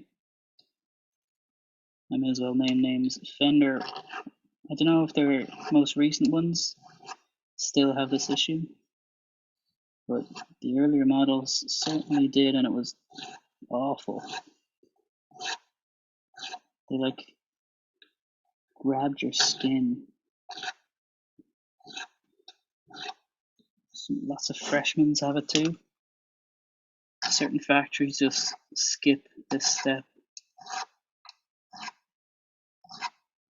and it is not a pleasant step to skip, at least for the player, because I don't like my instrument grabbing my skin while I'm trying to move my hand up along it. Like, it's so bad on some of them. I remember some of the freshmen's that if you ran your jumper across it, it would just grab onto it.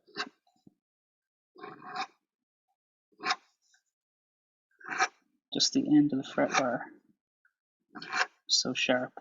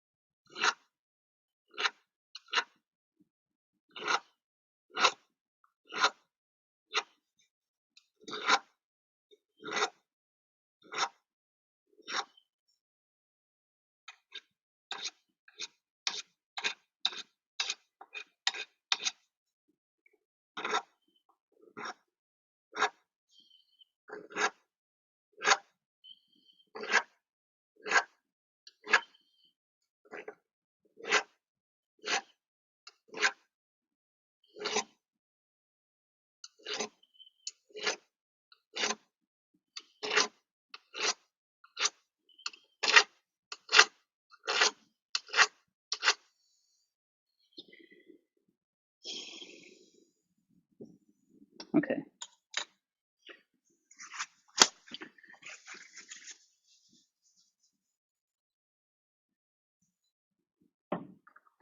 So, just gonna get rid of those metals.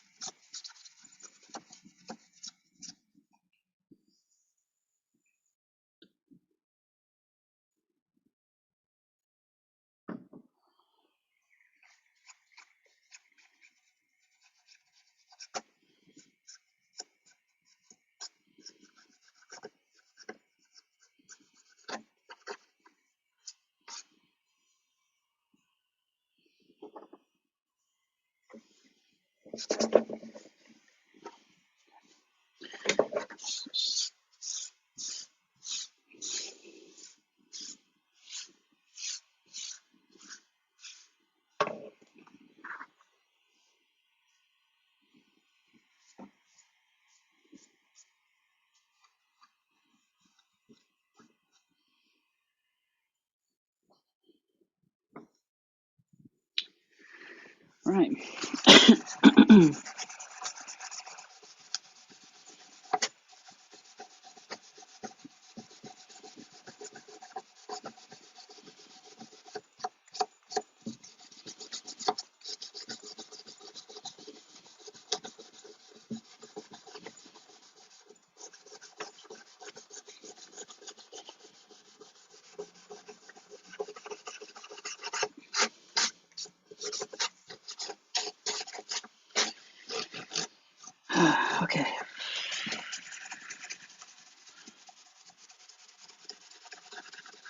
So previously when I did this, the fret wires grabbed onto the cloth, but now it just glides over. And my fingers run smoothly along the edges without catching.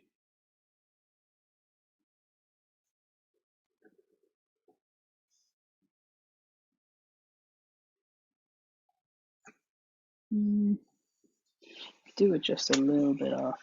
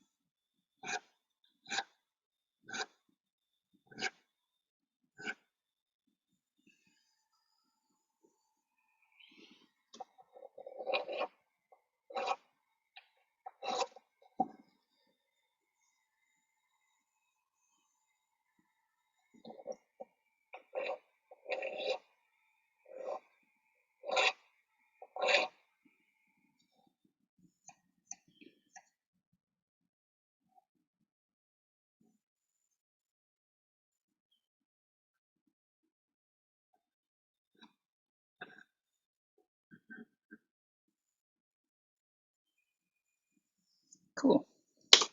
Right, smooth edges. This will be oiled up just before the strings go on. So we'll restore some of that dark luster to what is now kind of a dried out piece of wood. Yeah. I think the next thing to do is to tape up the fingerboard, but I'm just going to check. I'm going to check the guide. We've gone pretty far ahead of where we were. So let me get rid of my fancy laptop protection system.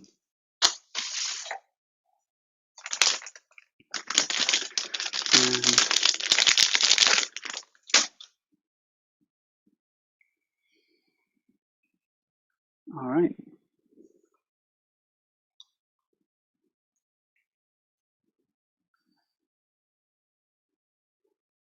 So I'm saying there's so many different directions that could be taken at this point, with lots of really fun options. So I'm just going to mention some. But on this build, I'm going to keep it simple and do a wood finish with a clear coat. But there are many other choices that you could do. Basically, I'm breaking it into two streams: painted finishes and wood finishes. So if you want it to look like some kind of color, or if you want to look like wood. Painted, if you go the route of painting, you can basically, you probably want to use grain filler. Like we did a bit of medium fine sanding to try to fill some of that grain. But you can buy stuff called grain filler, which is designed to obviously fill that grain. So after you do that coat, or if you don't even necessarily have to do grain filler, but it's just an idea if you want a smooth finish. Then a primer, which is like an undercoat. And again, you don't necessarily have to do that either. These are all just good practice. Then do whatever painting you want to do. I would avoid using oils, and I would avoid using watercolors.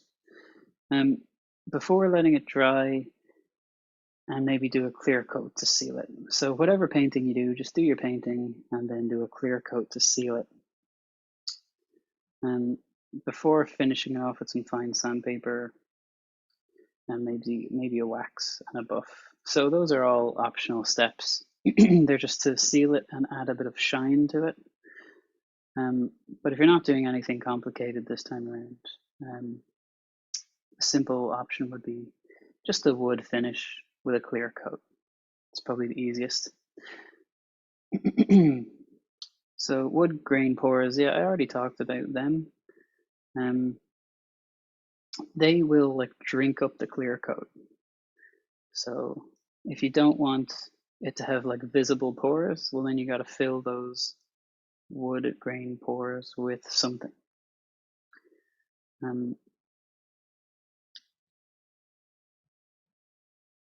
Yeah.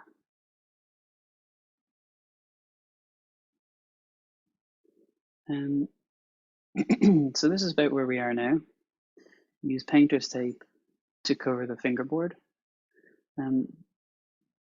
This is to protect it from the clear coat spray. It'll take a few minutes. You might need to use a razor blade to finesse the finer points on it. Personally, I like when the finish covers the side of the fingerboard, so I would leave the sides exposed.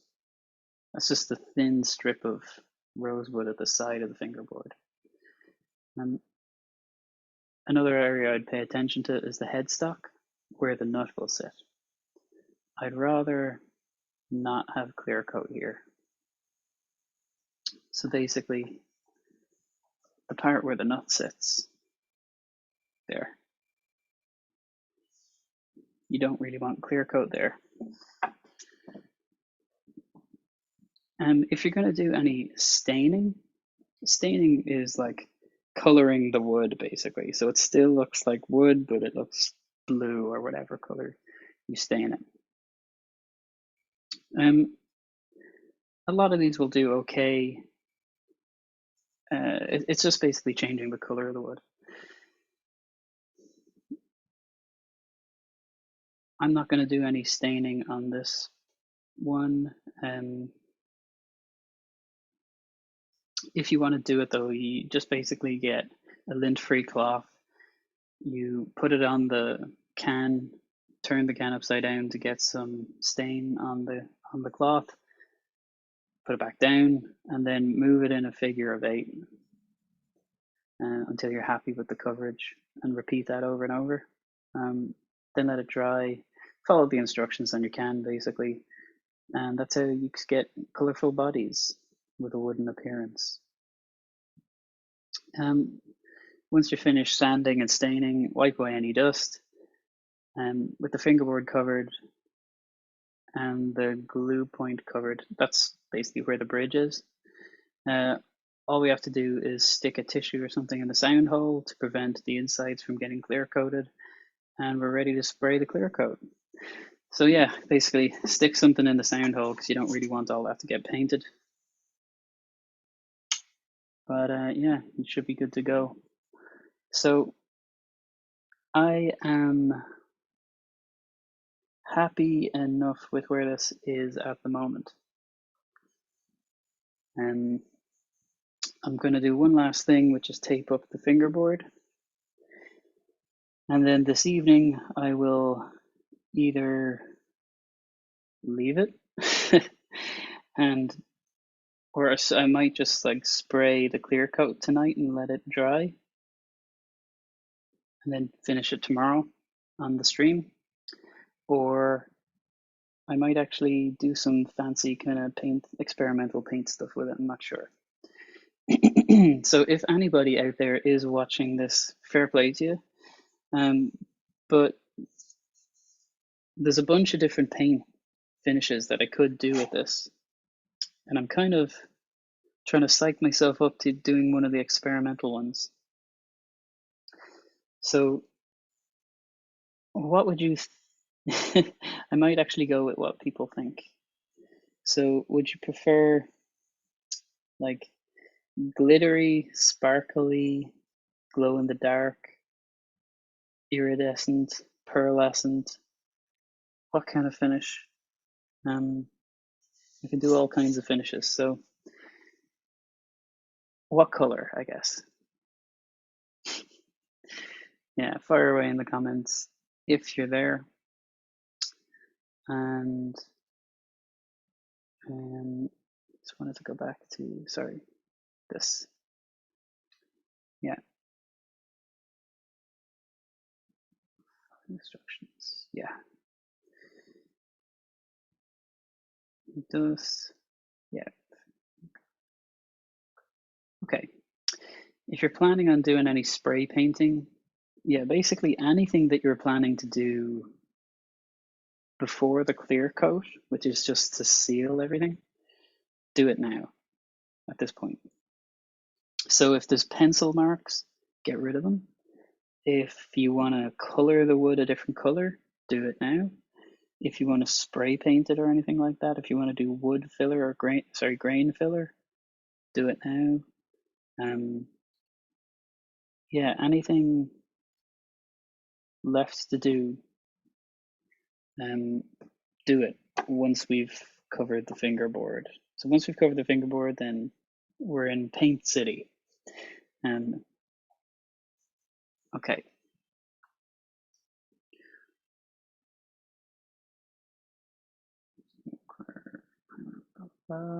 Okay.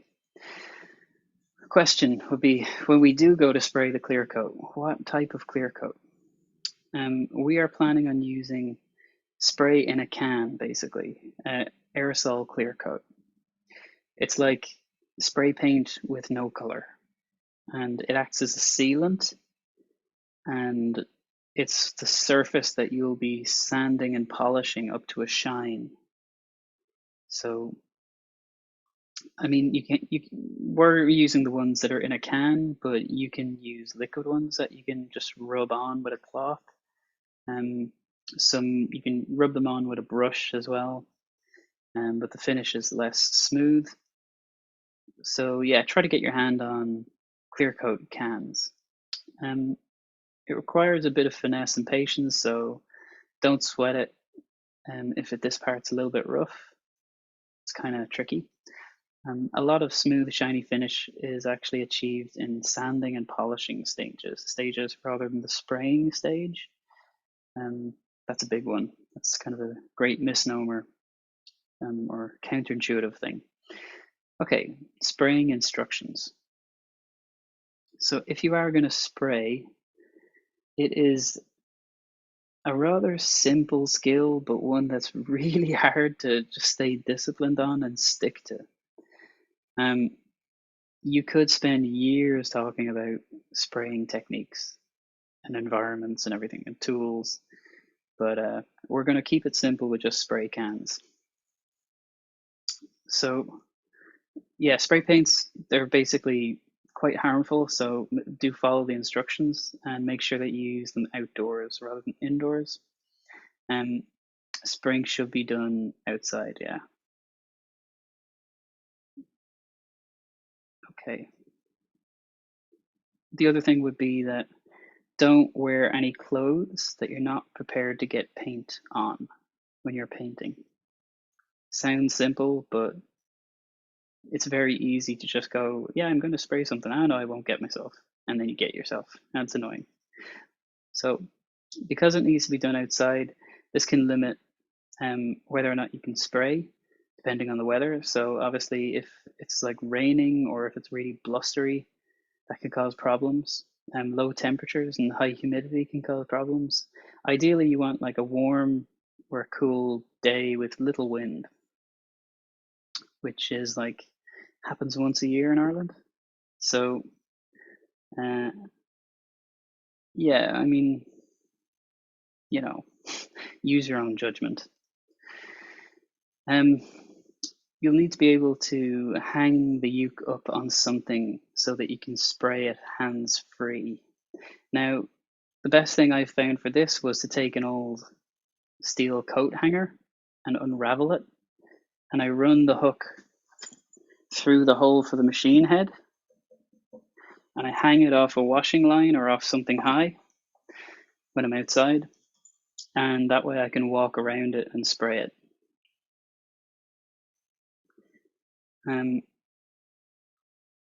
The rule of thumb when spraying is that it's better to have too little rather than too much. That is everything about spraying, but it's very hard to stick to and stay disciplined and actually do that. But yeah, less is more. If you miss something on a coat, you can always go back and do another. You can catch it on another coat, but don't try to like hover over one spot because that's when disaster strikes. So if you spray too much, the liquid pools and it forms drips that are called runs. And you don't want runs. They are an absolute pain to sand down. So if you overspray, you can get another effect that's called orange peel. It's like the skin of an orange, and it's all kind of dimply.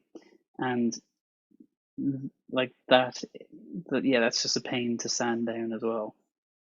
And that's the only way to get rid of it. So the way you avoid these problems is that you spray sparingly. So try to avoid both these issues, and basically it's better to be cautious than to be sorry. That said, anything you spray can be sanded down with sandpaper and a bit of patience, so it's not the end of the world. Okay, the checklist before spraying. You got ukulele, you got your clothes hanger or an equivalent, something to hang them on outside. You've got your aerosol clear coat. You've got rubber gloves because you will get some on your hands. They're yeah, and just wear something that you don't like, basically.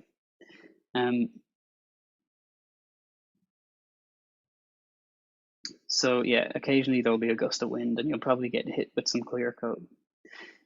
Okay, so unwind the coat hanger to dismantle it. Hook it up inside the uke and then the other side in a U shape. When the uke is hung up, you have gloves on, ready to spray. Just check the spray on a piece of waste paper or cardboard or rubbish. Just check that the can is working okay and that it's getting consistent flow before you go near the instrument. Consult the instructions about how that particular can works in terms of drying time and the cleaning process when you've finished using it. Most cans have a cleaning mechanism built in whereby if you turn the can upside down and hold the nozzle down for 1 second, it empties the tubes. Okay. So in terms of spraying technique, you hold the can so the nozzle is pointed towards the uppermost part of the uke, then move it from left to right, going beyond the uke. So you want the kind of spray to the ukulele almost kind of like passes by a continuous steady spray that's just moving from left to right. Don't go back and forth. It just increases the likelihood of runs and you overcompensating and you trying to not be wasteful. Don't linger on any one spot. We want even distribution of clear coat. We don't want it to look too thick either. We want nice, even, thin coats. So we spray off to the left and then pass the stream over the uke from left to right at a consistent speed. Not too fast, not too slow. We move down slightly next time, trying to not overlap too much. Again, spray off to the left and then pass from left to right. Repeat the process until you've covered one side of the instrument.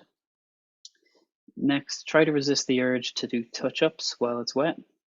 And if there is a problem that you think you can fix just by touching it a little bit with your fingernail or something, unfortunately, you're almost certainly wrong. Whatever it is, it will more than likely make it worse by touching it. And whatever that problem is, it'll just have to wait until the stuff is dried and likely be sanded down to get rid of it. And then a new coat applied. If a fly lands on your clear coat, you might be able to pick it off with a knife or a pin or something, but it will likely wreck the coat and will likely have to be redone anyway. So for some reason, flies love to die in clear coat. So your spraying spot has lots of flies, then pick a different spot. So don't worry about getting it perfect. It's your first time. Good spraying technique is difficult, and every time you spray, you learn. Once you're happy that you have one covering on all sides, repeat the process on the other sides until the instrument has one coat. Hopefully the painter's tape and masking tape that's covering the fingerboard and the bridge gluing area will keep this free of clear coat. But if it doesn't, leaks sometimes happen, then you may have to use a razor blade or sandpaper to remove it. Once it's dry enough to hold it up near the light so that you can see the shiny surface, and now move it around and see if you've missed any spots. If you've missed spots, don't try to spray just those spots. Do another left to right pass over the instrument and make sure that you got the spot without introducing new problems like runs. And have a cup of tea whilst it dries. When you're happy that you have at least one coat covering all of the instrument and it is dry, then you're ready to move on to sanding. So if you reckon that you're finished spraying, you can remove the painter's tape from the fretboard and from the bridge gluing point. Use your sanding block and sandpaper to sand down the clear coat to an even level. Be careful not to sand through the clear coat entirely. We just want to smoothen the surface, not get rid of the clear coat. And because it's our goal, we're going to use sandpaper with a medium grit, something like 800, and then work to higher grits as we work towards a smoother and smoother finish. How smooth the finish you want is up to you. Different finishes. So not shiny finish is called matte, barely requires any sanding whatsoever. A somewhat shiny finish called satin. That may require sanding with some medium fine sandpaper and probably some polish. A gloss finish will be harder to achieve than these with these materials and will require several coats of clear coat. And working your way up through different sandpaper grits one at a time before an intensive buffing process. It's a big time commitment and not necessarily worth it in the end. Hand sanding. There will be areas where using a sanding block is impractical. You can use just sandpaper in hand for these parts. So wrap it around 3 or 4 fingers and hold it with your thumb, and remember to let the sandpaper do the work, so don't press down really hard like I did earlier. Not arsed.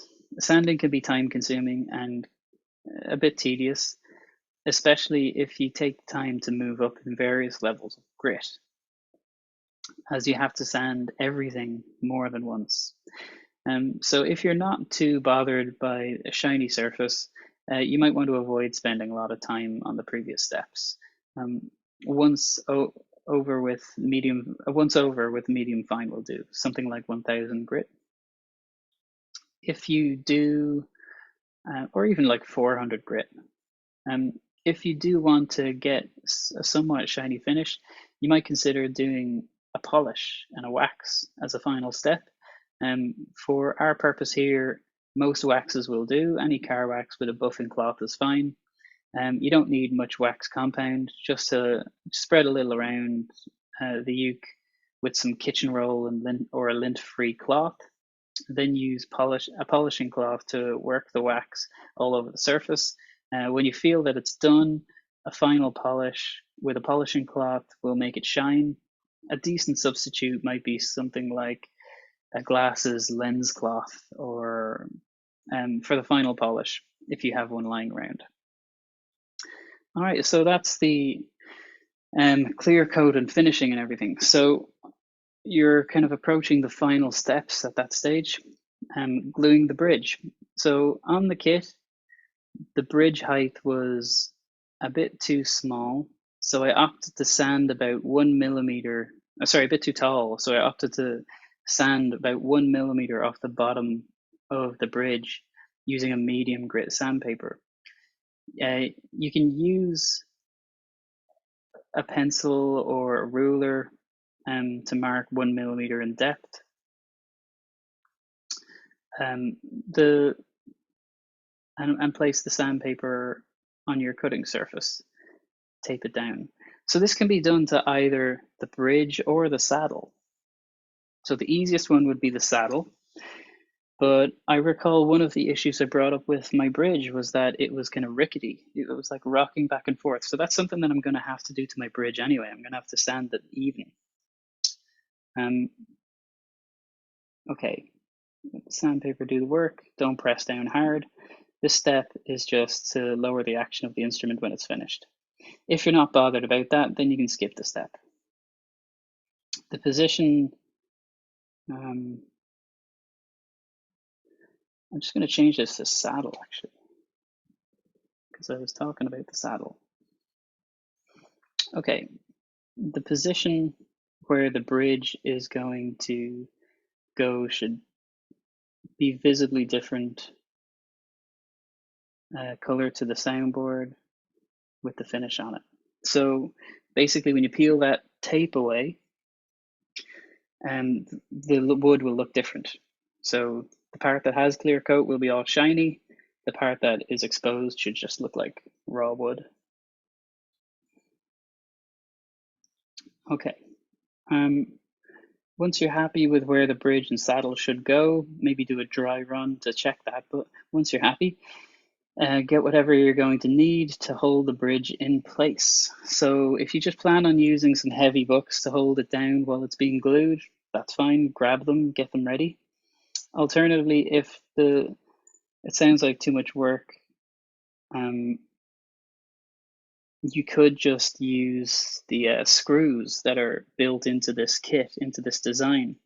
So rather than worrying about gluing the bridge and all that stuff, you could just in theory just screw the screws into the bridge in the right spot, but just screw them in and then plug the two holes with the little inlay pieces that came in the kit. So it's 2 screws, 2 inlay pieces. Now personally, I'm not a fan of that method for obvious reasons. I think the screws kind of would grab a lot of the energy and just send them down a dead end rather than transmit them to the soundboard, but I think it would be a tone killer. Yeah. If you're gluing the bridge on, then make sure that you have everything everything you need before you glue it. So you need the bridge, the saddle, glue, something to spread the glue, like a piece of card, a G-clamp with you if you're using one, or a heavy book if you're using one, kitchen roll and cotton swabs for cleaning excess glue. I would actually add just a little paragraph.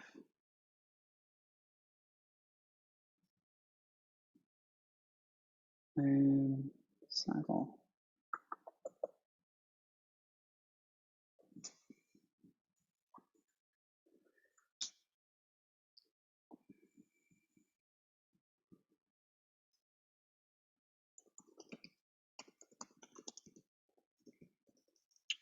Just saying, if your bridge has an uneven bottom surface, then sand it level. You can tape some sandpaper to a table and then run the bridge back and forth until it's even. Alternatively, you can put it upside down on a table and use a sanding block.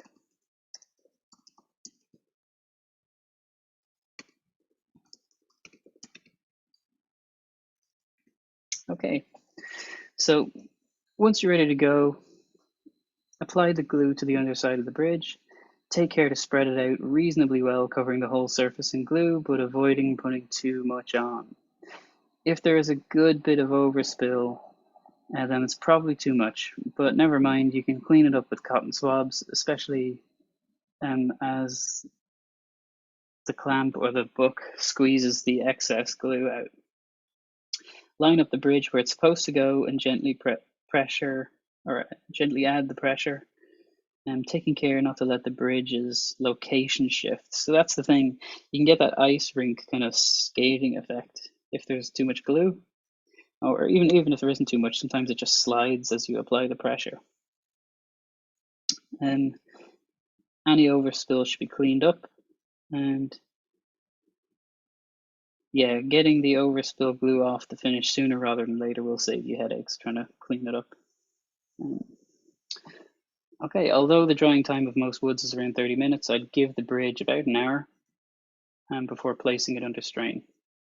So the nut, if you manage to cover that part of the headstock that will seat the nut, then you will have to get rid of any clear coat here. Sorry, if you did not manage to.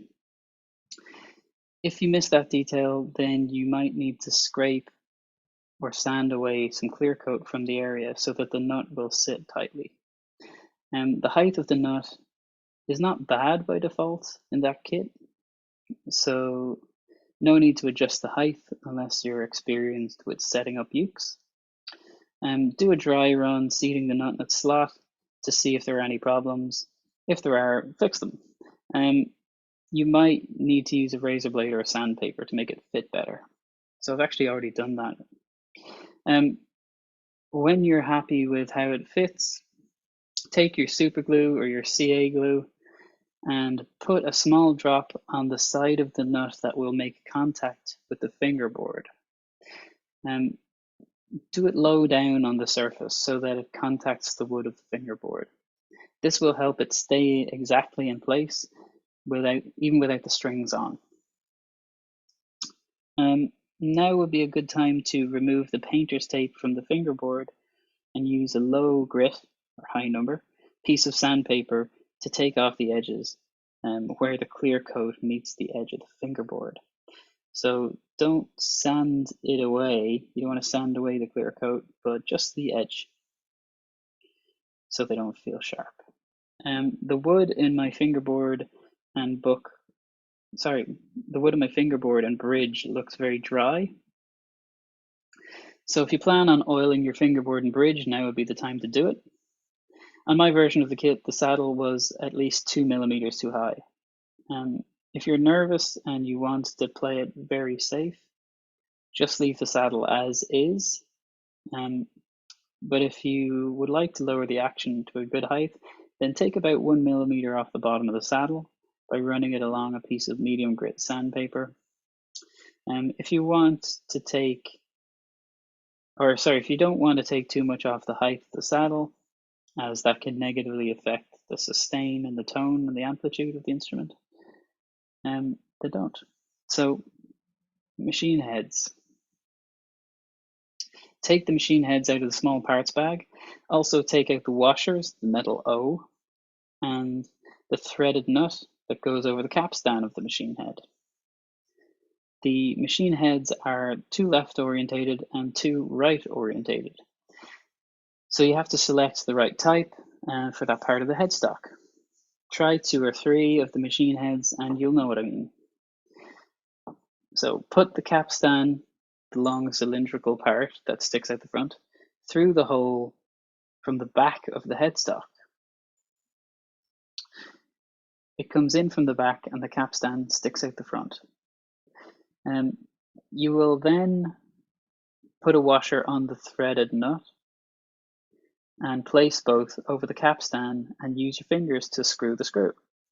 Don't tighten it all the way yet, just move it just most of the way. Will do to hold it somewhat in place for the moment. If you turn the uke over and look at the back, you'll see that there's a tiny hole in the machine head for a single small screw to hold it in place. The reason we left the threaded nut on the other side a tiny bit loose is so that we can adjust this the machine head if needed and align the screws on the back so that they're kind of symmetrical and in place before putting the screw in. I would normally recommend drilling a tiny little pilot hole for the screw just to prevent any splitting, but you'll probably get by without it. Once that tiny screw is in place, flip it back over and tighten the threaded nut with an adjustable spanner if you have one, or your fingers will probably do a decent job. This finishes off installing one of the machine heads. Now do the same for the other ones. There's a pack of strings in the box. These aren't amazing, but they'll do the job. And if you have a better set of strings with you, you might want to put them on. To tie the strings, take one end and tie a knot in it. This is the end that will go in the slot in the bridge. Note the 4 slots cut out of the back end of the bridge. That is where you put the strings with the knot in it. The other end of the string goes over the nut and through the correct string slot into the corresponding capstan. Run the string through, bring it all the way around and feed it through again from the same direction that it first went through the hole. Feed it through and adjust it as needed to get rid of any extra slack in the string. Hold it in place, and when you wind the string up using the machine head, it should only go around roughly 4 wraps around the capstan when it's tuned up to standard tuning. That is the optimal number of wraps to balance the string sensitivity to the tuning stability. So give your uke a wipe down, take a minute to admire it, and give yourself a pat on the back. Time for a cup of tea and a chat. And any questions? So that was the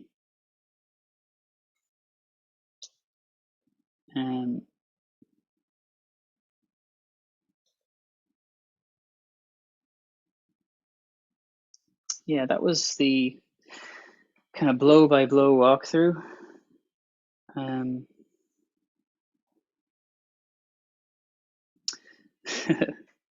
Right. There's a while left in this, so I'm going to do one last thing, and that is I'm going to tape up this fingerboard, and then I'm going to end the stream. But tonight or tomorrow morning, or maybe tomorrow afternoon, I'm probably going to do the clear coat and any spraying. I have to make up my mind about what I'm going to spray and not spray. But I'm going to clear coat it tomorrow on the second half of the live stream. It won't be a crazy long thing. It'll be fairly short. And I'll let it dry, and I'll do the kind of cursory sanding, and then I'll glue the bridge, put the nut, machine heads, and the strings on, and we'll finish it up then tomorrow. All right, so let's give this fingerboard a good old taping. So just tidy up a little bit.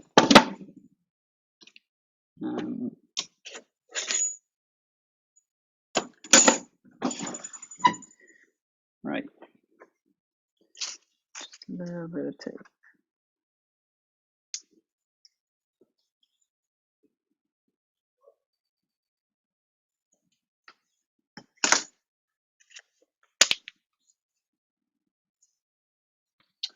Okay.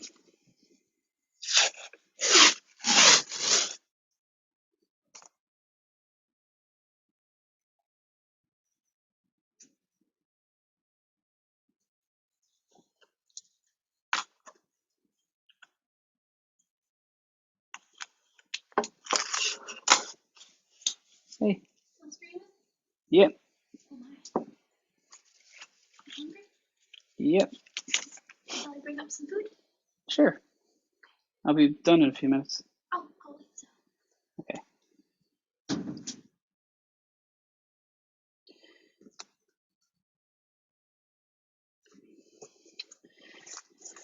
All right, so I wish it was that easy. No, so I'm gonna like cut around the edges just to tidy it up. Um,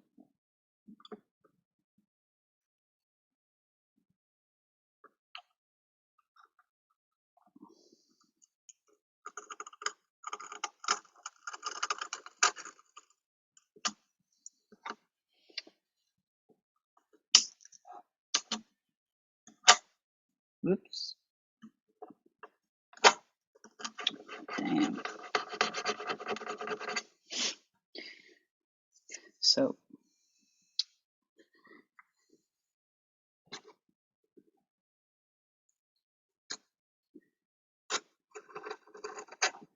yeah, this knife is as old as I am, I think.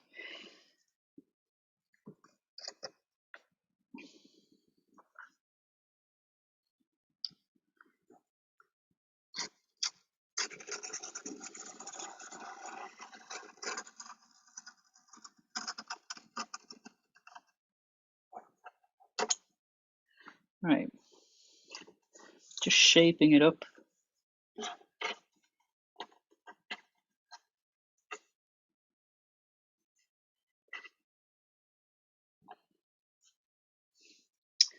So you want to kind of push it down at the sides so it seals it, prevents the clear coat from leaking in. But there might be a bit of leakage anyway. I'm sure we can clean it up with a razor blade if we need.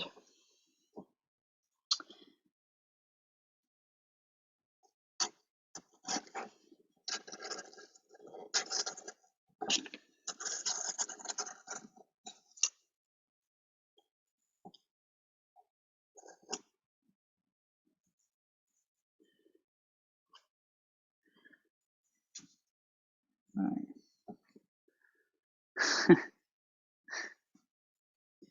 You want to say hello?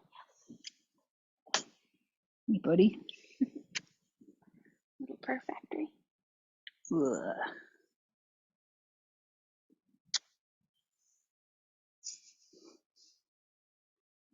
Look up at the camera. We'll have a look at this camera. Ugh. Beautiful green eyes.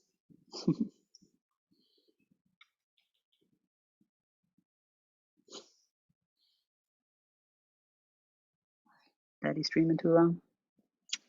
He wants dinner, just like his daddy. All right, so let's finish this off. Well, not finish, but finish it for today. All right, just want to tidy this up. This is need a better blade. It's not good enough.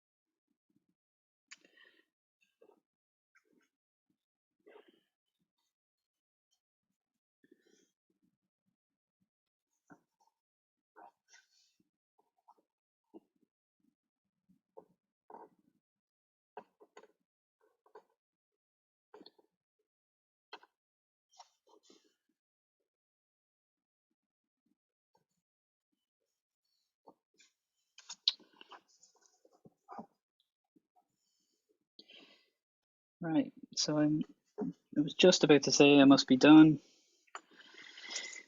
and then I remembered the nut. Actually, probably just cut the nut shape out of this.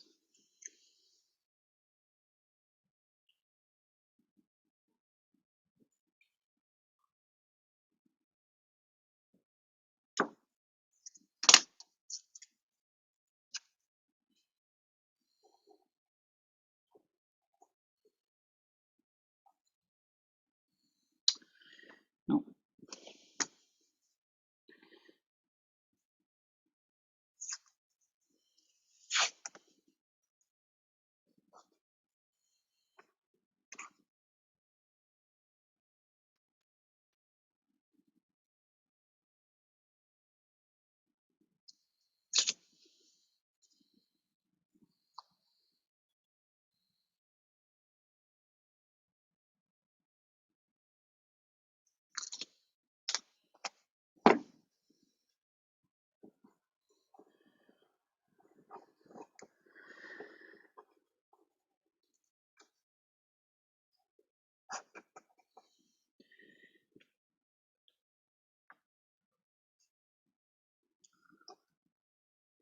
Right.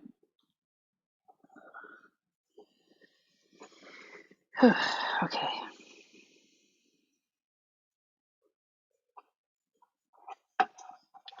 So what was I doing there? Taping off where the nut meets the headstock. Sorry, nut meets the fingerboard. The reason being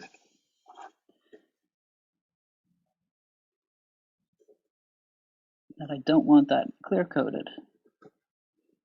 If I don't want it clear coated, I have to tape it. Because clear coat will get everything.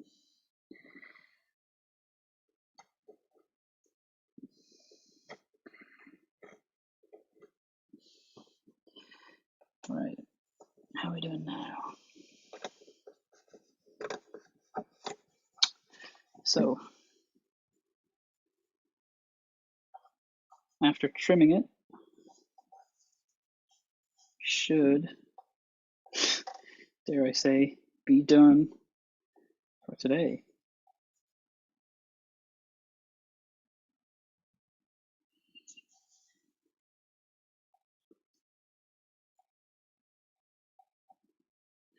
Right.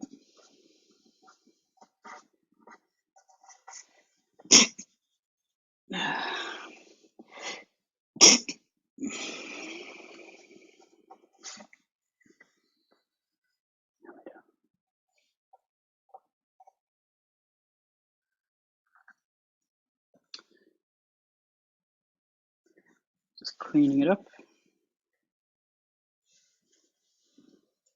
Might nearly be there.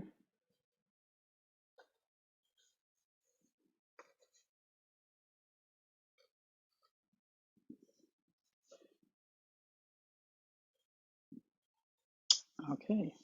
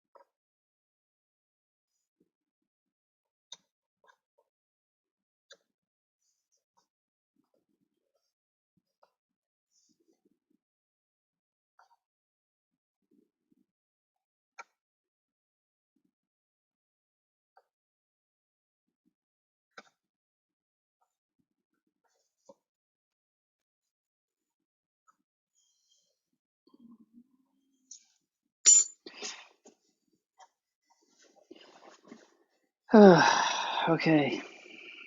So, that is it taped.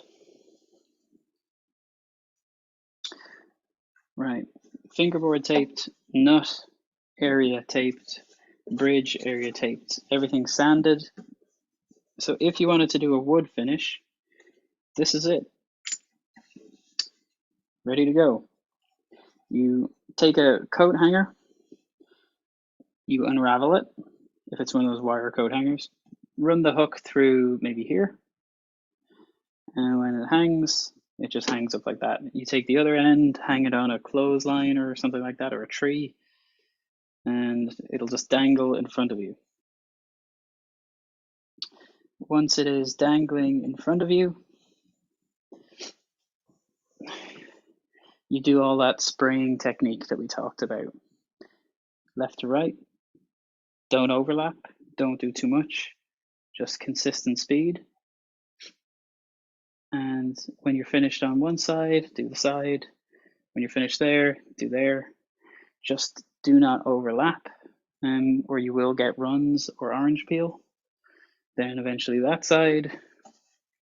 Have a look, give it a chance to dry.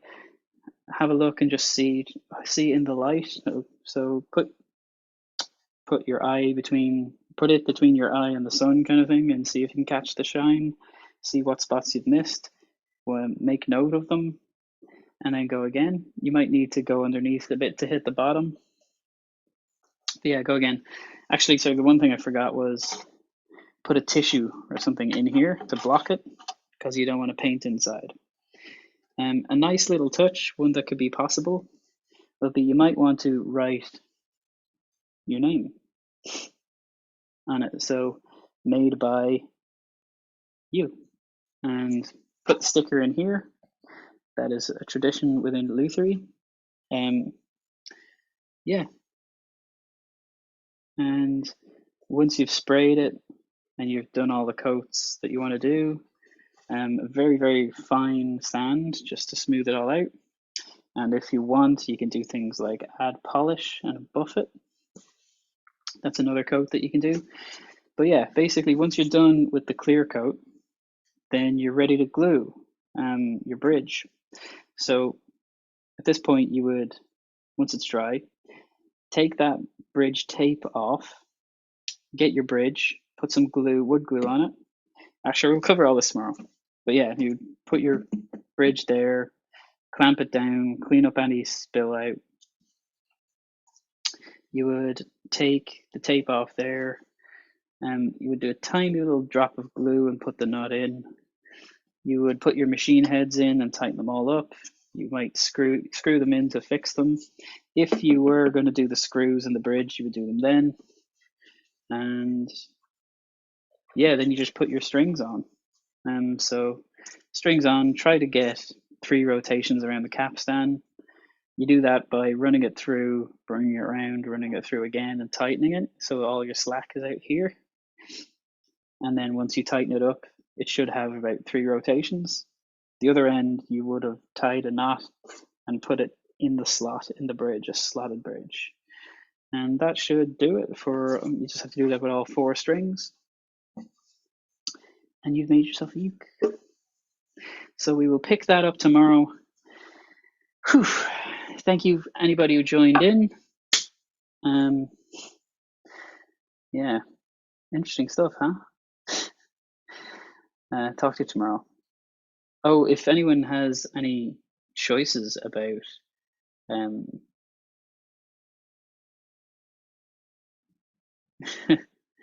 thanks, Chris. If anyone has any recommendations about like what finish to use, I'm open to suggestions. I have some pretty wild stuff here that I'm always willing to play around with, but given that this one is just kind of gonna go to a patron, I don't know, maybe I should do something more than just wood.